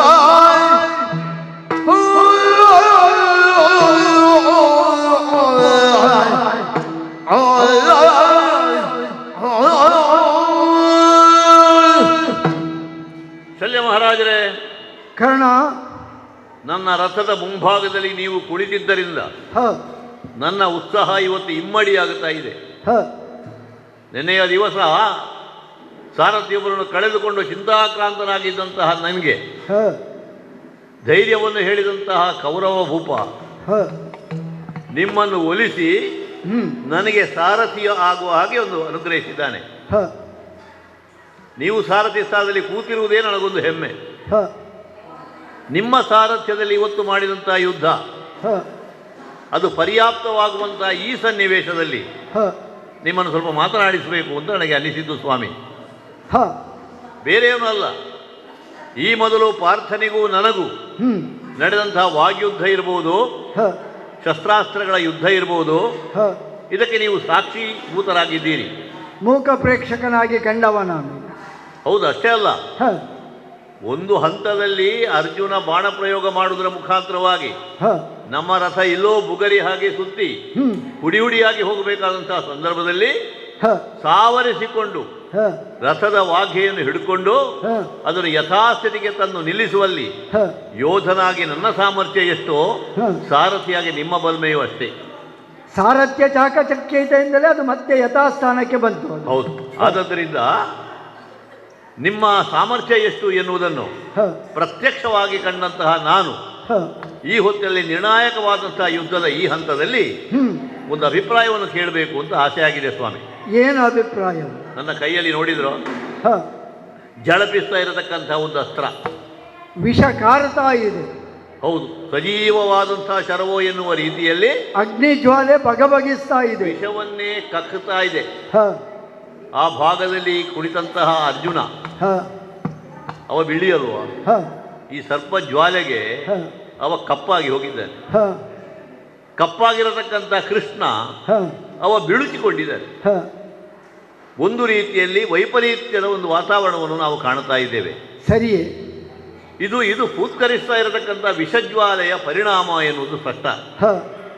ಹಾಗಾಗಿ ನನ್ನ ಮುಂದಿನ ವಿಜಯಮಾಲೆಯ ಧಾರಣೆಯ ಸಂದರ್ಭದಲ್ಲಿ ಒಂದು ಮಾಧ್ಯಮವಾಗಿ ಇದು ಪ್ರಯೋಜನಕ್ಕೆ ಬರ್ತದೆ ಎನ್ನುವಂತಹ ನಿರೀಕ್ಷೆ ನನಗೆ ಸ್ವಾಮಿ. ಆದರೂ ನಿಮ್ಮದೊಂದು ಅಭಿಪ್ರಾಯ ಕೇಳಬೇಕು. ಈ ಬಾಣ ನಾನು ಪ್ರಯೋಗ ಮಾಡಿದ್ದೇ ಹೌದಾಗಿದ್ರೆ ಪಾಂಡವ ಸೇನೆಯನ್ನು ಗೆಲ್ಲಬಹುದೇ? ಇದು ಪ್ರಶ್ನೆ ಹೌದು, ಉತ್ತರ ಹೌದು. ಪ್ರಶ್ನೆಯೂ ಉಂಟು, ಉತ್ತರವೂ ಉಂಟು. ನಾನು ತೀರ್ಮಾನ ಮಾಡಿದ್ದೇನೆ ಗೆಲ್ಲಬಹುದೇ. ಆದರೆ ಸಾರಥಿ ಸ್ಥಾನದಲ್ಲಿ ನಿಂತ ನಿಮ್ಮ ಅಭಿಪ್ರಾಯ ಹೇಗೆ? ಗೆಲ್ಲಬಹುದೇ? ಅಷ್ಟಾದರೆ ಸಾಕಾಗುವುದಿಲ್ಲ. ಮತ್ತೆ ಪಾರ್ಥನ ಕಡೆಯಲ್ಲಿರತಕ್ಕಂತಹ ಯೋಧರೆಲ್ಲರೂ ಮಡಿದರೂ ಕೂಡ ಪಾರ್ಥ ಒಬ್ಬ ಉಳಿತಾನಲ್ಲ, ಅವ ಮಹಾರಥಿ ಯೋಧ ಇದ್ದಾನೆ. ಹಾಗಾಗಿ ಅವನ ಉಳಿವು ಇದರಿಂದ ನಿರ್ಧಾರ ಆಗಬೇಕು. ಪಾರ್ಥನ ಮಾನಿನಿಗೆ ವೈಧವ್ಯ ದೀಕ್ಷಾ ವಿಧಿಯನ್ನು ನೀಡಬಹುದೇ? ಹ ಪಾರ್ಥನ ಮಾನಿನಿ ಅಂದರೆ ಯಾರು ಎನ್ನುವಂಥ ಗೊಂದಲ ಉಂಟಾಗ್ತದೆ. ಹ ಆದರೆ ನಿಮ್ಗೆ ಗೊತ್ತುಂಟು ಆ ಗೊಂದಲ ಆ, ಬೇರೆಯವರಿಗೆ ಮಾತ್ರ, ನಮಗೆ ತಿಳಿದಿದ್ದೆ. ದ್ರೌಪದಿ ಐವರ ರಸಿ, ಹ ಅವಳಿಗೆ ಪಾರ್ಥ ಒಬ್ಬ ಇಲ್ಲದೆ ಆದಾಗ ವೈಧವ್ಯ ಬರ್ತದೆ ಅಂತ ಏನು ನಾವು ಹೇಳಲಿಕ್ಕಿಲ್ಲ. ಅವಳಿಗೆ ವೈದ್ಯವ್ಯ ಯಾವಾಗಲೂ ಬರಲಿಕ್ಕಿಲ್ಲ. ಆದರೆ ಪಾರ್ಥನ ರಥದ ಮೂತಿಯಲ್ಲಿ ಕೂತಿದ್ದಾನಲ್ಲ ದೇವರು ಕೃಷ್ಣ, ಹ ಅವನ ತಂಗಿ ಇದ್ದಾಳೆ ಹ ಸೌಭದ್ರೆ. ಹ ಪಾರ್ಥ ಎಲ್ಲಿಯಾದರೂ ಮಡಿದು ಹೋದರೆ ಹ ಅವಳ ಹಣೆಯ ಕುಂಕುಮ ಹೋಗ್ತದೆ. ಹ ಆ ಸುಭದ್ರೆಗೆ ಹ ವೈಧವ್ಯ ದೀಕ್ಷಾ ವಿಧಿಯನ್ನು ತರುವಲ್ಲಿ ಈ ಒಂದು ಶರ ಪರ್ಯಾಪ್ತವಾದೀತೆ? ಹ ಹ ಅದು ಇನ್ನೊಂದು ಪ್ರಶ್ನೆ ಸ್ವಾಮಿ. ಹ ಇನ್ನುಂಟು. ಇನ್ನೂ ಇದೆ. ನಾನು ಬಾಣ ಪ್ರಯೋಗ ಮಾಡಿದ್ರಿಂದ ಹ ನನಗೆ ಸಮಾಧಾನ ಆಗ್ತದೆ, ಹ ಹೀಗೇ ಆದೀತು ಎನ್ನುವುದು ನಿರ್ಧಾರ. ಕೌರವ ಪಕ್ಷಕ್ಕೂ ಒಂದು ಹಿತ ಅಂತ ಅನ್ನಿಸಿತು. ಹ ಇದರ ಒಂದು ಆಟೋಪವನ್ನು ನೋಡಿದಾಗ. ಹ ಆದರೆ ನೀವು ಇಷ್ಟಕ್ಕಾದರೂ ಕೂಡ ಹ ಎಲ್ಲಿಗೋ ಬರಬೇಕಾದವರು ನಮ್ಮಲ್ಲಿ ಬಂದದ್ದು ಅನಿವಾರ್ಯವಾಗಿ. ಇರಬಹುದು. ನಿಮ್ಮ ಅಳಿಯಂದರು ಆ ಪಕ್ಷದಲ್ಲಿ ಇರುವುದು. ಹ ಯುದ್ಧ ಸಹಜವಾಗಿ ನಡೆಯುವಂಥದ್ದು. ಹ ಎಲ್ಲಾದರೂ ಅಲ್ಲಿ ಒಂದು ತಲೆ ಇಲ್ಲ ಅಂತ ಆದರೆ ಹ ನಿಮ್ಮ ಅಳಿಯಂದಿರು ಎನ್ನುವ ಭಾವದಿಂದ ಹ ಈ ಅರ್ಜುನನ ಅಳಿವು ಹ್ಮ್ ನಿಮಗೆ ಸಮ್ಮತಿಯನ್ನು ತಂದೀತೆ? ನನಗೆ ಸಾನುರಾಗವೇ. ನಿಮಗೆ ಸಾನುರಾಗವೇ? ಹ ಹ ಮತ್ತೆ ನೀವು ಅದನ್ನು ಒಪ್ಪಿಯೇ ಬಂದು ಕೂತವರಾದದ್ದರಿಂದ ಹ್ಮ್ ಆಗುವಂತಹ ಪರಿಣಾಮಕ್ಕೆ ನೀವು ಬದ್ಧರೇ ಹೌದಲ್ಲ. ಹ ಹ ಆ ದೃಷ್ಟಿಯಿಂದ ಸಾನುರಾಗವೇ ಹ ಅಂತ ನನ್ನ ತೀರ್ಮಾನ. ಹ್ಮ್ ಆದರೆ ಹ್ಮ್ ನೀವು ಅದನ್ನು ಸ್ಪಷ್ಟವಾಗಿ ಹೇಳದೇ ಇದ್ದರೆ ನಿಮ್ಮ ಅಭಿಪ್ರಾಯ ಏನು ಅಂತ ನನಗೆ ಅರ್ಥ ಆಗುವುದಿಲ್ಲ. ಹ ಹಾಗಾಗಿ ಯಾವುದೋ ಒಂದು ಉದ್ದೇಶದಿಂದ ನಾನು ಇರಿಸಿಕೊಂಡಂತಹ ಈ ಅಸ್ತ್ರ, ಒಂದು ಅಸ್ತ್ರ ಇತ್ತು ನನಗೆ ಸಿಕ್ಕಿದ್ದು, ಹ ಅದು ಘಟೋತ್ಕಚ ವಧೆಯಲ್ಲಿ ಹೋಗಿದೆ. ಆ ಕಾಲಕ್ಕೆ ಹೋಗಿದೆ. ಹೌದು, ನಾನು ಇವನಿಗೆ ಅಂತ ಇಟ್ಟದ್ದು. ಹ್ಮ್ ಆದರೆ ಆವತ್ತಿಗೆ ಅದನ್ನು ಪ್ರಯೋಗ ಮಾಡಬೇಕಾಗಿ ಬಂತು. ಬೇರೆ ಉಪಾಯ ಇರಲಿಲ್ಲ. ಇನ್ನು ಅರ್ಜುನಿಗಾಗಿಯೇ ಇಟ್ಟಂಥದ್ದು ಏನೂ ಇರಲಿಲ್ಲ. ಹ ಈಗ ನನಗೆ ಬೇಕಾಗಿ ಅವನಲ್ಲಿ ಇಟ್ಟದ್ದೆಲ್ಲ ಇರಬಹುದು. ಹ್ಮ್ ಆದರೆ ನನ್ನಲ್ಲಿ ಹ್ಮ್ ಈಗ ನನಗೆ ಅನಿವಾರ್ಯವಾಗಿ ಅಥವಾ ಅನಿರೀಕ್ಷಿತವಾಗಿ ಒದಗಿ ಬಂದಂತಹ ಈ ಒಂದು ಅಸ್ತ್ರ, ಹ ಇದರ ಪ್ರಯೋಗ ಮಾತ್ರದಿಂದ ಹ್ಮ್ ಪಾರ್ಥನ ಕೊರಳನ್ನು ತರೆಯುವಲ್ಲಿ ಹ್ಮ್. ನಾನು ಸಮರ್ಥನಾದೇನೆ ಹ, ಹ. ಹೇಳಬೇಕು ನೀವು. ಕರ್ಣ, ಓ ನಿನ್ನ ಮಾತುಗಳಲ್ಲಿ ಹಾ, ಸಾರಥಿಯನ್ನು ಕರೆದು ಮಾತನಾಡಿಸಬೇಕು ಎನ್ನುವಂತಹ ಒಂದು ಚಾಣಾಕ್ಷತೆ ಬಂತಲ್ಲ, ಹೌದೌದು. ಅದಕ್ಕಾಗಿ ಶಹಬಾಸ್ಗಿರಿ. ಹಾ, ಯಾಕೆ ಇದುವರೆಗೆ ಯುದ್ಧರಂಗದಲ್ಲಿ ತೊಡಗಿಸಿಕೊಂಡವ ನೀನು ಹಾ, ಅರ್ಜುನನ ರಥವನ್ನು ನಿನ್ನ ಸಾಮರ್ಥ್ಯಕ್ಕೆ ಮಿಗಿಲಾಗಿ ಹಾ, 10 ಬಿಲ್ಲಂತರಕ್ಕೆ ಹಾರಿಸಿದೆ. ಹಾ. ಅಲ್ಲಿಯವರೆಗೆ ನಿನಗೆ ನನ್ನ ಅಭಿಪ್ರಾಯದ ಅವಶ್ಯಕತೆ ಬರಲಿಲ್ಲ. ಇಲ್ಲ. ಹಾಗಾದರೆ ಈಗ ಯಾಕೆ ಬಂತು? ಹಾ, ಕಾಣ್ತಾ ಇದೆ ಈ ಶಸ್ತ್ರ ನಿನ್ನ ಕೈಗೆ ಬಂದಾಗಿನಿಂದ ನೀನು ಇದನ್ನು ಪ್ರಯೋಗಿಸಲು ಆರಂಭ ಮಾಡುವವರೆಗೆ ಹಾ, ಅದು ಅದರದ್ದೇ ಆದ ಚಮತ್ಕಾರವನ್ನು ತೋರಿಸ್ತಾ ಇದೆ. ಹಾ. ಬೇರೆ ಬೇರೆ ರೀತಿಯಲ್ಲಿ ಪರಿಣಾಮಗಳು, ವೈಪರೀತ್ಯಗಳು ಪಾಳಯದಲ್ಲಿ ಕಾಣ್ತಾ ಇದೆ. ಅಕ್ಕಿ ಪಕ್ಕಿಗಳೆಲ್ಲ ಸ್ವೀಕರಿಸಿ ಬಿದ್ದು ಹೋಗ್ತದೆ. ಎಲ್ಲ ಸುಟ್ಟು ಭಸ್ಮವಾಗಿ ಧರಾಶಾಹಿ ಆಗ್ತಾ ಇದೆ. ಹೌದು. ಹಾಗಿದ್ದರೆ ಇಷ್ಟೊಂದು ಮಹಿಮೆಯುಳ್ಳಂತಹ ಈ ಶರ ಪಾಂಡವ ಸೇನೆಯನ್ನು ಗೆಲ್ಲಬಹುದೇ? ಇಲ್ಲಿ ಪ್ರಶ್ನೆಯೂ ಉಂಟು, ಉತ್ತರ ಉಂಟು. ನೀನೇ ಹೇಳಿದೆ ಅಲ್ಲವೇ, ಹೌದು. ನಿನ್ನ ಮಟ್ಟಿಗೆ ವಿಶ್ವಾಸ ಇದೆ ಗೆಲ್ಲಬಹುದೇ. ಹಾ, ಆದರೂ ನನ್ನಲ್ಲೊಂದು ಅಭಿಪ್ರಾಯ, ಏನು? ಗೆಲ್ಲಬಹುದೇ ಅಂದರೆ ಒಬ್ಬ ರಥಿಕನಾಗಿ ಒಂದು ಶರವನ್ನು ಪ್ರಯೋಗಿಸುವಾಗ ಹಾ, ನಿನ್ನ ಮನಸ್ಸಿನಲ್ಲಿ ಏನೋ ದ್ವಂದ್ವ ಭಾವನೆ ಕಾಣಿಸಿಕೊಂಡಿದೆ ಎನ್ನುವುದನ್ನು ನಾನಿಲ್ಲಿ ಅರ್ಥೈಸಿಕೊಂಡೆ. ಪಾಂಡವ ಸೇನೆಯನ್ನು ಗೆಲ್ಲಬಹುದೇ ಎನ್ನುವುದನ್ನು ನೀನು ಅಲ್ಲಿಯ ಪರಿಣಾಮಗಳನ್ನು ಕಂಡೇ ನೀನು ತಿಳಿದುಕೊಂಡಿದ್ದಿ. ಅರ್ಜುನ ಕಪ್ಪಾಗಿದ್ದಾನೆ, ಕೃಷ್ಣ ಬೆಳೆಸಿಕೊಂಡಿದ್ದಾನೆ, ಅವರ ಪಾಳಯದಲ್ಲಿರುವಂತಹ ಸೇನೆ ಎಲ್ಲವೂ ಮುಂದೇನು ಎನ್ನುವ ರೀತಿಯಲ್ಲಿ ಚೇತನಾರಹಿತರಾಗಿದ್ದಾರೆ. ನಮ್ಮ ಪಾಳಯದಲ್ಲಿ ವಿಜಯೋತ್ಸವದ ಕೇಕೆ ಕೇಳಿ ಬರ್ತಾ ಇದೆ. ನಮ್ಮ ಕಣ್ಣೆದುರು ಕಾಣುವ ದೃಶ್ಯ ಅಲ್ವ ಅದು. ವಿಜಯ ಲಭಿಸಲಿಲ್ಲ, ಆದರೆ ವಿಜಯೋತ್ಸವದ ಕೇಕೆ ಆರಂಭವಾಗಿದೆ ನಮ್ಮ ಪಾಳಯದಲ್ಲಿ. ಇನ್ನು ಪಾಂಡವರ ಮಾನಿನಿಯರಿಗೆ ಅದನ್ನು ನೀನೇ ಹೇಳಿದೆ. ಅರ್ಜುನನನ್ನು ಒಬ್ಬನನ್ನು ಬಿಟ್ಟರೆ ದ್ರೌಪದಿಗೆ ವೈದವ್ಯ ಬರುವುದಿಲ್ಲ, ಹಾಗಾಗಿ ಅದು ಬೇರೆ, ಅಪ್ರಸ್ತುತ ಅದಿಲ್ಲಿ. ಇನ್ನು ಈ ಶರವನ್ನು ತಡೆಯುವವರುಂಟೆ? ನೀನೇ ಒಂದು ರೀತಿಯಲ್ಲಿ ಉತ್ತರವನ್ನು ಕಂಡುಕೊಂಡಿದ್ದಿ. ನಿನಗೆ ವಿಶ್ವಾಸ ಇದೆ ಈ ಶರದ ಆ ಒಂದು ಹುಮ್ಮಸ್ಸನ್ನು ಕಾಣುವಾಗ, ಅದರ ತೇಜಸ್ಸನ್ನು ಕಾಣುವಾಗ ಈ ಶರವನ್ನು ಯಾರಾದರೂ ಎದುರು ಪಕ್ಷದಲ್ಲಿ ತಡೆಯುವವರುಂಟೆ, ಆನಲಂಬುವರುಂಟೆ. ಹಾಗಿದ್ರೆ ನಿನ್ನಲ್ಲಿ ವಿಶ್ವಾಸ ಇದೆ, ಆದರಲ್ಲೂ ನನ್ನಲ್ಲಿ ಪ್ರಶ್ನೆ, ತಡೆಯುವರುಂಟೆ? ಖಂಡಿತ ಇಲ್ಲ. ನಾನು ಹೇಳುವುದು ಪಾಂಡವರ ಸೋಲನ್ನು ತಡೆಯುವವರು ಯಾರೂ ಇಲ್ಲ ಎನ್ನುವುದು ಸ್ಪಷ್ಟವೇ. ಮತ್ತೆ ಇನ್ನೂ ಕೇಳಿದೆ, ಅಲ್ಲಿ ನನ್ನ ಅಳಿಯಂದಿರು ನಿಮಗಿದು ಸಾನುರಾಗವೇ? ಎಷ್ಟಾದ್ರೂ ಸಂಬಂಧ ಅಲ್ವಾ? ಇಂತಹ ಸಂಶಯವೊಂದು ಯುದ್ಧರಂಗದಲ್ಲಿ ಯಾವತ್ತೂ ಬರಬಾರದು. ಯುದ್ಧರಂಗ ಎನ್ನುವಾಗ ನಿಮ್ಮನ್ನು, ನಿಮ್ಮ ಪಕ್ಷವನ್ನು, ಕೌರವನನ್ನು ಒಪ್ಪಿಕೊಂಡೇ ನಾನು ಬಂದು ಸೇರಿಕೊಂಡದ್ದು. ನಾನು ಹೊರಟ ಕಾರ್ಯ ಬೇರೆಲ್ಲಿಗೋ ಇರಬಹುದು, ಆದರೆ ಹೊರಟ ಕಾರ್ಯದ ಮೊದಲೇ ನನ್ನನ್ನು ಒಬ್ಬ ಸಂತೃಪ್ತಿ ಪಡಿಸ್ತಾನೆ ಎನ್ನುವಾಗ ನನ್ನನ್ನು ಸಂತೃಪ್ತಿ ಪಡಿಸಿದವನಿಗೆ ನಾನು ಸಂತೃಪ್ತಿ ಕೊಡಬೇಕು ಎನ್ನುವ ಆಲೋಚನೆಯಲ್ಲಿ ಕೌರವನಿಗೆ ಅವನ ಒಳಿತಿಗಾಗಿ ಸೇರಿಕೊಂಡೆ. ಈಗ ಕೌರವನ ಒಳಿತು ಅಂದ ಮೇಲೆ ನಿನಗೂ ಒಳಿತೆ ಅಲ್ವೇ? ಅದು ನಿನಗೆ ಒಳಿತಾಗಬೇಕು ಎನ್ನುವ ಕಾರಣಕ್ಕಾಗಿ ಅಲ್ವೇ ನೀನು ಕೌರವನಲ್ಲಿ ಬಂದು ನನ್ನನ್ನು ಸಾರಥಿಯಾಗಿ ಬೇಡಿಕೊಂಡದ್ದು? ಅಲ್ಲ, ಈ ಬಾಂಧವ್ಯ ಎನ್ನುವಂಥದ್ದುಂಟಲ್ಲ, ಈಗ ಕೆಲವು ಸಲ ಸಂದೇಹಕ್ಕೆ ಕಾರಣ ಆಗುವುದು ಏನು ಅಂತ ಹೇಳಿದರೆ, ಏನು? ಈಗ ಅರ್ಜುನನಿಗೆ ಕಲಿಸಿದವ ಗುರುಗಳು ಯಾರು? ದ್ರೋಣಾಚಾರ್ಯರ ಪ್ರಸಂಗದಲ್ಲಿ ಈ ಜಯದ್ರಥನ ವಧಾ ಪ್ರಕರಣವನ್ನು ನಡೆಯಿತಲ್ಲ, ಆಗ ದ್ರೋಣಾಚಾರ್ಯ ರಚಿಸಿದ ವ್ಯೂಹದಲ್ಲಿ ಈ ಜಯದ್ರಥನ ಅಡಗಿಸಿಟ್ಟದಲ್ವ, ಅಲ್ಲಿಗೆ ಪ್ರವೇಶ ಮಾಡುವಂಥ ಒಂದು ಸಂದರ್ಭ ಬಂದಾಗ ಅರ್ಜುನ ಶಸ್ತ್ರಾಸ್ತ್ರವನ್ನು ಕೆಳಗಿಟ್ಟು ದ್ರೋಣಾಚಾರ್ಯಗೆ ನಮಸ್ಕಾರ ಮಾಡ್ತಾರೆ ಅಲ್ವಾ? ಎಷ್ಟಾದರೂ ಕಲಿಸಿದ ಗುರುಗಳಲ್ವೇ ಅಲ್ವಾ? ಆಗ ಏನು ಮಾಡಿದರು ದ್ರೋಣಾಚಾರ್ಯರು? ಕೈಯಲ್ಲಿದ್ದ ಶಸ್ತ್ರ ಇದ್ದದ್ದು ಮರೆತು ಹೋಗಿದೆ ಅವರಿಗೆ, ಎತ್ತಿ ಆಶೀರ್ವಾದ ಮಾಡಿದರು. ಆ ಸಂದರ್ಭವನ್ನು ಉಪಯೋಗ ಮಾಡಿ ಅರ್ಜುನ ಒಳಗೆ ಹೋದ. ಅಂದ್ರೆ ಅದು ಚಾಕಚಕ್ಯತೆ ಅವನದ್ದು. ಈಗ ಅದು ಎಲ್ಲಿಯಾದ್ರೂ ಇವರು ದಾರಿ ಮಾಡಿ ಕೊಟ್ಟದ್ದೋ ಅಲ್ಲ ಅನಿವಾರ್ಯವಾಗಿ ಹಾಗೆ ಆದದ್ದು ಗೊತ್ತಿಲ್ಲ. ಈಗ ಭಾವಿಸುವವರಿಗೆ ಏನಾಯ್ತು? ನೋಡುವವರಿಗೆ ಖಂಡಿತವಾಗಿಯೂ ಅದೊಂದು ಪ್ರಚೋದನೆ ಕಾಣುತ್ತದೆ. ಶಿಷ್ಯರನ್ನು ಒಳಗೆ ಬಿಟ್ಟರು, ಶಿಷ್ಯ ಎನ್ನುವ ಕಾರಣಕ್ಕಾಗಿ ದ್ರೋಣಾಚಾರ್ಯರು ಅಂತ ಅನಿಸುವುದಿಲ್ವಾ? ಹಾಗೆ ಅನಿಸ್ತದೆ. ದ್ರೋಣರ ಪ್ರಕರಣ ಹಾಗೆ. ಇನ್ನು ಭೀಷ್ಮಾಚಾರ್ಯರು 10 ದಿವಸ ಹೋರಾಟ ಮಾಡಿದ್ದಾರೆ, ಹೌದಾ? ಅಷ್ಟರವರೆಗೆ ಅವರನ್ನು ಯಾರೂ ಬಗ್ಗು ಬಡಿಯೋದಿಲ್ಲ. ಒಂದು ರಾತ್ರಿ ಕಳೆದು ಬೆಳಕಾಗುವಾಗ ಏನಾಯ್ತು ಅಂತ ಗೊತ್ತಿಲ್ಲ, ಎಲ್ಲ ಪರಿವರ್ತನೆ. ಎದುರಿಗೆ ಒಂದು ಗುರಾಣಿ ಬಂತು.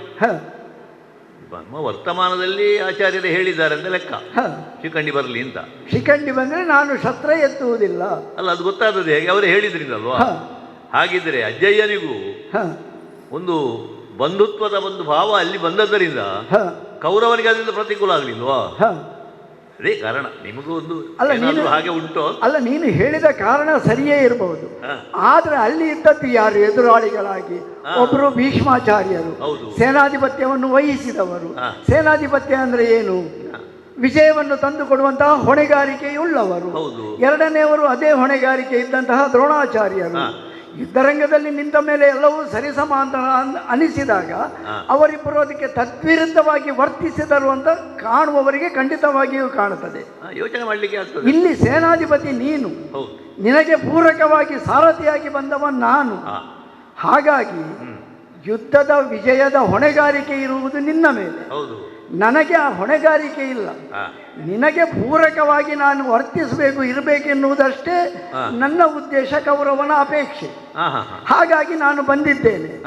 ನಿನ್ನ ವಿಜಯವನ್ನು ಕಂಡು ಸಂಭ್ರಮಿಸುವವರಲ್ಲಿ ಕೌರವ ನಂತರ ಮೊದಲಿಗೆ ನಾನು. ಯಾಕೆಂದ್ರೆ ನಿನ್ನ ಈಗ ಸಾರಥಿಯಾಗಿರುವುದು ನಾನೇ. ನಿನ್ನ ವಿಜಯವನ್ನು ಕಣ್ತುಂಬಿ ಕಾಣಬೇಕಾದವ ನಾನು. ಹಾಗಾಗಿ ನೀನು ಕೇಳಿದ ಅಭಿಪ್ರಾಯಗಳಿಗೆ ಎದುರಾಳಿಯಲ್ಲಿ ನನ್ನ ಅಳಿಯಂದರು ಇದ್ರೂ ಕೂಡ ಅಳಿಯಂದರು ಎನ್ನುವುದನ್ನು ತಿಳಿದಿದ್ದು ನಾನು ಎದುರಾಳಿ ಪಕ್ಷಕ್ಕೆ ಬಂದಿದ್ದೇನೆ ಅಂತ ಆದಮೇಲೆ ಅವರ ನನಗೆ ಅಳಿಯಂದಿರೋ ಇನ್ನೊಂದು ಸಂಬಂಧ ಇಲ್ಲ. ಹಾಗಿದ್ರೆ ನನ್ನ ಜಿಜ್ಞಾಸೆಗೆ ನಿಮ್ಮದು ಪ್ರಾಂಜಲಿಕವಾದ ಉತ್ತರ ಇದೆ. ಯುದ್ಧರಂಗದಲ್ಲಿ ಅದು ಇಲ್ವೇ ಇಲ್ಲ. ಹಾಗಾಗಿ ನಿನಗೆ ಅಂತ ಸಂಶಯವೇ ಬರಬಾರ್ದಿತ್ತು. ನಿಮಗಿದು ಸಾನುರಾಗವೇ ಇಲ್ಲ, ಅಂತಹ ಪ್ರಶ್ನೆಗೆ ಇಲ್ಲಿ ಔಚಿತ್ಯವೇ ಇಲ್ಲ.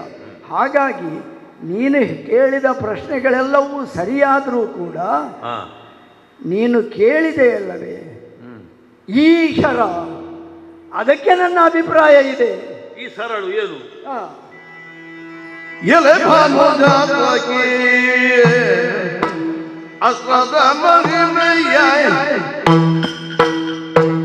ನೆಲೆಯದೆ ಹೂಡಿದೆ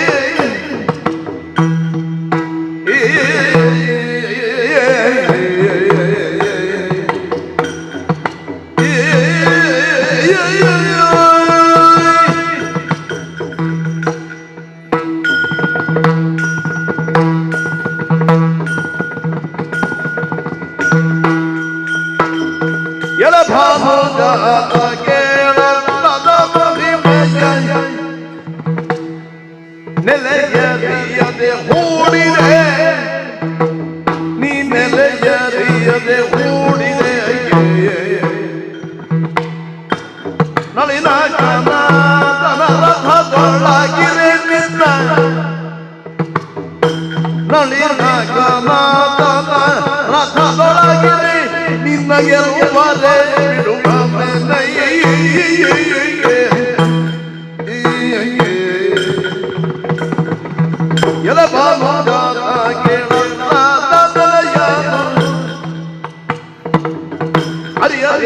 ನೀ ಹೂಡಿದೆ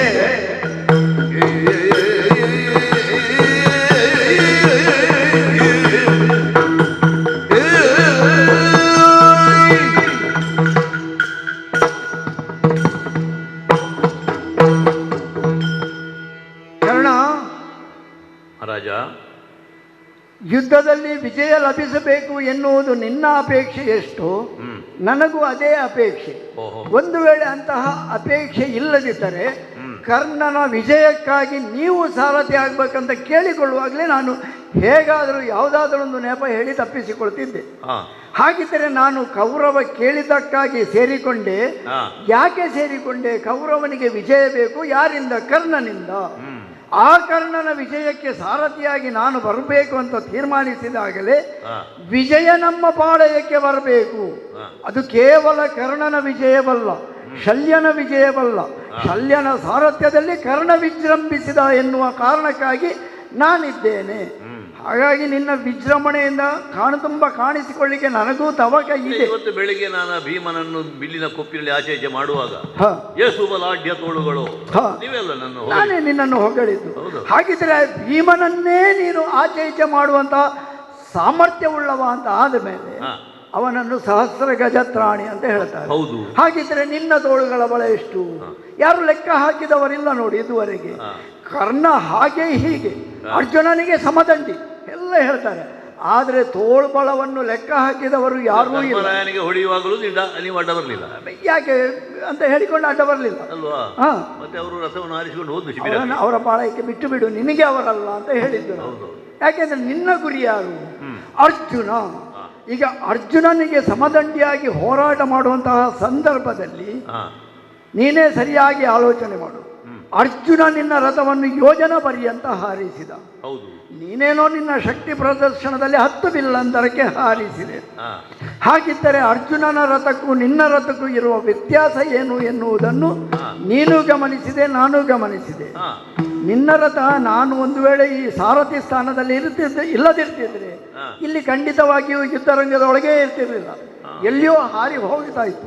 ಹಾಗೆ ನನ್ನ ಕೆಲಸ ಎಷ್ಟು ದೊಡ್ಡದು, ನಿಮ್ಮ ಕೆಲಸ ಅಷ್ಟೇ ದೊಡ್ಡ. ಅದನ್ನೇ ನಾನು ಹೇಳಿಕೊಳ್ಳುವುದಿಲ್ಲ. ಹಾಗಿದ್ದರೆ ಇವತ್ತು ಯುದ್ಧ ಆಗಬೇಕಿದ್ರೆ ಒಂದು ಅಸ್ತ್ರ ನಿನ್ನ ಕೈಗೆ ಬಂದಿದೆ, ಅದನ್ನು ನೀನು ಗುರಿ ಇಟ್ಟದ್ದೆಲ್ಲಿಗೆ? ಈಗ ನಾನು ಸಾಯ್ಬೇಕಲ್ಲ, ತಲೆ ತುಂಡಾಗಬೇಕಾದ್ರೆ ಕೊರಳಿಗೆ ಹಿಡಿಬೇಕು. ಕೊರಳಿಗೆ ನೀನು ಗುರಿ ಇಟ್ಟದ್ದನ್ನು ನಾನು ಗಮನಿಸಿದೆ. ಹೌದು. ಒಬ್ಬ ರಥಿಕನಾಗಿ ಎದುರಾಳಿಯನ್ನು ಮಣಿಸಬೇಕು ಅಂತ ಆಲೋಚನೆ ಮಾಡುವಾಗ ಸುತ್ತಲಿನ ವಾತಾವರಣವನ್ನು ಗಮನಿಸಬೇಕಲ್ಲವೇ? ಅದಕ್ಕೆ ನಾನು ಹೇಳಿದ್ದು ಎದುರಿನ ರಥ ನಮ್ಮ ರಥ, ವ್ಯತ್ಯಾಸ ಏನು ಎನ್ನುವುದು. ಹಾಗಿದ್ದರೆ ನಮ್ಮ ರಥದಲ್ಲಿ ಈ ರೀತಿಯಾಗಿ ಇರುವಾಗ ಎದುರಾಳಿಯ ರಥಕ್ಕೆ ಒಬ್ಬ ರಥಿಕನಿಗೆ ನೀನು ಬಾಣಪೂರ್ತಿ ಅಂತ ಅದು ಆಗುವಾಗ ಕೊರಳಿಗೆ ಗುರಿ ಇಟ್ಟೆ ನೀನು. ಎದುರಲ್ಲಿ ಇರುವವ ಯಾರು? ನೀನೇ ಹೇಳಿದೆ, ಅರ್ಜುನನ ಹೆಂಡತಿಯ ಅಣ್ಣ, ಸುಭದ್ರೆಯ ಅಣ್ಣ. ಸುಭದ್ರೆಯನ್ನು ವೈದವ್ಯ ಮಾಡಲಿಕ್ಕೆ ಅವ ಬಿಟ್ಟಾನೆ. ನಳಿನಾಕ್ಷ ಎದುರಿನ ರಥದಲ್ಲಿರುವಾಗ ಏನಾದರೊಂದು ಚಾಕಚಕ್ಯತೆ ಅವ ಮಾಡಬಲ್ಲ. ಯಾಕೆ ಈ ಮಾತನ್ನು ನಾನು ಹೇಳ್ತಾ ಇದ್ದೇನೆ? ಯಾಕೆ? ನೀನು ನನ್ನನ್ನು ಅಪೇಕ್ಷಿಸಿದ್ದು ಅದೇ ಕಾರಣಕ್ಕಾಗಿ. ಕೃಷ್ಣನಿಗೆ ರಥವಿದ್ಯೆ ಬರ್ತದೆ, ಅಶ್ವಕಲ್ಪ ತಿಳಿದಿದೆ. ಹಾಗಾಗಿ ಅಂತಹದ್ದೇ ಸಮರ್ಥತೆ ಇರುವವರು ಶಲ್ಯಭೂಪತಿಗಳು. ನನಗೂ ಕೃಷ್ಣನಿಗೂ ಸಮರಸ ಅಂತ ನಾನು ಹೇಳುವುದಿಲ್ಲ, ಆದರೆ ಅವನ ವಿದ್ಯೆ ನನಗೂ ಬರ್ತದೆ. ಹಾಗಾಗಿ ಕೃಷ್ಣನಷ್ಟೇ ರಥಕಲ್ಪ ಅಶ್ವವಿದ್ಯೆ ಬಲ್ಲಂತಹ ಶಲ್ಯರು ಸಾರಥಿಯಾಗಿದ್ದರೆ ನಾನೇನಾದರೂ ಮಾಡಬಲ್ಲೆ. ಆ ಒಂದು ಆಲೋಚನೆಯಲ್ಲಿ ನಾನು ಆಲೋಚನೆ ಮಾಡುವಾಗ ಅಲ್ಲಿ ಕೃಷ್ಣ ಸಾರಥಿ, ಅರ್ಜುನ ರಥಿಕ. ಆ ಅರ್ಜುನನನ್ನು ಗೆಲ್ಲಬೇಕಿದ್ರೆ ಎದುರಾಳಿಯಾಗಿ ರಥಿಕನಾಗಿ ನೀನೇನು ಆಲೋಚನೆ ಮಾಡಬೇಕು ಎನ್ನುವುದನ್ನು ನಾನು ಆಲೋಚನೆ ಮಾಡಿದಾಗ, ಅಂದರೆ ನಿನ್ನ ಸ್ಥಾನದಲ್ಲಿ ನಾನಿದ್ದು ಕೃಷ್ಣನ ಸ್ಥಾನದಲ್ಲಿ ನಾನಿದ್ದು ಆಲೋಚನೆ ಮಾಡುವುದಿದ್ದರೆ ಕೃಷ್ಣ ನಿನ್ನ ಗುರಿಯನ್ನು ತಪ್ಪಿಸಲು ಸಮರ್ಥ. ಯಾಕೆ ಅಂದರೆ ಆ ರಥವನ್ನು 5 ಅಂಗುಲ ಕೆಳಕ್ಕೂ 5 ಅಂಗುಲ ಮೇಲಕ್ಕೂ ಹಾರಿಸಬಲ್ಲಂತಹ ಚಾಕಚಕ್ಯತೆ ಉಳ್ಳಂತಹ ಸಾರಥ್ಯ. ಹಾಗಾಗಿ ಈಗ ನೀನೇನು ಮಾಡಬೇಕಂತೆ, ಆ ಗುರಿಯನ್ನು ಮಕಟಕ್ಕೆ ಕೊರಳಿಗೆ ಇಟ್ಟಿದೆಯಲ್ಲ ಅದನ್ನು ನೀನು ಬದಲಿಸಬೇಕು. ಕೊರಳಿಗೆ ಗುರಿ ಇಟ್ಟೆಂದಾದ್ರೆ ಏನಾದೀತು ಗೊತ್ತೇ? ಕೊರಳಿಗೆ ಹಿಡಿದರೆ ಮಕುಟಗೆ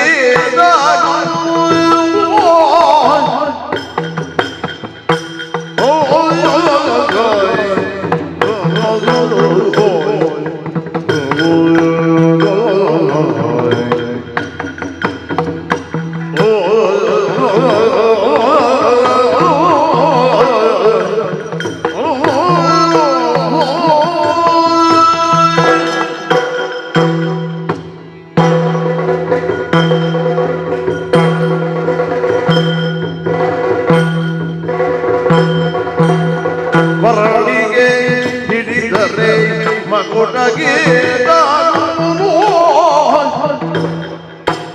ಉರಗಾಗಿ ಬೆಸಸಿದರೆ ಉರಗಾಗಿ ಬೆಸಸಿದರೆ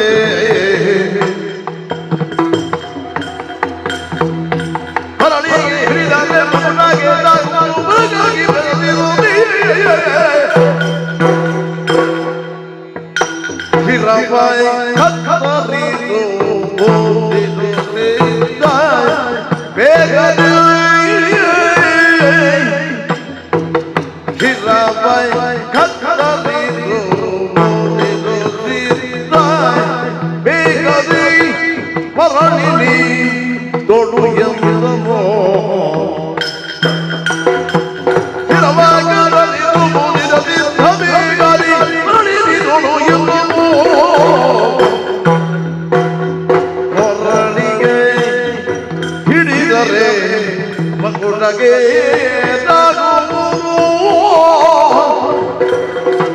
ಉರಗಾಗಿ ಬೆಸಸಿದರೆ ಶಿರವ ಕತ್ತರಿದು ಮುಗಿದು ಸಿದ್ಧ ಬೇಗನೆ ಮರಳಿನಿದು ಎಂದನು ಶಿರವ ಕತ್ತರಿದು ಮುಗಿದು ಸಿದ್ಧ ಬೇಗನೆ ಮರಳಿನಿದು ಎಂದನು ಮರಳಿ ನೀ ತೋಡು ಎಂದನು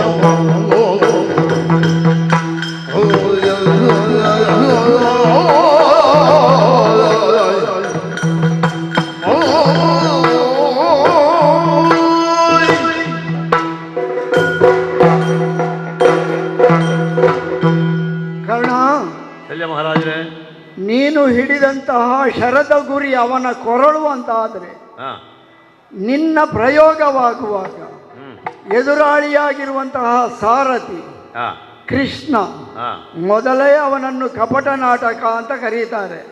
ಅಂತಹ ಕಪಟ ನಾಟಕ ರಂಗ ಇಲ್ಲಿ ಸಾರಥಿಯಾಗಿಯೂ ಅಶ್ವರದೇವನ್ನು ರಥಿಕ ವಿದ್ಯೆಯನ್ನು ಬಲ್ಲಂತಹ ಅವ ಒಂದು ವೇಳೆ ರಥವನ್ನು 5 ಅಂಗು ತಗ್ಗಿಸಿದರೆ ಆ ಗುರಿ ಕೊರಳ ಬದಲು ಮಕುಟವನ್ನು ತಾಗುತ್ತದೆ. ಹಾಗಿದ್ದರೆ ನಿನ್ನ ಉದ್ದೇಶ ಈಡೇರುವುದಿಲ್ಲ ಎನ್ನುವುದು ಸ್ಪಷ್ಟವಾಗಿ ಒಬ್ಬ ಸಾರಥಿಯಾಗಿ ನಾನು ಇಲ್ಲಿಂದಲೇ ಆಲೋಚನೆ ಮಾಡಬಲ್ಲೆ. ಆ ಗುರಿಯನ್ನು ನೀನು ಬದಲಿಸಿ ಅವನ ಉದರಕ್ಕೆ ಇಟ್ಟೆ ಎಂದಾದರೆ ಅವ 5 ಅಂಗುಲ ಕೆಳಕ್ಕೆ ತಗ್ಗಿಸಿದರೆ ಕೊರಳು ತಾಗುತ್ತದೆ, ಮೇಲೇರಿಸಿದರೆ ಮತ್ತು ಅವನ ದೇಹಕ್ಕೆ ತಾಗುತ್ತದೆ. ಅಂತೂ ಅವನ ದೇಹ ನಿನ್ನ ಶರ ಸ್ಪರ್ಧವಾದರೆ ಹಾ ಅಲ್ಲಿ ಅವನಿಗೆ ಮರಣವೆನ್ನುವುದು ಶತಸಿದ್ಧ, ಅರ್ಜುನನಿಗೆ ಸೋಲು ಎನ್ನುವುದು ಶತಸಿದ್ಧವಾಗಿ ಈ ರೀತಿಯಾಗಿ ಇದ್ದರೆ ಹಾ ನೀನು ಇಟ್ಟ ಗುರಿಯನ್ನು ಬದಲಿಸಿದೆ ಎಂದಾದರೆ ಮಾತ್ರ ಅದು ಸಾಧ್ಯವಾದೀತು. ಹೊರತು ಕೇವಲ ಉತ್ಸಾಹದಿಂದ ಹಾ ಪಾಂಡವರ ಸೇನೆಯನ್ನು ಗೆಲ್ಲಬಹುದೇ ಅಂತ ನೀನು ಹಾ ಪ್ರಶ್ನಿಸಿದರೆ ಅದು ಪ್ರಶ್ನೆಯಾಗಿಯೇ ಉಳಿಯುತ್ತದೆ, ಅದು ಉತ್ತರವಾಗುವುದಿಲ್ಲ. ಅಂದ್ರೆ ಕೃಷ್ಣನ ಚಮತ್ಕಾರ ನಡೀತದೆ ಅಂತ ನೀವು ಹೇಳುದು. ಖಂಡಿತವಾಗಿಯೂ ಈಗ ಕೃಷ್ಣ ಚಮತ್ಕಾರಿಯಾಗಿ. ನಾನು ನಿಮ್ಮಲ್ಲಿ ಕೇಳುದು, ಹಾ, ಈಗ ಅದು ಕೃಷ್ಣ ದೇವರಾಗಿ ಮಾಡುವುದು ಅಲ್ಲ ಒಬ್ಬ ಸಾರಥಿಯಾಗಿ ಮಾಡುವುದು? ಹಾಗೆ ಅವ ಎರಡಕ್ಕೂ ಸಮರ್ಥ, ಆದರೆ ಸಾರಥಿಯಾಗಿ ಅದನ್ನು ಅವ ಮಾಡಬಲ್ಲ. ಸಾರಥಿಯಾಗಿ ಮಾಡುವುದಕ್ಕೆ ಅವರಿಗೆ ಸಾಮರ್ಥ್ಯ ಉಂಟು. ಅದನ್ನು ನಾನು ಆಲೋಚಿಸಬಲ್ಲೆ. ಈಗ ನಾನು ತಿಳಿದ ಹಾಗೆ ಹಾ, ಸಾಂದೀಪನಿಯವರ ಆಶ್ರಮದಲ್ಲಿ ನೀವು ಕೃಷ್ಣ ಜೊತೆಯಾಗಿ ಕಲ್ತವರು ಅಂತ ಕೇಳಿದೆ. ಹಾ, ಈಗ ಅಶ್ವಹೃದಯ ರಥಕಲ್ಪ ಹೇಗೆ ಕೃಷ್ಣನಿಗೆ ಗೊತ್ತುಂಟು, ಹಾ, ನೀವು ಕೂಡ ಅದರಲ್ಲಿ ಸಮರ್ಥರೇ. ಹಾ. ಒಂದು ಕಾಲಕ್ಕೆ ಪಾಂಡು ಚಕ್ರವರ್ತಿಗಳು ದಿಗ್ವಿಜಯ ಮಾಡುವಾಗ ನೀವು ಸಾರಥಿತನ ಮಾಡಿದುಂಟಂತೆ. ಅವನ ದಿಗ್ವಿಜಯಕ್ಕೆ ನಾನೇ ಸಾರಥಿಯಾಗಿದ್ದದ್ದು. ಭಾವನ ಇದಕ್ಕೆ ಅಲ್ವಾ? ಭಾವನಿಗೆ ಭಾವನಿಗೆ ಭಾವನ ಬಲ ಅಂತ ಹೇಳ್ತಾರೆ. ಬಲ ಆದದ್ದು ನೀವು. ಹಾಗಿದ್ರೆ ಇವಾಗ ಸಾರಥಿಯಾಗಿ ಯೋಚಿಸೋಣ. ಈಗ ಕೃಷ್ಣ ಹೇಗೆ 5 ಅಂಗುಲ, ಈಗ ಒಬ್ಬ ಸಾರಥಿಯಾದವನಿಗೆ ರಥಿಕನ ರಥವನ್ನು 5 ಅಂಗುಲ ಮೇಲೆಬ್ಬಿಸುವುದಕ್ಕೂ 5 ಅಂಗುಲ ಕೆಳಗೆ ಆಡುವುದಕ್ಕೆ ಆಗ್ತದೆ. ಅದು ಕುದುರೆ ಚಪ್ಪರಿಸುವುದರಿಂದ ಆಗುವಂಥದ್ದು. ಈಗ ನಾನು ಗುರಿ ಬದಲಿಸುವುದಕ್ಕಿಂತ ಈಗ ನಿಮ್ಗೊಂದು ಕೆಲಸ ಮಾಡ್ಬೋದಲ್ಲ. ಹೇಳು ಹೇಳು. ಈಗ ಅವ ಅದನ್ನು ತಗ್ಗಿಸ್ತಾನೆ ಅಂತ ಹೇಳುದು, ನೀವು ತಗ್ಗಿಸಿದ್ರೆ ನಾನು ತಗ್ಗಿಸಬೇಕು ಅಂತ ನೀನು ಹೇಳುದು. ಹೌದೌದು, ಒಳ್ಳೆ ಪ್ರಶ್ನೆ ಇದು ನಿಂದು. ಒಳ್ಳೆ ಮೊದಲೇ ತಗ್ಗಿಸಿಬಿಡಿ. ಕೇಳಬೇಕಾದಂತಹ ಪ್ರಶ್ನೆ. ಯಾಕೆ ಅಂದ್ರೆ ನಿನ್ನ ಶರಪ್ರಯೋಗವಾಗುವಾಗ ಅರ್ಜುನನನ್ನು ಬದುಕಿಸಲೋಸುಗ ಕೃಷ್ಣ ಆ ವಿದ್ಯೆಯನ್ನು ಪ್ರದರ್ಶಿಸಿದರೆ ಇಲ್ಲಿ ನಾನು ಮಾಡಬಹುದಲ್ವೇ? ನಿನ್ನ ಪ್ರಶ್ನೆ ಸಮಯೋಚಿತವಾದದ್ದೇ. ಯಾಕೆಂದ್ರೆ ಸಲಹೆ ಕೊಟ್ಟ ನನಗೆ ಈ ಪ್ರಶ್ನೆ ಬರಬೇಕಿದ್ದದ್ದೇ. ಯಾಕೆಂದ್ರೆ ಅವ ಅಲ್ಲಿ ಮಾಡಬಲ್ಲ ಅಂತಾದ್ರೆ ನಾನು ಯಾಕೆ ಮಾಡಬಾರ್ದು? ಜಿಜ್ಞಾಸೆ ಒಳ್ಳೆಯದು, ಜಿಜ್ಞಾಸೆ ಬೇಕು ಯಾವಾಗಲೂ. ಆದ್ರೆ ನಾನೇನು ಹೇಳೋದು ಗೊತ್ತೇನು, ಇಲ್ಲಿ ರಥಿಕ ನೀನು ಆಲೋಚನೆ ಮಾಡು. ಹೇಗೂ ನಿನ್ನನ್ನು ಮಹಾರಥಿ ಅಂತಲೂ ಕರೆದಾಗಿದೆ. ಅಂತಹ ಒಬ್ಬ ಸಮರ್ಥ ರಥಿಕ ಅರ್ಜುನನಿಗೆ ಸಮದಂಡಿಯಾಗಿ ವರ್ತಮಾನ ಕಾಲದಲ್ಲಿ ಯಾರಾದರೂ ಒಬ್ಬ ಇದ್ದಾನಂತಾದರೆ ಅದು ಕರ್ಣ ಅಂತ ಹೇಳುವುದು. ಅದಕ್ಕಾಗಿ ಅಲ್ವೇ ಕೌರವ ನಿನ್ನನ್ನು ಆಲಂಗಿಸಿಕೊಂಡು ಅಂಗರಾಷ್ಟ್ರವನ್ನು ಕೊಟ್ಟು ಸ್ನೇಹಿತನನ್ನಾಗಿ ಮಾಡಿಕೊಂಡು ಇವತ್ತಿನ ದಿನ ಸೇನಾಧಿಪತ್ಯವನ್ನು ವಹಿಸಿಕೊಟ್ಟು ನಿನ್ನ ರಥಿಕತನದಲ್ಲಿ ನನ್ನ ಸಾರಥ್ಯದಲ್ಲಿ ವಿಜಯ ಬರಬೇಕು ಅಪೇಕ್ಷೆ ಅವನದ್ದು ತಪ್ಪಲ್ಲ. ಆದರೆ ರಥಿಕನಾಗಿ ನೀನು ಆಲೋಚನೆ ಮಾಡು. ನೀನು ಇಟ್ಟ ಗುರಿಯನ್ನು ಅವ ಹಾಗೆ ಮಾಡಬಹುದು ಅಂತ ನಾನು ಆಲೋಚನೆ ಮಾಡಿದರೆ ಅದು ಎಷ್ಟು ಸರಿ? ರಥಿಕ ಒಬ್ಬ ಇಟ್ಟ ಗುರಿಯನ್ನು ಸಾರಥಿ ಬದಲಿಸಬಹುದೇ? ಯಾವ ಕಾಲಕ್ಕೂ ಸಾಧ್ಯವಿಲ್ಲ. ಯಾಕೆ? ನಾಳೆ ಏನಾದರೂ ಹೆಚ್ಚು ಕಮ್ಮಿ ಆದರೆ ನಾನು ಇಟ್ಟ ಗುರಿ ಸರಿ ಇತ್ತು, ಶಲ್ಯರು ಸಾರಥಿಯಾಗಿ ನನ್ನ ರಥದ ಗುರಿಯನ್ನು ತಪ್ಪಿಸಿದರು, ವ್ರತ ಆರೋಪ ನನ್ನ ಮೇಲೆ. ಹಾಗಾಗಿ ಸಾರಥಿಯಾದವ ಈ ಕಾಲಕ್ಕೆ ನಾನು ಸಾರಥ್ಯವನ್ನೇ ಮಾಡ್ತೇನೆ. ನಿನ್ನ ಇಟ್ಟ ಗುರಿಯನ್ನು ಬದಲಿಸಲಿಕ್ಕೆ ನಾನು ಹೋಗುವುದಿಲ್ಲ. ನನ್ನಲ್ಲಿ ನೀನು ಅಭಿಪ್ರಾಯ ಕೇಳಿದ್ದಕ್ಕಾಗಿ ಅವ ಹಾಗೆ ಮಾಡಬಹುದು. ಯಾಕೆ? ನಿನ್ನ ಒಳ್ಳೆಯದಕ್ಕಾಗಿ ನಾನು ಅಭಿಪ್ರಾಯ ಕೊಟ್ಟದ್ದು, ಕೊಡದೆ ಇರಬಹುದಿತ್ತು. ಆದರೆ ನನಗೆ ಕೌರವನ ವಿಜಯ ಅಪೇಕ್ಷೀಯ. ಹಾಗಿದ್ದರೆ ಕೌರವನ ವಿಜಯವನ್ನು ಅಪೇಕ್ಷಿಸಿಕೊಂಡು ನಿನ್ನ ಸಾರಥ್ಯದವನನ್ನು ಒಪ್ಪಿಕೊಂಡು ಬಂದದ್ದಕ್ಕಾಗಿ ನೀನು ವಿಜಯ ಆಗಬೇಕು. ಯಾಕೆ? ನೀನು ವಿಜಯಿಯಾದರೆ ನನಗೂ ಹೆಸರು ಬರ್ತದೆ. ಶಲ್ಯರ ಸಾರಥ್ಯದಲ್ಲಿ ಕರ್ಣ ವಿಜೃಂಭಿಸಿದ ಹೆಸರು ನಿನಗೂ ನನಗೂ ಒಟ್ಟಿಗೆ ಬಂದ ಹೆಸರು. ಹೌದು, ಆದ್ರೆ ಈಗ ತಪ್ಪಿಸಲಿಕ್ಕೆ ನಿಮಗೆ ಆಗುದಿಲ್ಲ. ನನಗೆ ತಪ್ಪಿಸಲಿಕ್ಕೆ ಸಾಧ್ಯವೇ ಇಲ್ಲ. ಯಾಕೆ? ನಾನು ತಪ್ಪಿಸಲು ಬಾರದು. ಹೆಚ್ಚು ಕಡಿಮೆ ಆದ್ರೆ ನೀನೇ ನಾಳೆ ಹೇಳ್ತಿ ಸಾರಥಿಯಾಗಿ ಅವರು ತಪ್ಪಿಸಿದ್ರು, ಅದು ಆ ಅಪವಾದ ನನಗೆ ಬೇಡ. ನೀನು ಹೂಡುವ ಶರ ಅವ ಆಲೋಚನೆ ಮಾಡುವುದು ಯಾವಾಗ?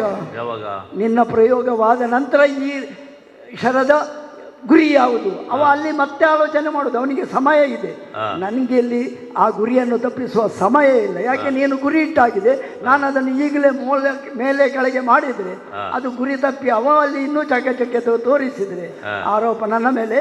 ನನಗೆ ಅಂತಹ ಆರೋಪ ಬೇಡ, ನೀನು ರಥಿಕನಾಗಿ ಆಲೋಚನೆ ಮಾಡು ಅಂತ ಹೇಳುದು. ನಿಮ್ಮ ಸೂಚನೆ ಶರವನ್ನು ಗುರಿಯನ್ನು ತಪ್ಪಿಸಬೇಕಂತಲ್ವಾ? ನಮ್ಮದು ಒಂದೇ ಶರ.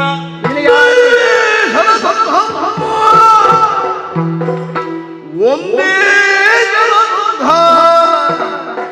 ನಾಲಿಗೆಯೊಂದು ನಮ್ಮಲ್ಲಿ ಕುಡಿದ ವಿದ್ಯೆಗಳೆಂದು ಕಂಡೈ ಶಲ್ಯ. ನಾವು ಅಡಿ ಇಡುವ ಧರ್ಮದಲ್ಲಿ ನಮ್ಮಲ್ಲಿ ಕುಟಿಲ ವಿದ್ಯೆಗಳೆಂದು ಕಂಡೈ ಶಲ್ಯ. ನಾವು ಅಡಿ ಇಡುವ ಧರ್ಮದಲ್ಲಿ ಇನ್ನು ಮೂಡಿದ ಮೂಡತ್ತವೆ. ನೀನು ಅರಿಯೇ, ನೀ ಅರಿಯೇ ಕೆಲಸ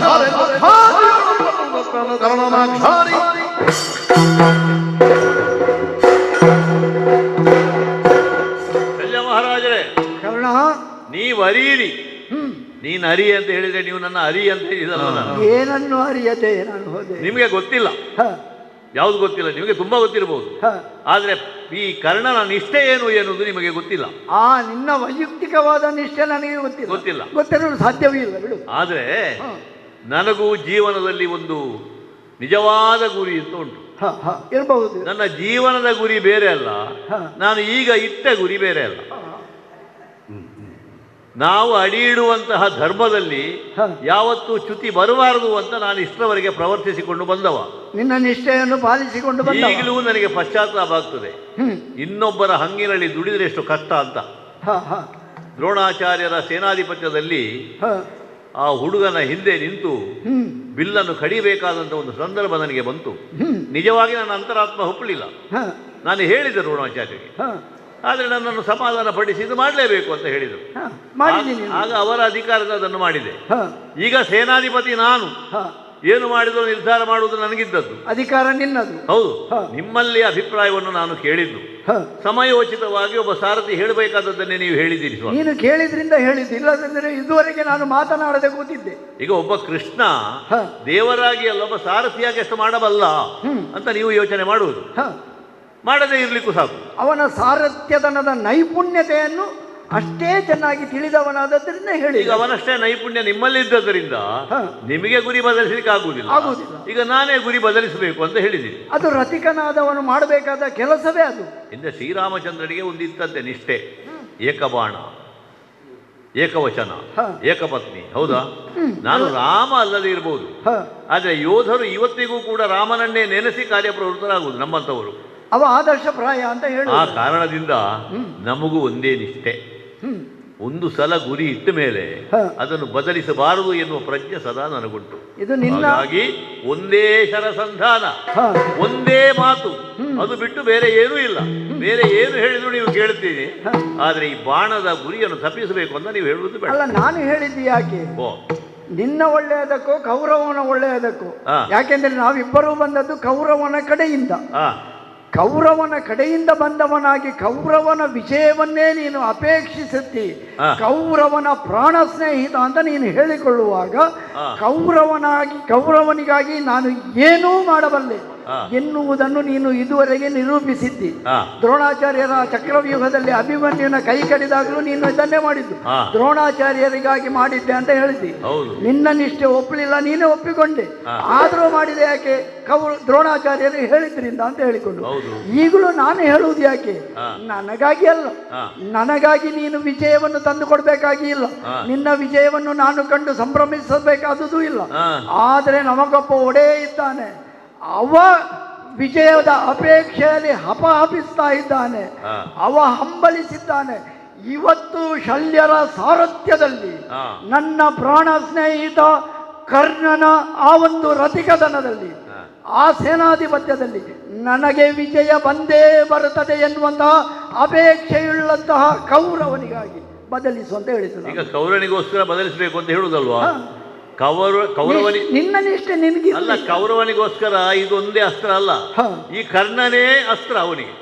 ಹಾಗಾಗಿ ಇದೆಂತದ್ದು, ನನ್ನಲ್ಲಿರುವುದು ಇದು ಒಂದೇ ಅಲ್ಲ, ಬೇರೆ ಉಂಟು. ಹಾಗಾಗಿ ಇಲ್ಲ ಇಲ್ಲ, ಹಿಡಿದ ಗುರಿ ಹಿಡಿದೆ ಪ್ರಯೋಗ ಮಾಡ್ತೇನೆ ನೋಡಿ.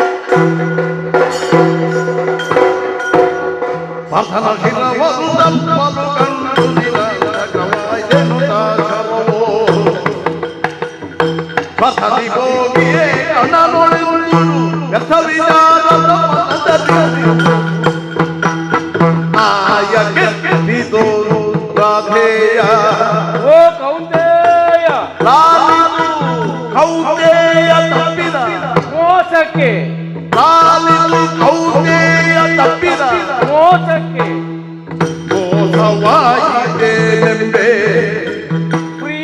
ಒಮ್ಮೆ ವಜ್ರಾಯುಧ ಸುತದಲ್ಲಿ ನೀ ಎನ್ನ ಕಳುಹಲು ನೋಡಿ ಬರುವೆನು ಓ ಪ್ರಿಯದೊಳೊಮ್ಮೆ ವಜ್ರಾಯುಧದಲ್ಲಿ ನೀಯನ್ನ ಕಳುಹಲು ನೋಡಿ ಬರುವೆನು ಆಯ ಕೆತ್ತಿದೋ ರಾಧೆಯ ಓ ರಾಧೇಯ ಭೂಸ್ ಅದು ಎಲ್ಲಿಂದ ಶಬ್ದ ಓ ಕೇಳುದು? ರಾಧೇಯ ಭೂಸ್ ಭೂಸ. ನಾನು ಎಲ್ಲಿಂದ ಶಬ್ದ ಕೇಳುವುದು ಅಂತ ಆಚೆ ನೋಡುವುದು, ಹ ಮತ್ತೆ ನೋಡುವಾಗ ನೆಲದಲ್ಲಿ ಹರಿದಾಡುತ್ತಾ ಬರುವಂತ ಹಾವು. ಹೌದು ಹೌದು ಓ ನೀನೇ ಆ ಬುಸು ಕೊಟ್ಟಿದ್ದು. ಹೌದು ಹೌದು ಹೌದು ನಿನಗೆ ಮಾತಾಡ್ಲಿಕ್ಕೆ ಬರ್ತದೆ? ಮಾತಾಡಲಿಕ್ಕೆ ಬರ್ತದೆ. ನೀನೇ ಎಲ್ಲಿಂದ ಬಂದದ್ದು? ನಾನು ಎಲ್ಲಿಂದ ಬಂದದ್ದು? ಈಗ ಬಿಟ್ಟ ಶರ ಉಂಟಲ್ಲ, ಹೌದು. ಅದರಲ್ಲಿ ನಾನು ಆಹ್ವಾನಿತನಾಗಿದ್ದೆ. ಅಂದ್ರೆ ಆ ಶರವೇ ನೀನ ಈಗ? ಹೌದು ಹೌದು ಹೌದು. ನೋಡು, ಅದೆಂತದ್ದು ಕಚ್ಚಿಕೊಂಡದ್ದು?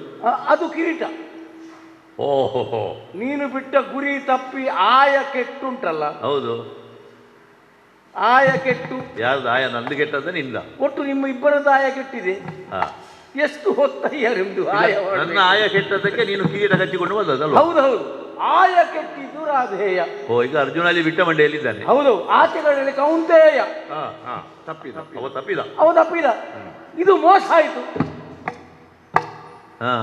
ಏನನೆಂಬೆ ಅಂತ ಅಲ್ಲ, ಹೇಗೆ ಮೋಸ ಆದದ್ದು ಹೇಗೆ? ಅಲ್ಲಲ್ಲ, ಏನನೆಂಬೆ ಅಂತ ಆಲೋಚನೆ ಮಾಡಿದೆ ನಾನು. ಈಗ ನಾನು ಕೊರಳಿಗೆ ಹಿಡಿದದಲ್ಲ, ಅದು ಮೋಸ ಆದದ್ದು ಹೇಗೆ? ಯಾಕೆ? ಹೇಗೆ? ನನ್ನ ತಲೆ ಹೇಗೆ? ಹಾ. ಹಾವಿನ ತಲೆ ಹೇಗೆ? ಓ, ಹೆಡೆ ಎತ್ತಿ ಕಡಿಯುವುದು. ಹೌದು, ನೀನು ಬಾಲದ ಕಡೆಗೆ ಗುರಿ ಇಟ್ಟದ್ದು. ಅಲ್ಲ, ಇದು ಹಾವು ಅಂತ ಎಡೆ ಗೊತ್ತೇ. ಎತ್ತಿ ಎಡೆ ಎತ್ತಿ ಎಡೆ ಎತ್ತಿ ಮುಂದೆ ಹೋಗುವಾಗ ಹಾ.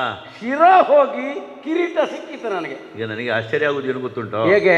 ಈಗ ನೀನು ಅದೇ ಬಾಣ ಅಂತ ನೀನು ಹೇಳುವಾಗ ನನಗೆ ಸಂದೇಹ ಬಂದದ್ದು. ಈಗ ಈ ಬಾಣ ಉಂಟಲ್ಲ, ನಾನು ಗುರುಕುಲದಿಂದ ಬಂದಾಗಲೇ ನನ್ನ ಮೂಡಿಗೆಯಲ್ಲಿತ್ತು ರೌದ್ರಶರ ಅಂತ ಇದಕ್ಕೆ ಹೆಸರು. ಸರ್ಪ ಮುಖಿ ಬಾಣ ಅಷ್ಟೇ ಅದು, ಹೌದದೇ ಸರ್ಪ ಅಲ್ಲ. ಈಗ ನೋಡಿದ್ರೆ ನೀನು ಜೀವಂತವಾದಂತಹ ಸರ್ಪ.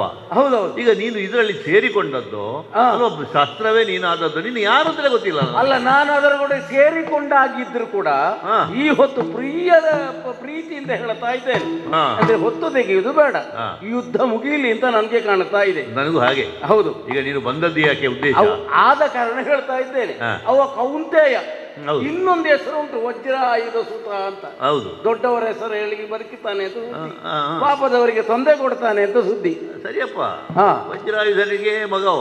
ಹೌದು. ಆದ ಕಾರಣ ಒಮ್ಮೆ ನೀನು ಬಿಟ್ಟಂತಾದ್ರೆ ಅವನನ್ನು ಕೊಂದು ಕೊಡುತ್ತೇನೆ. ಇದಕ್ಕೆ ಸಹಕರಿಸುವುದು ನೀನು. ಈಗ ನಾನು ಬಿಡುವುದು, ನೀನು ಕೊಂದು ಕೊಡುವುದು ವಿಷಯ ಇರಲಿ. ನೀನು ಜನ ಯಾರಂತ ಗೊತ್ತಾಗ್ತದೆ. ಈಗ ನಿನ್ಗೆ ವಿಳಾಸ ಹೇಳ್ಬೇಕಾ? ಯಾರು ನೀನು? ವಿಳಾಸ ಹೇಳ್ಬೇಕಾ?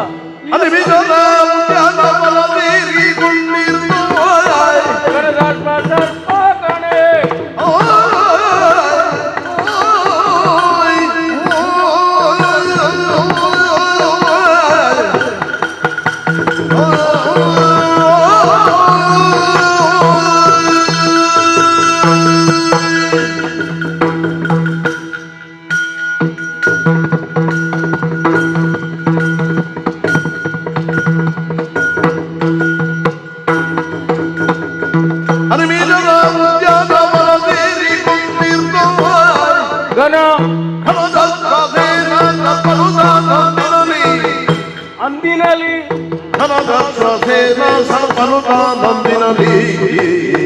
ಈಗ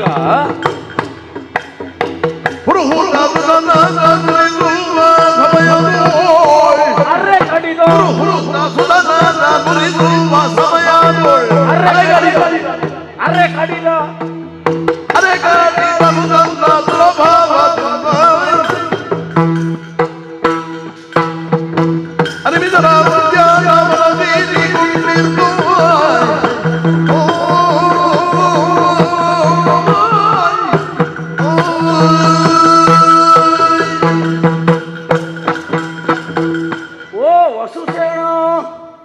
ನನ್ನ ಹೆಸರು ಇಂದಿನದ್ದು ಗೊತ್ತುಂಟು ನಿನಗೆ? ನಿನ್ನನ್ನು ಸರಿಯಾಗಿ ಅಭ್ಯಾಸ ಮಾಡಿಕೊಂಡು ನಿನ್ನ ಹತ್ತಿರ ಬಂದದ್ದು. ಈಗ ನಿನ್ನ ಹೆಸರು ಗೊತ್ತಾಗಲಿಲ್ಲ ನನಗೆ. ನನ್ನ ಹೆಸರು ಅಶ್ವಸೇನ ಅಂತ. ಓ ಹೌದು. ನಾನು ಕಾಂಡವ ವನವನ್ನು ದಹನ ಮಾಡುವಂತ ಪ್ರಸಂಗಕ್ಕೆ ಪ್ರತಿಯೊಂದು ಬಾಣ ಬಿಟ್ಟ, ಎಷ್ಟು ಬಾಣ ಬಿಟ್ಟಿದ್ದಾನೆ ಅಂತ ಹೇಳಿದ ಪ್ರಸಂಗ ಮುಗಿಲಿಕ್ಕಿಲ್ಲ. ಆ ಪ್ರಸಂಗದಲ್ಲಿ ನಾನು ಇರಲಿಲ್ಲ. ಅಲ್ಲಲ್ಲ, ಕಾಂಡವನ ದಹನ ಮಾಡುವಾಗ ಮಳೆ ಬರದಾಗೆ ಅರ್ಜುನ ಎಷ್ಟು ಬಾಣ ಬಿಟ್ಟಿದ್ದಾನೆ ಅಂತ ಹೇಳಿದ್ರೆ ಎಲ್ಲ ಬಾಣದ ಹೆಸರು ಹೇಳಿದ್ರೆ ಪ್ರಸಂಗ ಮುಗಿಲಿಕ್ಕಿಲ್ಲ ಅಂತ. ಹೌದು, ನಿನಗೆ ಅದು ಗೊತ್ತುಂಟ? ಹೌದೌದು. ಎಷ್ಟು ಬಾಣ? ಆ ಕಾಂಡವನ ದಹನ ಆಗುವಾಗ ಅಗ್ನಿಗೇನು, ಹೌದು, ಅಗ್ನಿಗೆ ಉದರ ರೋಗ ಹೌದು ಶುರುವಾಗಿ ಕಡೆಗೆ ನಮ್ಮ ಕಾಂಡವನ ದಹನ ಮಾಡುವಂತ ಕಾಲದಲ್ಲಿ ನಾವೆಲ್ಲ ಇದ್ದೇವಲ್ಲಿ. ಓ, ನೀನು ಆ ವನದಲ್ಲಿದ್ದವನ? ನಾವೆಲ್ಲ ಕೆಲವು ಮಂದಿ ಎಲ್ಲ ಇದ್ದೇವೆ. ನಾವೆಲ್ಲ ಮಯ ಶಿಲ್ಪಿ, ಹಾಗೆ ಕೆಲವರು ಋಷಿಗಳೆಲ್ಲ ಇದ್ರು. ಮಯ ಇದ್ದಾನಂತ ಕೇಳಿದ್ದೆ ನಾನು. ಹೌದೌದು. ಅವ ಏನೋ ಬದುಕಿದ್ದಕ್ಕೆ ಸ್ವಲ್ಪ ಉಪಕಾರ ಸ್ಮರಣೆ ಎಲ್ಲ ಮಾಡಿದ್ದಾನೆ. ಹೌದೌದು. ಮಂದಫಲ ಮೊದಲುಕೊಂಡವ್ರು ಕೆಲವು ಮಂದಿ ಎಲ್ಲ ಇದ್ದಾರೆ ಅಲ್ಲಿ. ಏನು ಮಾಡುದು ಹೇಳು? ಆ ಕಾಂಡವನ್ನು ದಹನ ಮಾಡುವ ಕಾಲದಲ್ಲಿ ಕೆಲವರಿಗೆಲ್ಲ ಅವನು ಮೀಸಲಾತಿ ಕೊಟ್ಟ. ನನಗೆ ಮೀಸಲಾತಿ ಇಲ್ಲ. ಅಂದ್ರೆ ಅದು ಕೆಲವರಿಗೆ ಮೀಸಲಾತಿ ಅಂತ. ಈಗ ನಿನ್ನ ಬಾಲ ಸುಂಡಾಗಿದೆ ಅಲ್ಲ, ಅದಕ್ಕೇನು ಕಾರಣ? ಅಲ್ಲ, ಕಾರಣ ಅದೇ. ಆ ಕಡೆಯಿಂದ ನನ್ನ ಅಪ್ಪ ತಕ್ಷಕ. ಓ, ತಕ್ಷಕನ ಮಗ? ತಕ್ಷಕನ ಮಗ. ದೊಡ್ಡವರ ಸರ್ಪದಲ್ಲಿ ದೊಡ್ಡ ಜಾತಿ ಅದು. ಹೌದು, ಅವರ ಮಗ. ಈ ಕಾಂಡವನ ದಹನ ಆಗುವಂತ ಕಾಲದಲ್ಲಿ ನನ್ನ ಅವ್ವೆ ನನ್ನನ್ನು ಕಚ್ಚಿ ಆ ಕಡೆ ಎಳ್ಕೊಂಡು ಹೋಗುವ ಹೊತ್ತಿನಲ್ಲಿ ಅರ್ಜುನ ಕೃಷ್ಣನ ಸೂಚನೆ ಅಂತ ಬಿಟ್ಟದ್ದ ಏನು ಅಂತ ಗೊತ್ತಿಲ್ಲ, ಬಾಣವನ್ನು ಬಿಟ್ಟ. ನನ್ನ ಅವ್ವೆಯ ತಲೆ ಕಡಿಯಿತು, ನಾನು ಬಾಲಕುಂಡಾಯ್ತು. ಅಂದ್ರೆ ಅದರೊಳಗಿನ ಯಾವ ಪ್ರಾಣಿ ಪಕ್ಷಿಯನ್ನು ಹೊರಗೆ ಬಿಡಬಾರದು ಅಂತ ಇತ್ತಂತೆ ಅವರ. ಕೆಲವರಿಗೆ ಮೀಸಲಾತಿ ಕೊಟ್ಟದ್ದು ಯಾಕೆ? ಅದು ಏನೋ ಶರಣಾಗತನಾಗಿ ಪ್ರಾಣ ಭಿಕ್ಷೆ ಕೇಳಿದ ಅಂತ. ನಿನಗೂ ಹಾಗೆ ಮಾಡ್ಬೋದಿತ್ತು. ನಮಗೆ ಪರಿಹಾರವೇ ಇಲ್ಲ. ಅಲ್ಲ, ನೀನು ಹಾಗೆ ಮಾಡ್ಬೋದಿತ್ತು. ನಮ್ಮ ಯಾವ ದೃಷ್ಟಿಯಲ್ಲಿ ಪರಿಹಾರ ಇಲ್ಲ. ಅಂದ್ರೆ ಅಂದ್ರೆ ಅಲ್ಲಿಂದ ಪರಿಹಾರ ಏನು ಸಿಗ್ಲಿಲ್ಲ ಅಂತ. ನಿನ್ನ ತಾಯಿಗೆ ಏನಾಯ್ತು? ಆ ತಾಯಿ ಅಗ್ನಿಗೆ ಬಿಟ್ಟು ಸತ್ತು ಹೋದ್ಲು. ತಾಯಿ ಸತ್ತದ? ಹೌದೌದೌದು. ಈಗ ನೀನು ಬದುಕಿದ್ದ? ನಾನು ಬದುಕಿದೆ. ಈ ಬಾಲ ಇಲ್ಲ ಸರ್ಪನಿಗೆ ಎಷ್ಟು ಸಾಧ್ಯವಾದೀತು? ಓಹೋ, ಬಾಲ ತುಂಡಾಗಿ ಹೋಯ್ತು. ಹೌದು. ನೀನು ನನ್ನ ಅವ್ವೆಯನ್ನು ಬಂದಂತಹ ಪಾರ್ಥನ್ನು ಕೊಂದೇ ತೀರ್ತೇನೆ ಅಂತ ತೀರ್ಮಾನ ಮಾಡಿದ್ದೇನೆ. ಸಾವಿನ ರೋಷ ಮಾಡುವುದೇನು, ನಾವೆಲ್ಲ ಅಂಗವಿಕಲರು, ದೇಹದ ಸಾಮರ್ಥ್ಯ ನಮ್ಮಿಂದ ಸಾಧ್ಯ ಇಲ್ಲ ಅಂತ ಆಗಿದೆ. ಆವಾಗ ಮುಂದುವರಿಬೇಕಲ್ಲ, ಲೆಕ್ಕ ಹಾಕಿದೆ. ಏನು ಇಲ್ಲಿ ಏನೋ ಒಂದು ಪಾಂಡವರಿಗೆ ಕೌರವರಿಗೆ ಯುದ್ಧ ಆಗುತ್ತಾ ಇದೆ. ಯುದ್ಧದ ಮಧ್ಯೆ ಒಬ್ಬರು ಕೈಕಾಲು ತೊಳೆಯದವರು ಇದ್ದಾರೆ ಅಂತ ಕೇಳಿದ್ದೇನೆ. ಅಂದ್ರೆ ಕೈಕಾಲು ತೊಳೆಯದವರು ಕೈಕಾಲಿ ತೊಳೆದವರು ಇದ್ದಾರೆ ಅಂದ್ರೆ? ಅಲ್ಲ, ಎಷ್ಟು ಹುಷಾರಿಲ್ಲದಿದ್ರು ಕೈಕಾಲನ್ನು ತೊಳೆಯುತ್ತಾರೆ ಅಂತ ಲೆಕ್ಕಾಚಾರವೇ ಅಲ್ವ? ಇದು ಮಾತಿಗೆ ಹೇಳುದವರು. ನಾನು ಅರ್ಜುನನನ್ನು ಕೊಲ್ಲದೆ ಕೈಕಾಲು ತೊಳಿಸಿಕೊಳ್ಳುವುದಿಲ್ಲ. ಅದೇ ನಾನು ತೊಳಿದಿಲ್ಲ ಅಂತ, ಇನ್ನೊಬ್ಬರಿಂದ ತೊಳಿಸಿಕೊಳ್ಳುವುದಿಲ್ಲ. ಹಾಗೆ ಹೇಳಿ, ಕೈಕಾಲು ತೊಳೆಯದವರು ಅಂತ ಹೇಳಿ ಅಲ್ಲ. ಹೀಗೆ ಅಂತ ಸಹ ಗೊತ್ತಾಯ್ತು. ಅದಕ್ಕೆ ಜನ ನೀನು ಅಂತ ಗೊತ್ತಾಯ್ತು. ಆವಾಗ ಅರ್ಜುನನಿಗೂ ನನಗೂ ಇರುವ ದ್ವೇಷ ಏನು? ದ್ವೇಷ ಈವರೆಗೆ ನೀನು ಶಪಥ ಅದೇ ಕೈಕಾಲು ತೊಳಿಸಿಕೊಳ್ಳದ್ದು ಹಾಗೆ ಅಂತ ಗ್ರಹಿಸಿಕೊಂಡಾಗ ಭೀಷ್ಮಾಚಾರ್ಯಲ್ಲಿ ಹೋದ್ರೆ ಆಗ್ಲಿಕ್ಕಿಲ್ಲ, ದ್ರೋಣಾಚಾರ್ಯಲ್ಲಿ ಹೋದ್ರೆ ಆಗ್ಲಿಕ್ಕಿಲ್ಲ ಅಂತ ನಿನ್ನ ಬಳಿಗೆ ನಿನ್ನಲ್ಲಿ ಹೇಳದೆ ಕೇಳದೆ ನಿನ್ನ ಮೂಡಿಗೆಯನ್ನು ನಾನು ಸೇರಿದೆ. ಅರ್ಜುನನ ಮೇಲೆ ದ್ವೇಷ ನಿನಗೂ ಉಂಟು, ನನಗೂ ಉಂಟು, ಮರಳಿ ತೊಡಯ್ಯ. ಇದೆಲ್ಲ ಹಾವಿನ ಬೀಲ ಅಂತ ತಿಳ್ಕೊಂಡಿದ್ಯಾ ನೀವಾಳಿ?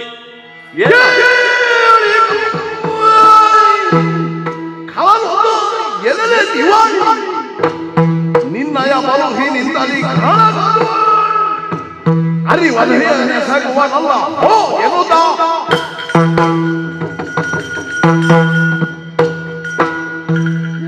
ಎಲ್ಲ ಬಡ ಸರ್ಪವೇ.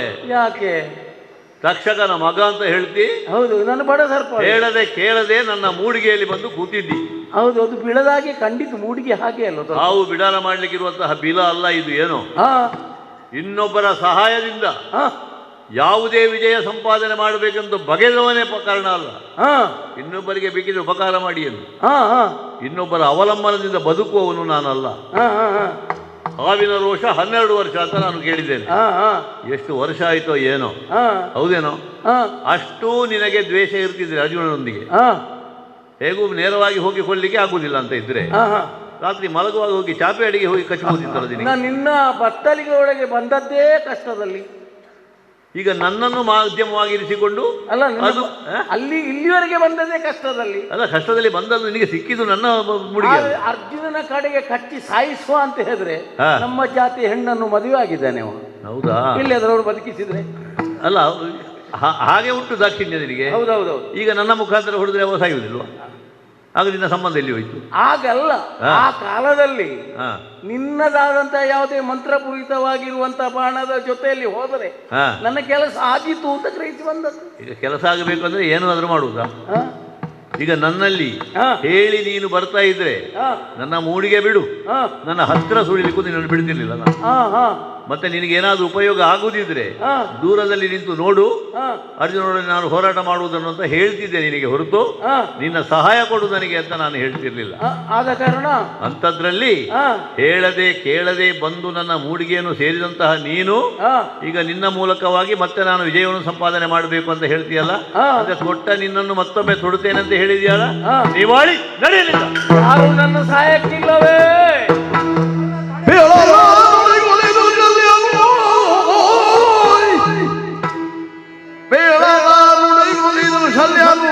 ಕೀಳು ಮಾಡದಿರು, ಕೀಳು ಮಾಡದಿರಗಡ, ಕೀಳು ಮಾಡದಿರಗಡ ಬಾಣವ ಮೇಳ ಬಿಸಿ ತೊಡು, ಮೇಳ ಬಿಸಿ ತೊಡುವುದೆನಗ ನಿಜ ನಿಂತ ಹೇಳಲ ನುಡಿಗುಳಿದು ಶಲ್ಯ.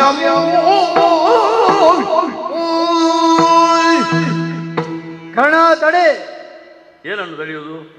ಅಚಾತುರ್ಯವಾಗಿರ್ತದೆ ತಡೆ ಅಂತ ಹೇಳಿ ನಿನ್ನನ್ನು ಸ್ವಲ್ಪ ಸಾವರಿಸಿಕೊಳ್ತಾ ಇರೋದು. ಇವನನ್ನು ಬಿಸಾಡುವುದೇ, ತಡಿಲಿಕ್ಕಿಲ್ಲ. ಯಾವುದನ್ನು ನಾವು ಕೀಳು ಮಾಡಬಾರದು. ಹಾ. ವಿಶಾಲವಾದಂತಹ ಶರದಿಯಲ್ಲಿ ಮುಳುಗುವವನಿಗೊಂದು ಹುಲ್ಲು ಕಡ್ಡಿಯೂ ಸಾಕಾಗುತ್ತದೆ ಅಂತೆ. ಹಾ. ಹಾಗಾಗಿ ಕೀಳರಿಮೆ ಬೇಡ.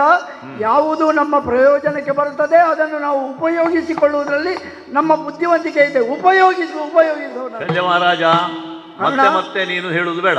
ಆಗಲೇ ಹೇಳಿದ್ದಿ ಗುರಿ ಬದಲಿಸು ಅಂತ. ಆಗ ನಾನು ಬದಲಿಸಲಿಕ್ಕೆ ಕೇಳಲಿಲ್ಲ.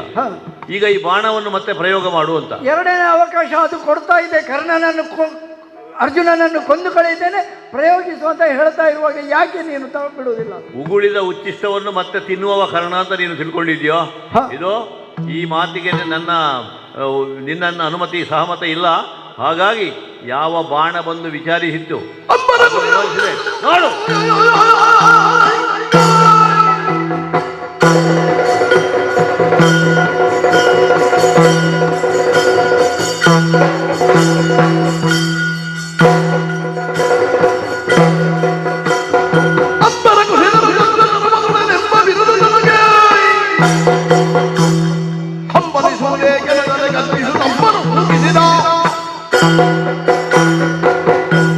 ಶಲ್ಯ ಮಹಾರಾಜ, ಕರ್ಣ, ಒಂದು ಬಾಣ ವ್ಯರ್ಥವಾಗಿ ಮರಳಿ ಬಂದು ಕೇಳಿಕೊಳ್ಳುವಂತಹ ಪ್ರಮೇಯ ಉಂಟಲ್ಲ, ಇತಿಹಾಸದಲ್ಲಿ ಇದು ಹೊಸತು.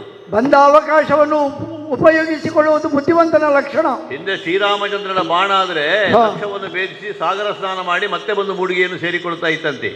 ಅವನ ಯೋಗ್ಯತೆ ಅದು. ಅದು ರಾಮ ಬಾಣವೂ ಅಲ್ಲ, ನಾನು ರಾಮನೂ ಅಲ್ಲ. ಆದ್ರೆ ನನಗೊಂದು ನಿಷ್ಠೆ ಇದೆ ಅಂತ ಆಗಲೇ ನಿನ್ನಲ್ಲಿ ನಾನು ಹೇಳಿದ್ದೇನೆ.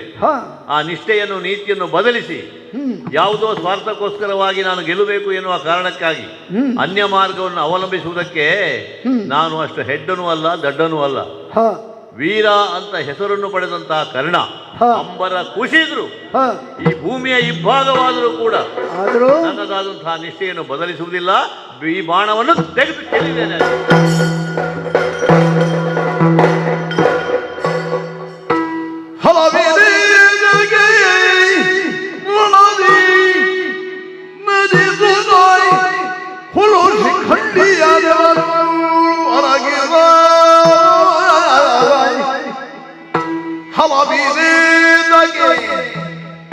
ರಣದಿ ನದಿ ಸುತಾಯ ಹುಲು ಶಿಖಂಡಿಯಾಯ ನೆವರೋಗಿದ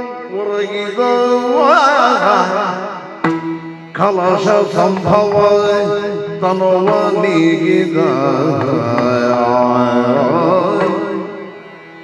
ಕಲಶ ಸಂಭವ ತನುವ ನೀಗಿದ ಸುಧಾನಿ ನಿಮಿತ್ತದಲ್ಲಿ ಅಲಾಗು ಮರಳಿದೆ ಕೂಡೆ, ಅಲಾಗು ಮರಳಿದೆ ಕೂಡೆ ಎಂಬ ಛಲ ಕಾಣ ನಿನಗೆ, ಎಂಬ ಛಲ ಕಾಣ ನಿನಗೆ.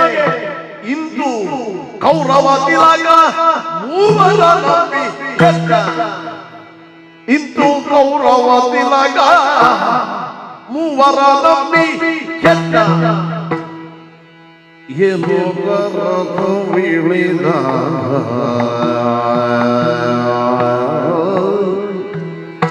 ಹಲವಿದೆ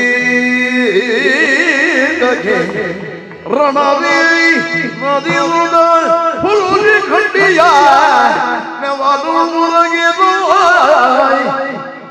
ಕಲಜ ಸಂಭವ ತಮ್ಮೀಗಿದ ಸುತ ನಿಮಿತ್ತಮುಳು ಅಲಗು ಮರಳಿದೆ ಹೂಡೆ ಅಲಗು ಮರಳಿದೆ ಹೂಡೆನೆಂಬ ಛಲಕಣ ನಿನಗೆ ಇಂದು ಕೌರವ ತಿಲಕ ಮೂವರ ನಂಬಿಕೆಟ್ಟ ಏನು ಕಥಿ ತೊಳೆಗೋ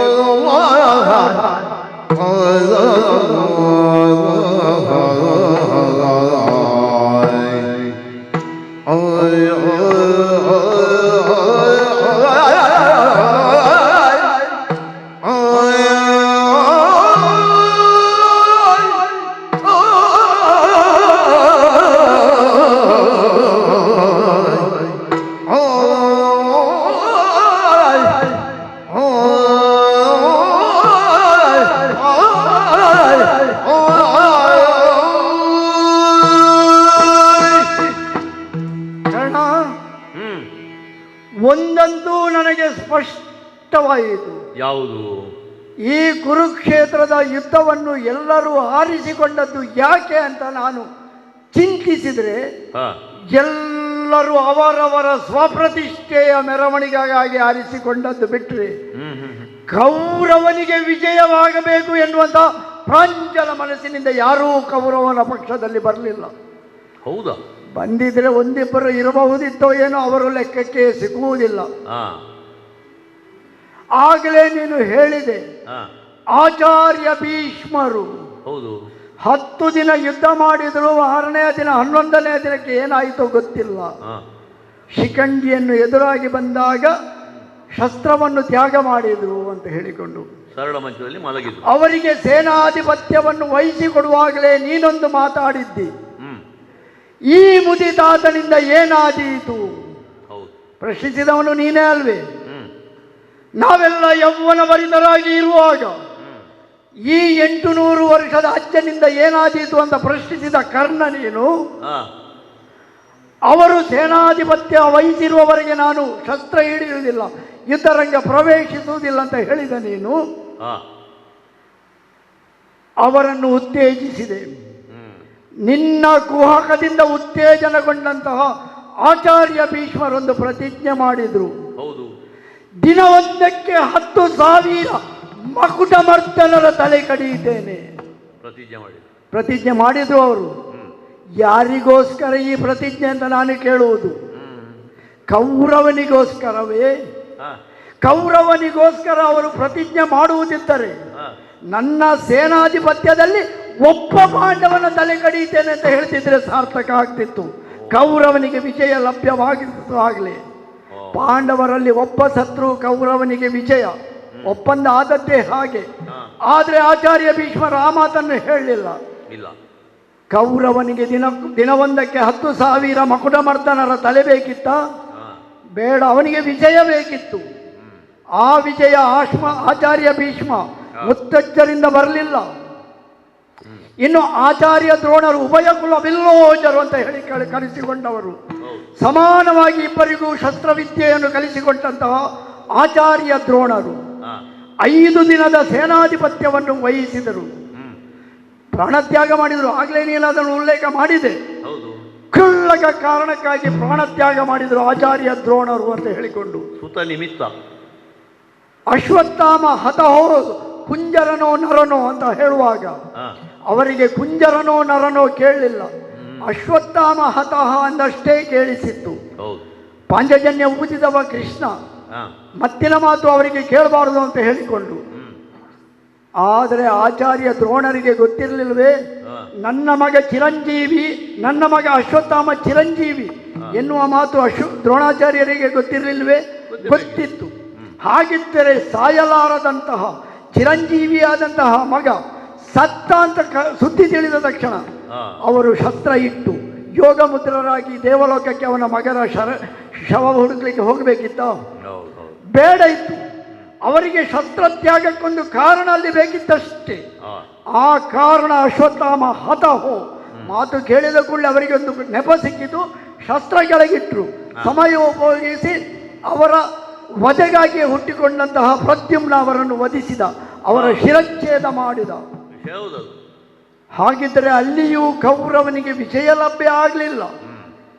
ಕೌರವನಿಗೋಸ್ಕರ ದ್ರೋಣಾಚಾರ್ಯರು ಹೋರಾಡಿದ್ರು ಅಂತ ನಾವು ನಂಬಿದ್ರೆ ಅದು ಕೇವಲ ನಮ್ಮ ಭ್ರಮೆ ಅಷ್ಟೇ.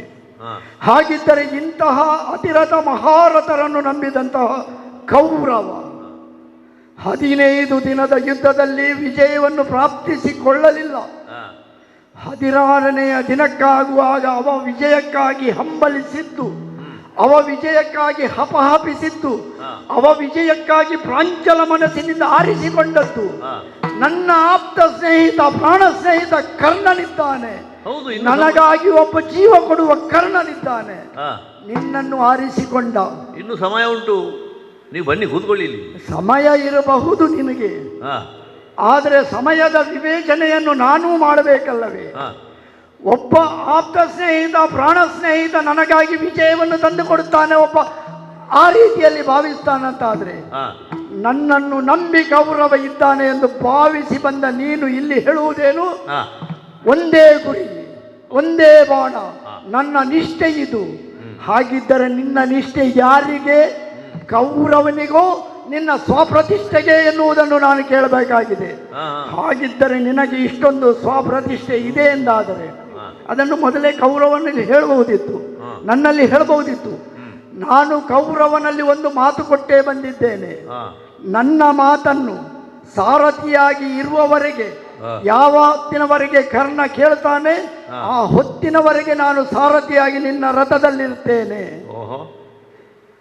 ಈಗ ನನ್ನ ಮಾತನ್ನು ಕ್ಷಣ ಕ್ಷಣಕ್ಕೆ ನೀನು ತಿರಸ್ಕರಿಸ್ತಾ ಇದ್ದಿ.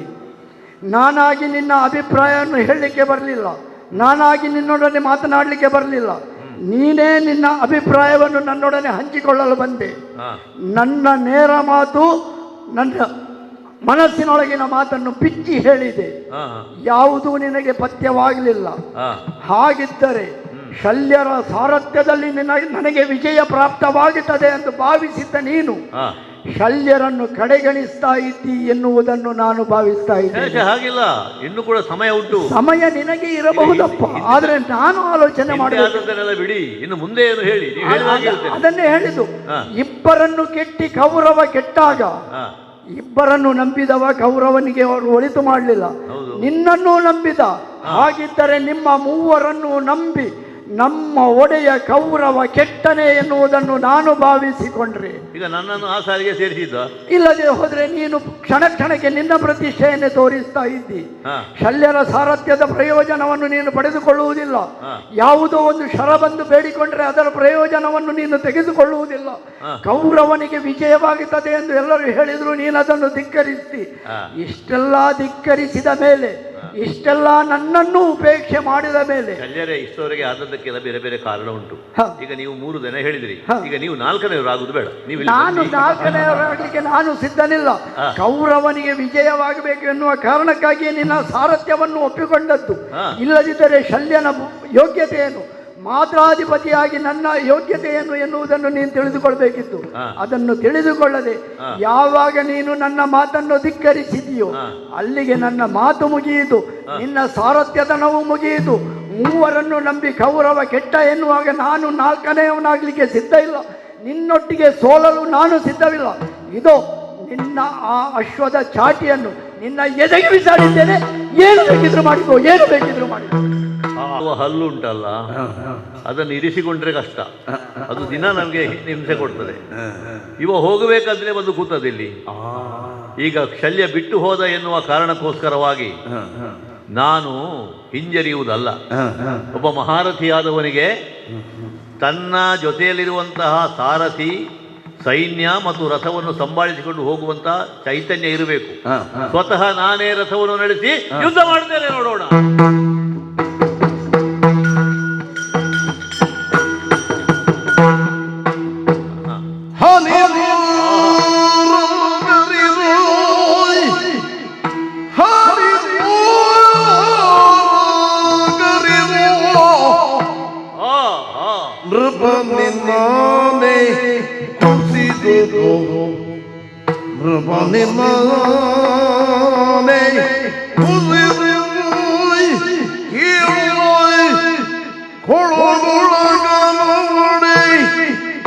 ಕೈ ಕಾಲು ನಡುಗಿದು ಧೈರ್ಯ ಸಿರಿದೊಲಗಿ ಕೈ ಕಾಲು ನಡುಗಿದು ಧೈರ್ಯ ಸಿರಿದೊಲಗಿ ಶಿವ ಶಿವ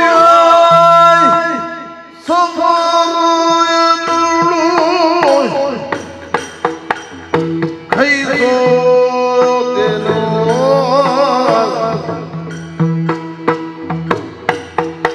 ಶಿವ ಶಿವ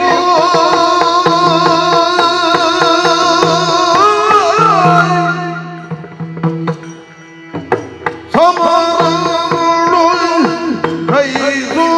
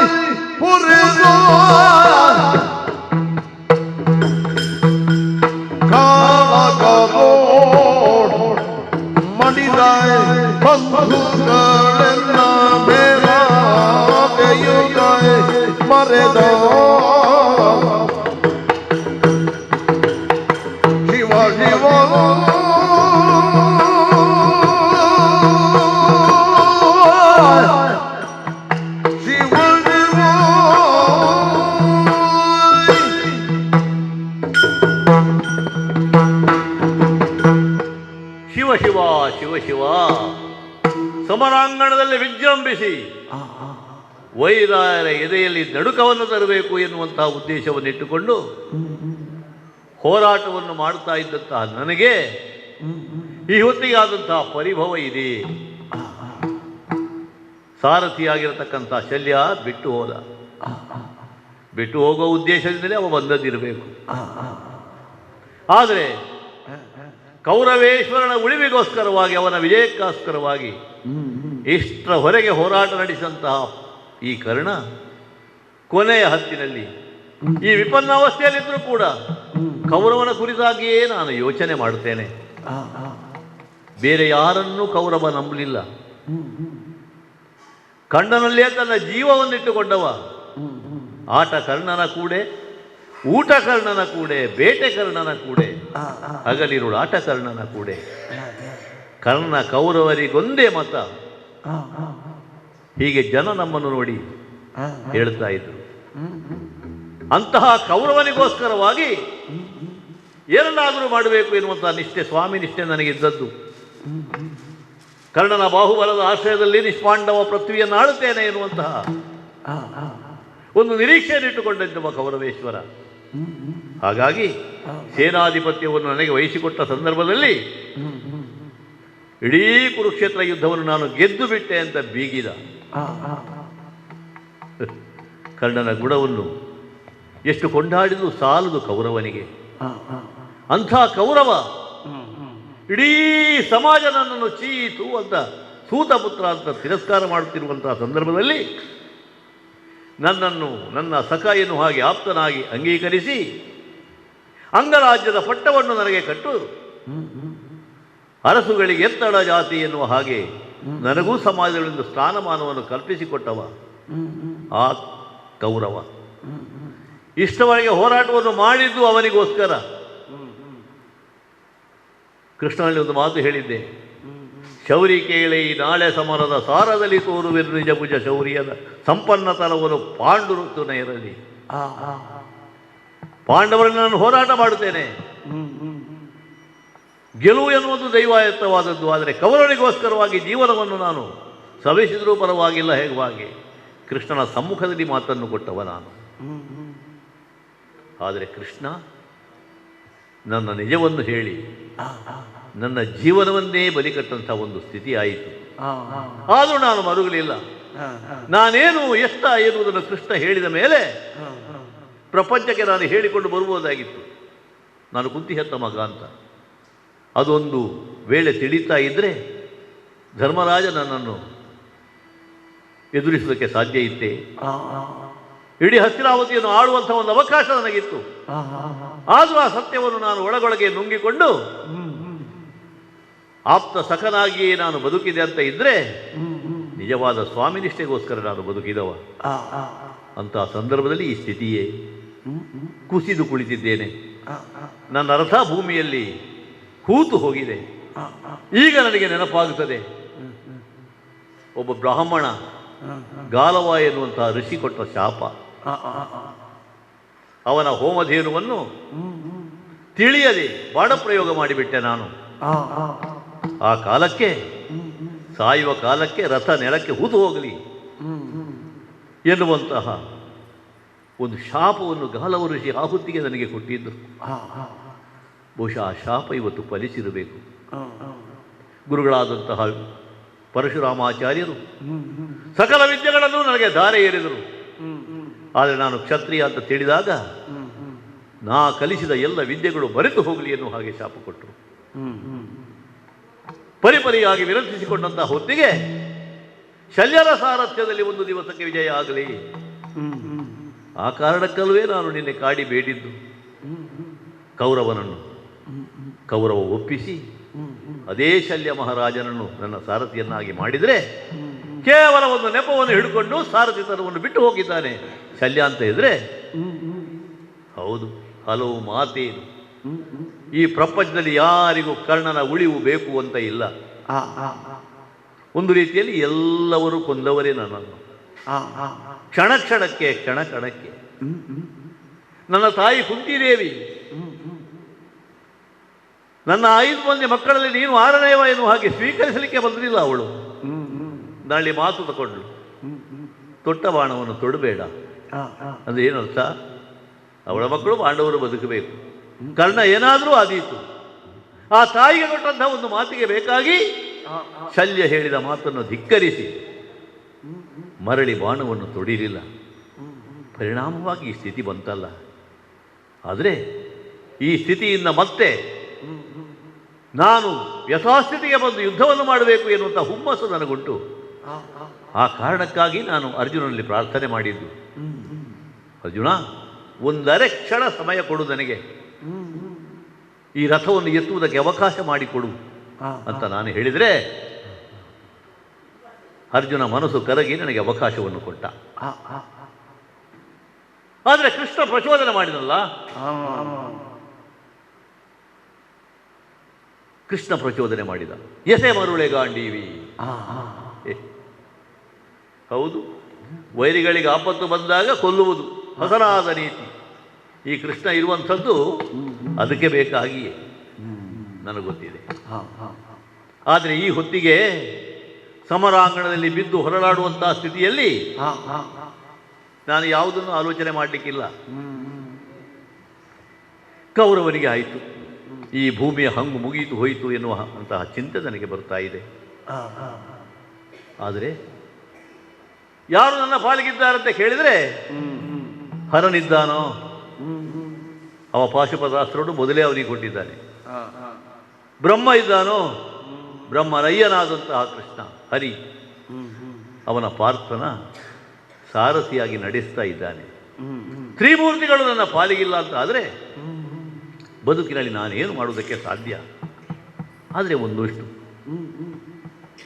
ನ್ಯಾಯಕ್ಕಾಗಿ, ನಿಷ್ಠೆಗಾಗಿ, ಧರ್ಮಕ್ಕಾಗಿ ಬದುಕನ್ನು ಸವಿಸಿದಂತಹ ನಾನು ಕೊನೆಯ ಕಾಲಕ್ಕೆ ಸಲಹಿದೊಡೆಯನ ಜೋಳವಾಳಿಗೆ ತಳೆಯ ಮಾರುವುದೊಂದೇ ಪುಣ್ಯದ ಕೆಲಸ. ಬೇರೆ ಏನು ಮಾಡಲಿಕ್ಕೆ ಸಾಧ್ಯ ಇಲ್ಲ ನನಗೆ. ಯಾವುದನ್ನು ಕೊಡಬಹುದು? ಸಲಹಿದೊಡೆಯನ ಜೋಳವಾಳಿಗೆ ಅವನ ಅನ್ನದ ಋಣಕ್ಕೆ ತಲೆಯ ಮಾರುವುದು. ಅವ ಬೆಳೆಸಿದಂಥ ಈ ಶರೀರ, ಅದನ್ನು ಕಾಣಿಕೆಯಾಗಿ ಕೊಡಬಹುದು ಹೊರತು ಬೇರೆ ಏನೂ ಅಲ್ಲ. ಆದರೆ ಒಂದು ಆಸೆ ಉಂಟು, ಮರಣವೇಲಕ್ಕೆ ಕೃಷ್ಣನನ್ನು ಕಾಣುವ ಸುಕೃತ ಫಲ. ಈ ಕೃಷ್ಣ ಅಲ್ಲ, ಸಾರಥಿಯಾದ ಕೃಷ್ಣ ಅಲ್ಲ, ನಿಜವಾದ ಹರಿದರ್ಶನ ಆದರೆ ನನ್ನ ಬದುಕು ಸಾರ್ಥಕ ಅಂತ ಲೆಕ್ಕ. ಪ್ರಪಂಚ ಎಲ್ಲ ನನ್ನನ್ನು ಹೇಳಿತು, ಅರ್ಧರಥಿಕ ಕರ್ಣ, ಅರ್ಧರಥಿಕ. ಅದೇ ಸ್ವಾಮಿ ಮುಂದೆ ಬಂದು ನೀನು ಮಹಾರಥಿಕರ್ಣ ಮಹಾರಥಿಕರ್ಣ ಅಂತ ಹೇಳಿದನಲ್ಲ. ಹಾಗಿದ್ರೆ ಗುಣಗ್ರಾಹಿಯಾದಂತಹ ಪರಮಾತ್ಮ ನನಗೆ ಆ ರೀತಿಯದ್ದಾದಂತಹ ಒಂದು ಮೆಚ್ಚುಗೆಯನ್ನು ವ್ಯಕ್ತಪಡಿಸಿದ್ದ ಅಂತ ಇದ್ರೆ ನನ್ನ ಅಂತ್ಯಕಾಲಕ್ಕೆ ಖಂಡಿತ ದರ್ಶನವನ್ನು ಕೊಟ್ಟಾನು. ಹರಿ ಹರಿ ಬಂದು ಹರಿಯು ಕಪಟ ವೇಷದಿಂದ ಸೂರ್ಯನ ಕೂಡಿ ಉದಂತ ಜಾಗದೊಳಗೆ ನಿನ್ನಲ್ಲಿ ಕುಂದು ಗಾಣೆ ತಂದೆ ಇಂದು ಪೂರೈಸುವುದು ರಾಧೇಯ ಬಂದು ಹರಿಯು ಕಪಟ ವೇಷದಿಂದ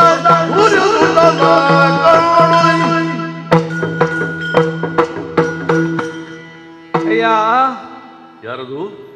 ಏನಾದರೂ ಒಂದು ದಾನ ಮಾಡಯ್ಯ, ದಾನ ಮಾಡು. ವೃದ್ಧರಾದಂತಹ ಬ್ರಾಹ್ಮಣರು. ಹೌದಯ್ಯ.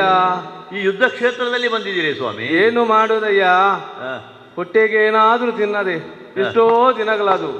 ಅದಕ್ಕೆ ಏನಾದರೂ ಇದ್ದರೆ ಒಂದು ದಾನವನ್ನು ಮಾಡು ಅಂತ ಕೇಳಲಿಕ್ಕೆ ಬಂದಿನಲ್ಲಿ. ಸ್ವಾಮಿ, ನಾನಿರುವುದು ಯುದ್ಧ ಭೂಮಿಯಲ್ಲಿ. ಕೊಡು ಅವನಿಗೆ ಮನಸ್ಸಿದ್ದರೆ.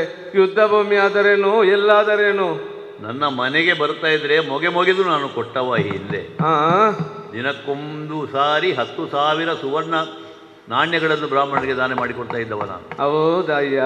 ಅಂತಹ ದಾನಶೂರ ಅಂತ ಕರೆಯಲ್ಪಟ್ಟ ಕರ್ಣನಲ್ಲಿ ಏನು ಇಲ್ಲ ಅಂತ ಹೇಳಿಸ್ಲಿಕ್ಕೆ ಬಂದದ ನೀವು? ಅಯ್ಯ, ಓ, ನಾನು ನನ್ನ ಹೊಟ್ಟೆಗೋಸ್ಕರ ಬಂದಿದ್ದೇನೆ. ಹಾಗಾಗಿ ನೀನು ಇಲ್ಲಿ ಏನಾದರೂ ದಾನ ಇದ್ರೆ ನಿನ್ನಲ್ಲಿ ಇಲ್ಲ ಅಂತ ಹೇಳಲಿಕ್ಕಿಲ್ಲ. ನೀನು ಮಹಾರಥಿ ಕರ್ಣ ಅಂತ ಹೇಳ್ತೀಯ, ದಾನ ಸೂರ ಅಂತ ಹೇಳ್ತೀಯ, ಯಾಕಂದ್ರೆ ಕೊಡುವುದಕ್ಕೆ ಏನು ಇಲ್ಲ ಅಂತ ಹೇಳ್ತೀಯಲ್ಲ ಸ್ವಾಮಿ. ಬ್ರಾಹ್ಮಣರು ನೀವು ಕೇಳಿದ್ರೆ ಇದ್ದದ್ದನ್ನೆಲ್ಲವನ್ನು ಕೊಡುವುದಕ್ಕೆ ಸಿದ್ಧರಾದಂಥವರೇ ನಾವಿದ್ದೇವೆ. ಆದ್ರೆ ಯುದ್ಧ ಕ್ಷೇತ್ರದಲ್ಲಿ ಏನನ್ನು ಕೊಡ್ಲಿಕ್ಕೆ ಸಾಧ್ಯ? ಏನುಂಟು ನನ್ನಲ್ಲಿ ಕೊಡ್ಲಿಕ್ಕೆ? ಅಯ್ಯ, ಅದೋ ಕಾಣ್ತಾ ಇದೆಯಲ್ಲ, ನಿನ್ನ ಕರ್ಣದಲ್ಲಿ ಕುಂಡಲ ಕಾಣ್ತಾ ಇದೆಯಲ್ಲ. ಕರ್ಣನ ಕಿವಿಯ ಕರ್ಣಕುಂಡಲ ನಮಗೆ ಕಾಣಿಸಿದ್ದೆ.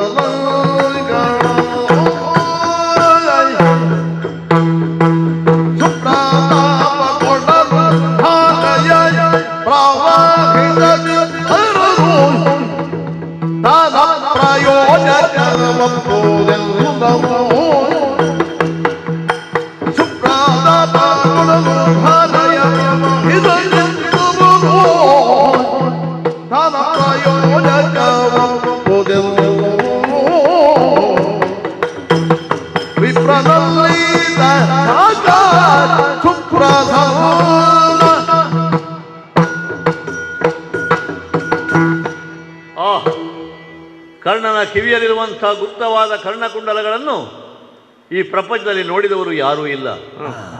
ಹಾಗೆ ನೋಡುವುದಕ್ಕೆ ಸಮರ್ಥರು ಅಂತ ಇದ್ರೆ ಅವರು ಈ ಪ್ರಾಪಂಚಿಕರೇ ಅಲ್ಲ. ಆದರೆ ಈ ಬ್ರಾಹ್ಮಣನೇ ಅದು ಖಂಡಿತು ಅಂತ ಆದ್ರೆ ಇವನು ಬ್ರಾಹ್ಮಣನೇ. ವಿಪ್ರನಲ್ಲೀತ ಸುಪ್ರಸನ್ನ. ಯಾವ ಭಗವಂತ ಹಸ್ತಿನಾವತಿಯ ಅರಮನೆಯಿಂದ ರಣವೀಳ್ಯವನ್ನು ಹಿಡಿಕೊಂಡು ಹೋಗುವಂತಹ ಹೊತ್ತಿಗೆ ಕಣ್ಸನ್ನೆಯಿಂದ ನನ್ನನ್ನು ಕರೆದು ತೊಡೆ ಸೋಂಕಿನಲ್ಲಿ ಕುಳ್ಳಿರಿಸಿ ನನ್ನ ಜನ್ಮದ ನಿಜವನ್ನು ಹೇಳಿದ. ಅವನ ಸಮ್ಮುಖದಲ್ಲಿ ಆ ಹೊತ್ತಿಗೆ ಡೋಲಾಯಮಾನಸ ಸ್ಥಿತಿಯಲ್ಲಿ ನಾನಿದ್ದೆ. ಕಾದಿ ಕೊಲುವಡೆ ಪಾಂಡು ಸುತರು ಸಹೋದರರು ಕೊಲ್ಲಲಿಲ್ಲ ಕೊಲ್ಲದೆ ಕಾದಿನೇನಾದರೆ ಕೌರವಂಗವನಿಯಲ್ಲಿ ಹೋಗಲಿಲ್ಲ. ಭೇದದಲ್ಲಿ ಹೊಕ್ಕಿರಿದನೋ ಮಧುಸೂದನ, ಭೇದವನ್ನು ತೋರಿಸಿದನೋ ಅವ ಅಂತ ಒಂದು ಕಾಲಕ್ಕೆ ನನಗೆ ಅನಿಸಿದ್ದು ಹೌದು. ಆದರೆ ನನ್ನ ಆತ್ಮಸಾಕ್ಷಿಯನ್ನು ಪರೀಕ್ಷೆ ಮಾಡಿದ್ದಾನೆ.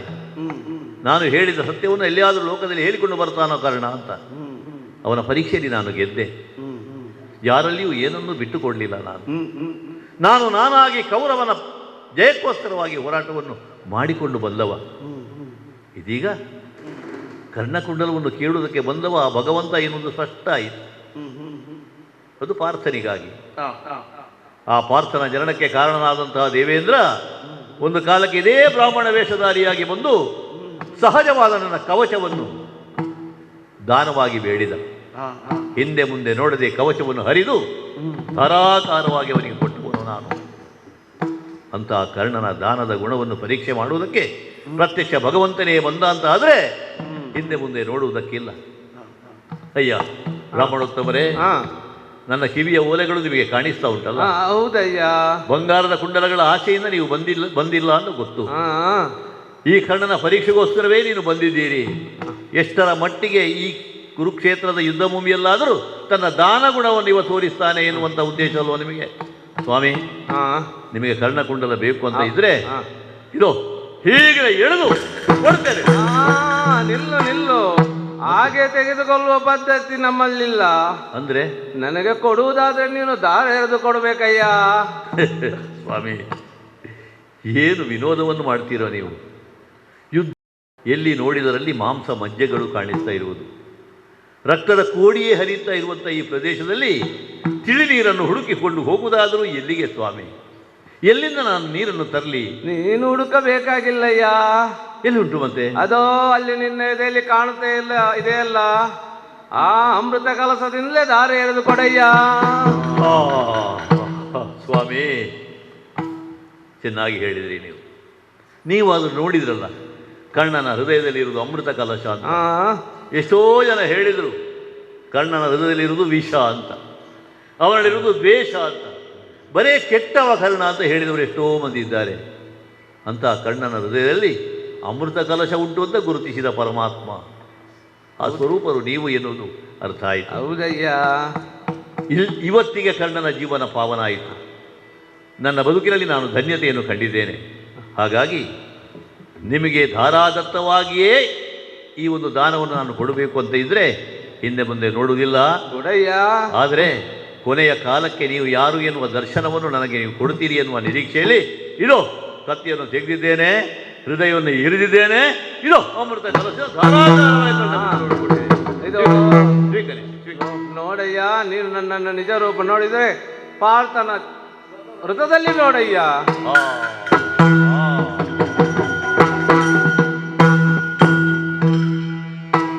ಅರ್ಜುನ, ಇದು ಪಾರ್ವತೀ ದೇವಿ ಕೊಡಲ್ಪಟ್ಟಂತ ಅಂಜನಾಸ್ತ್ರದಲ್ಲಿ ಕರ್ಣನ ಶಿರಚ್ಛೇದವನ್ನು ಮಾಡು.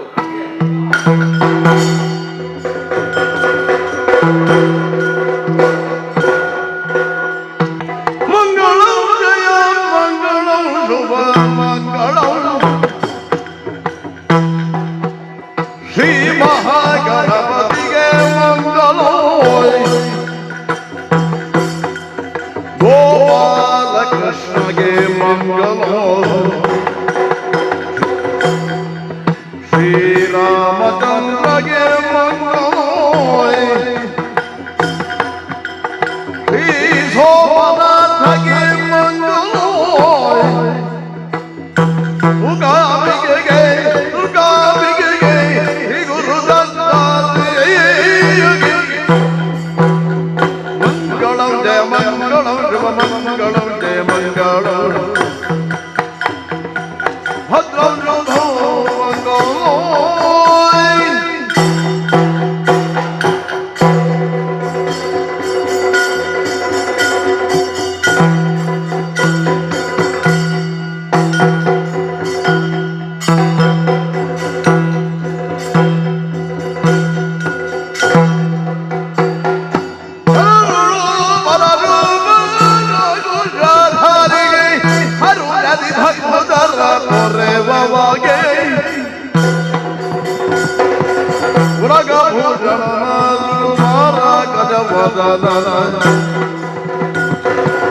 ಶರಣಗಮಲಗೆ ಆರತಿ ಎತ್ತಿರೈ ಆರತಿ ಬೆಳಗಿರೈ ಗಜ ಗಜಮುಖದವಾಗಿ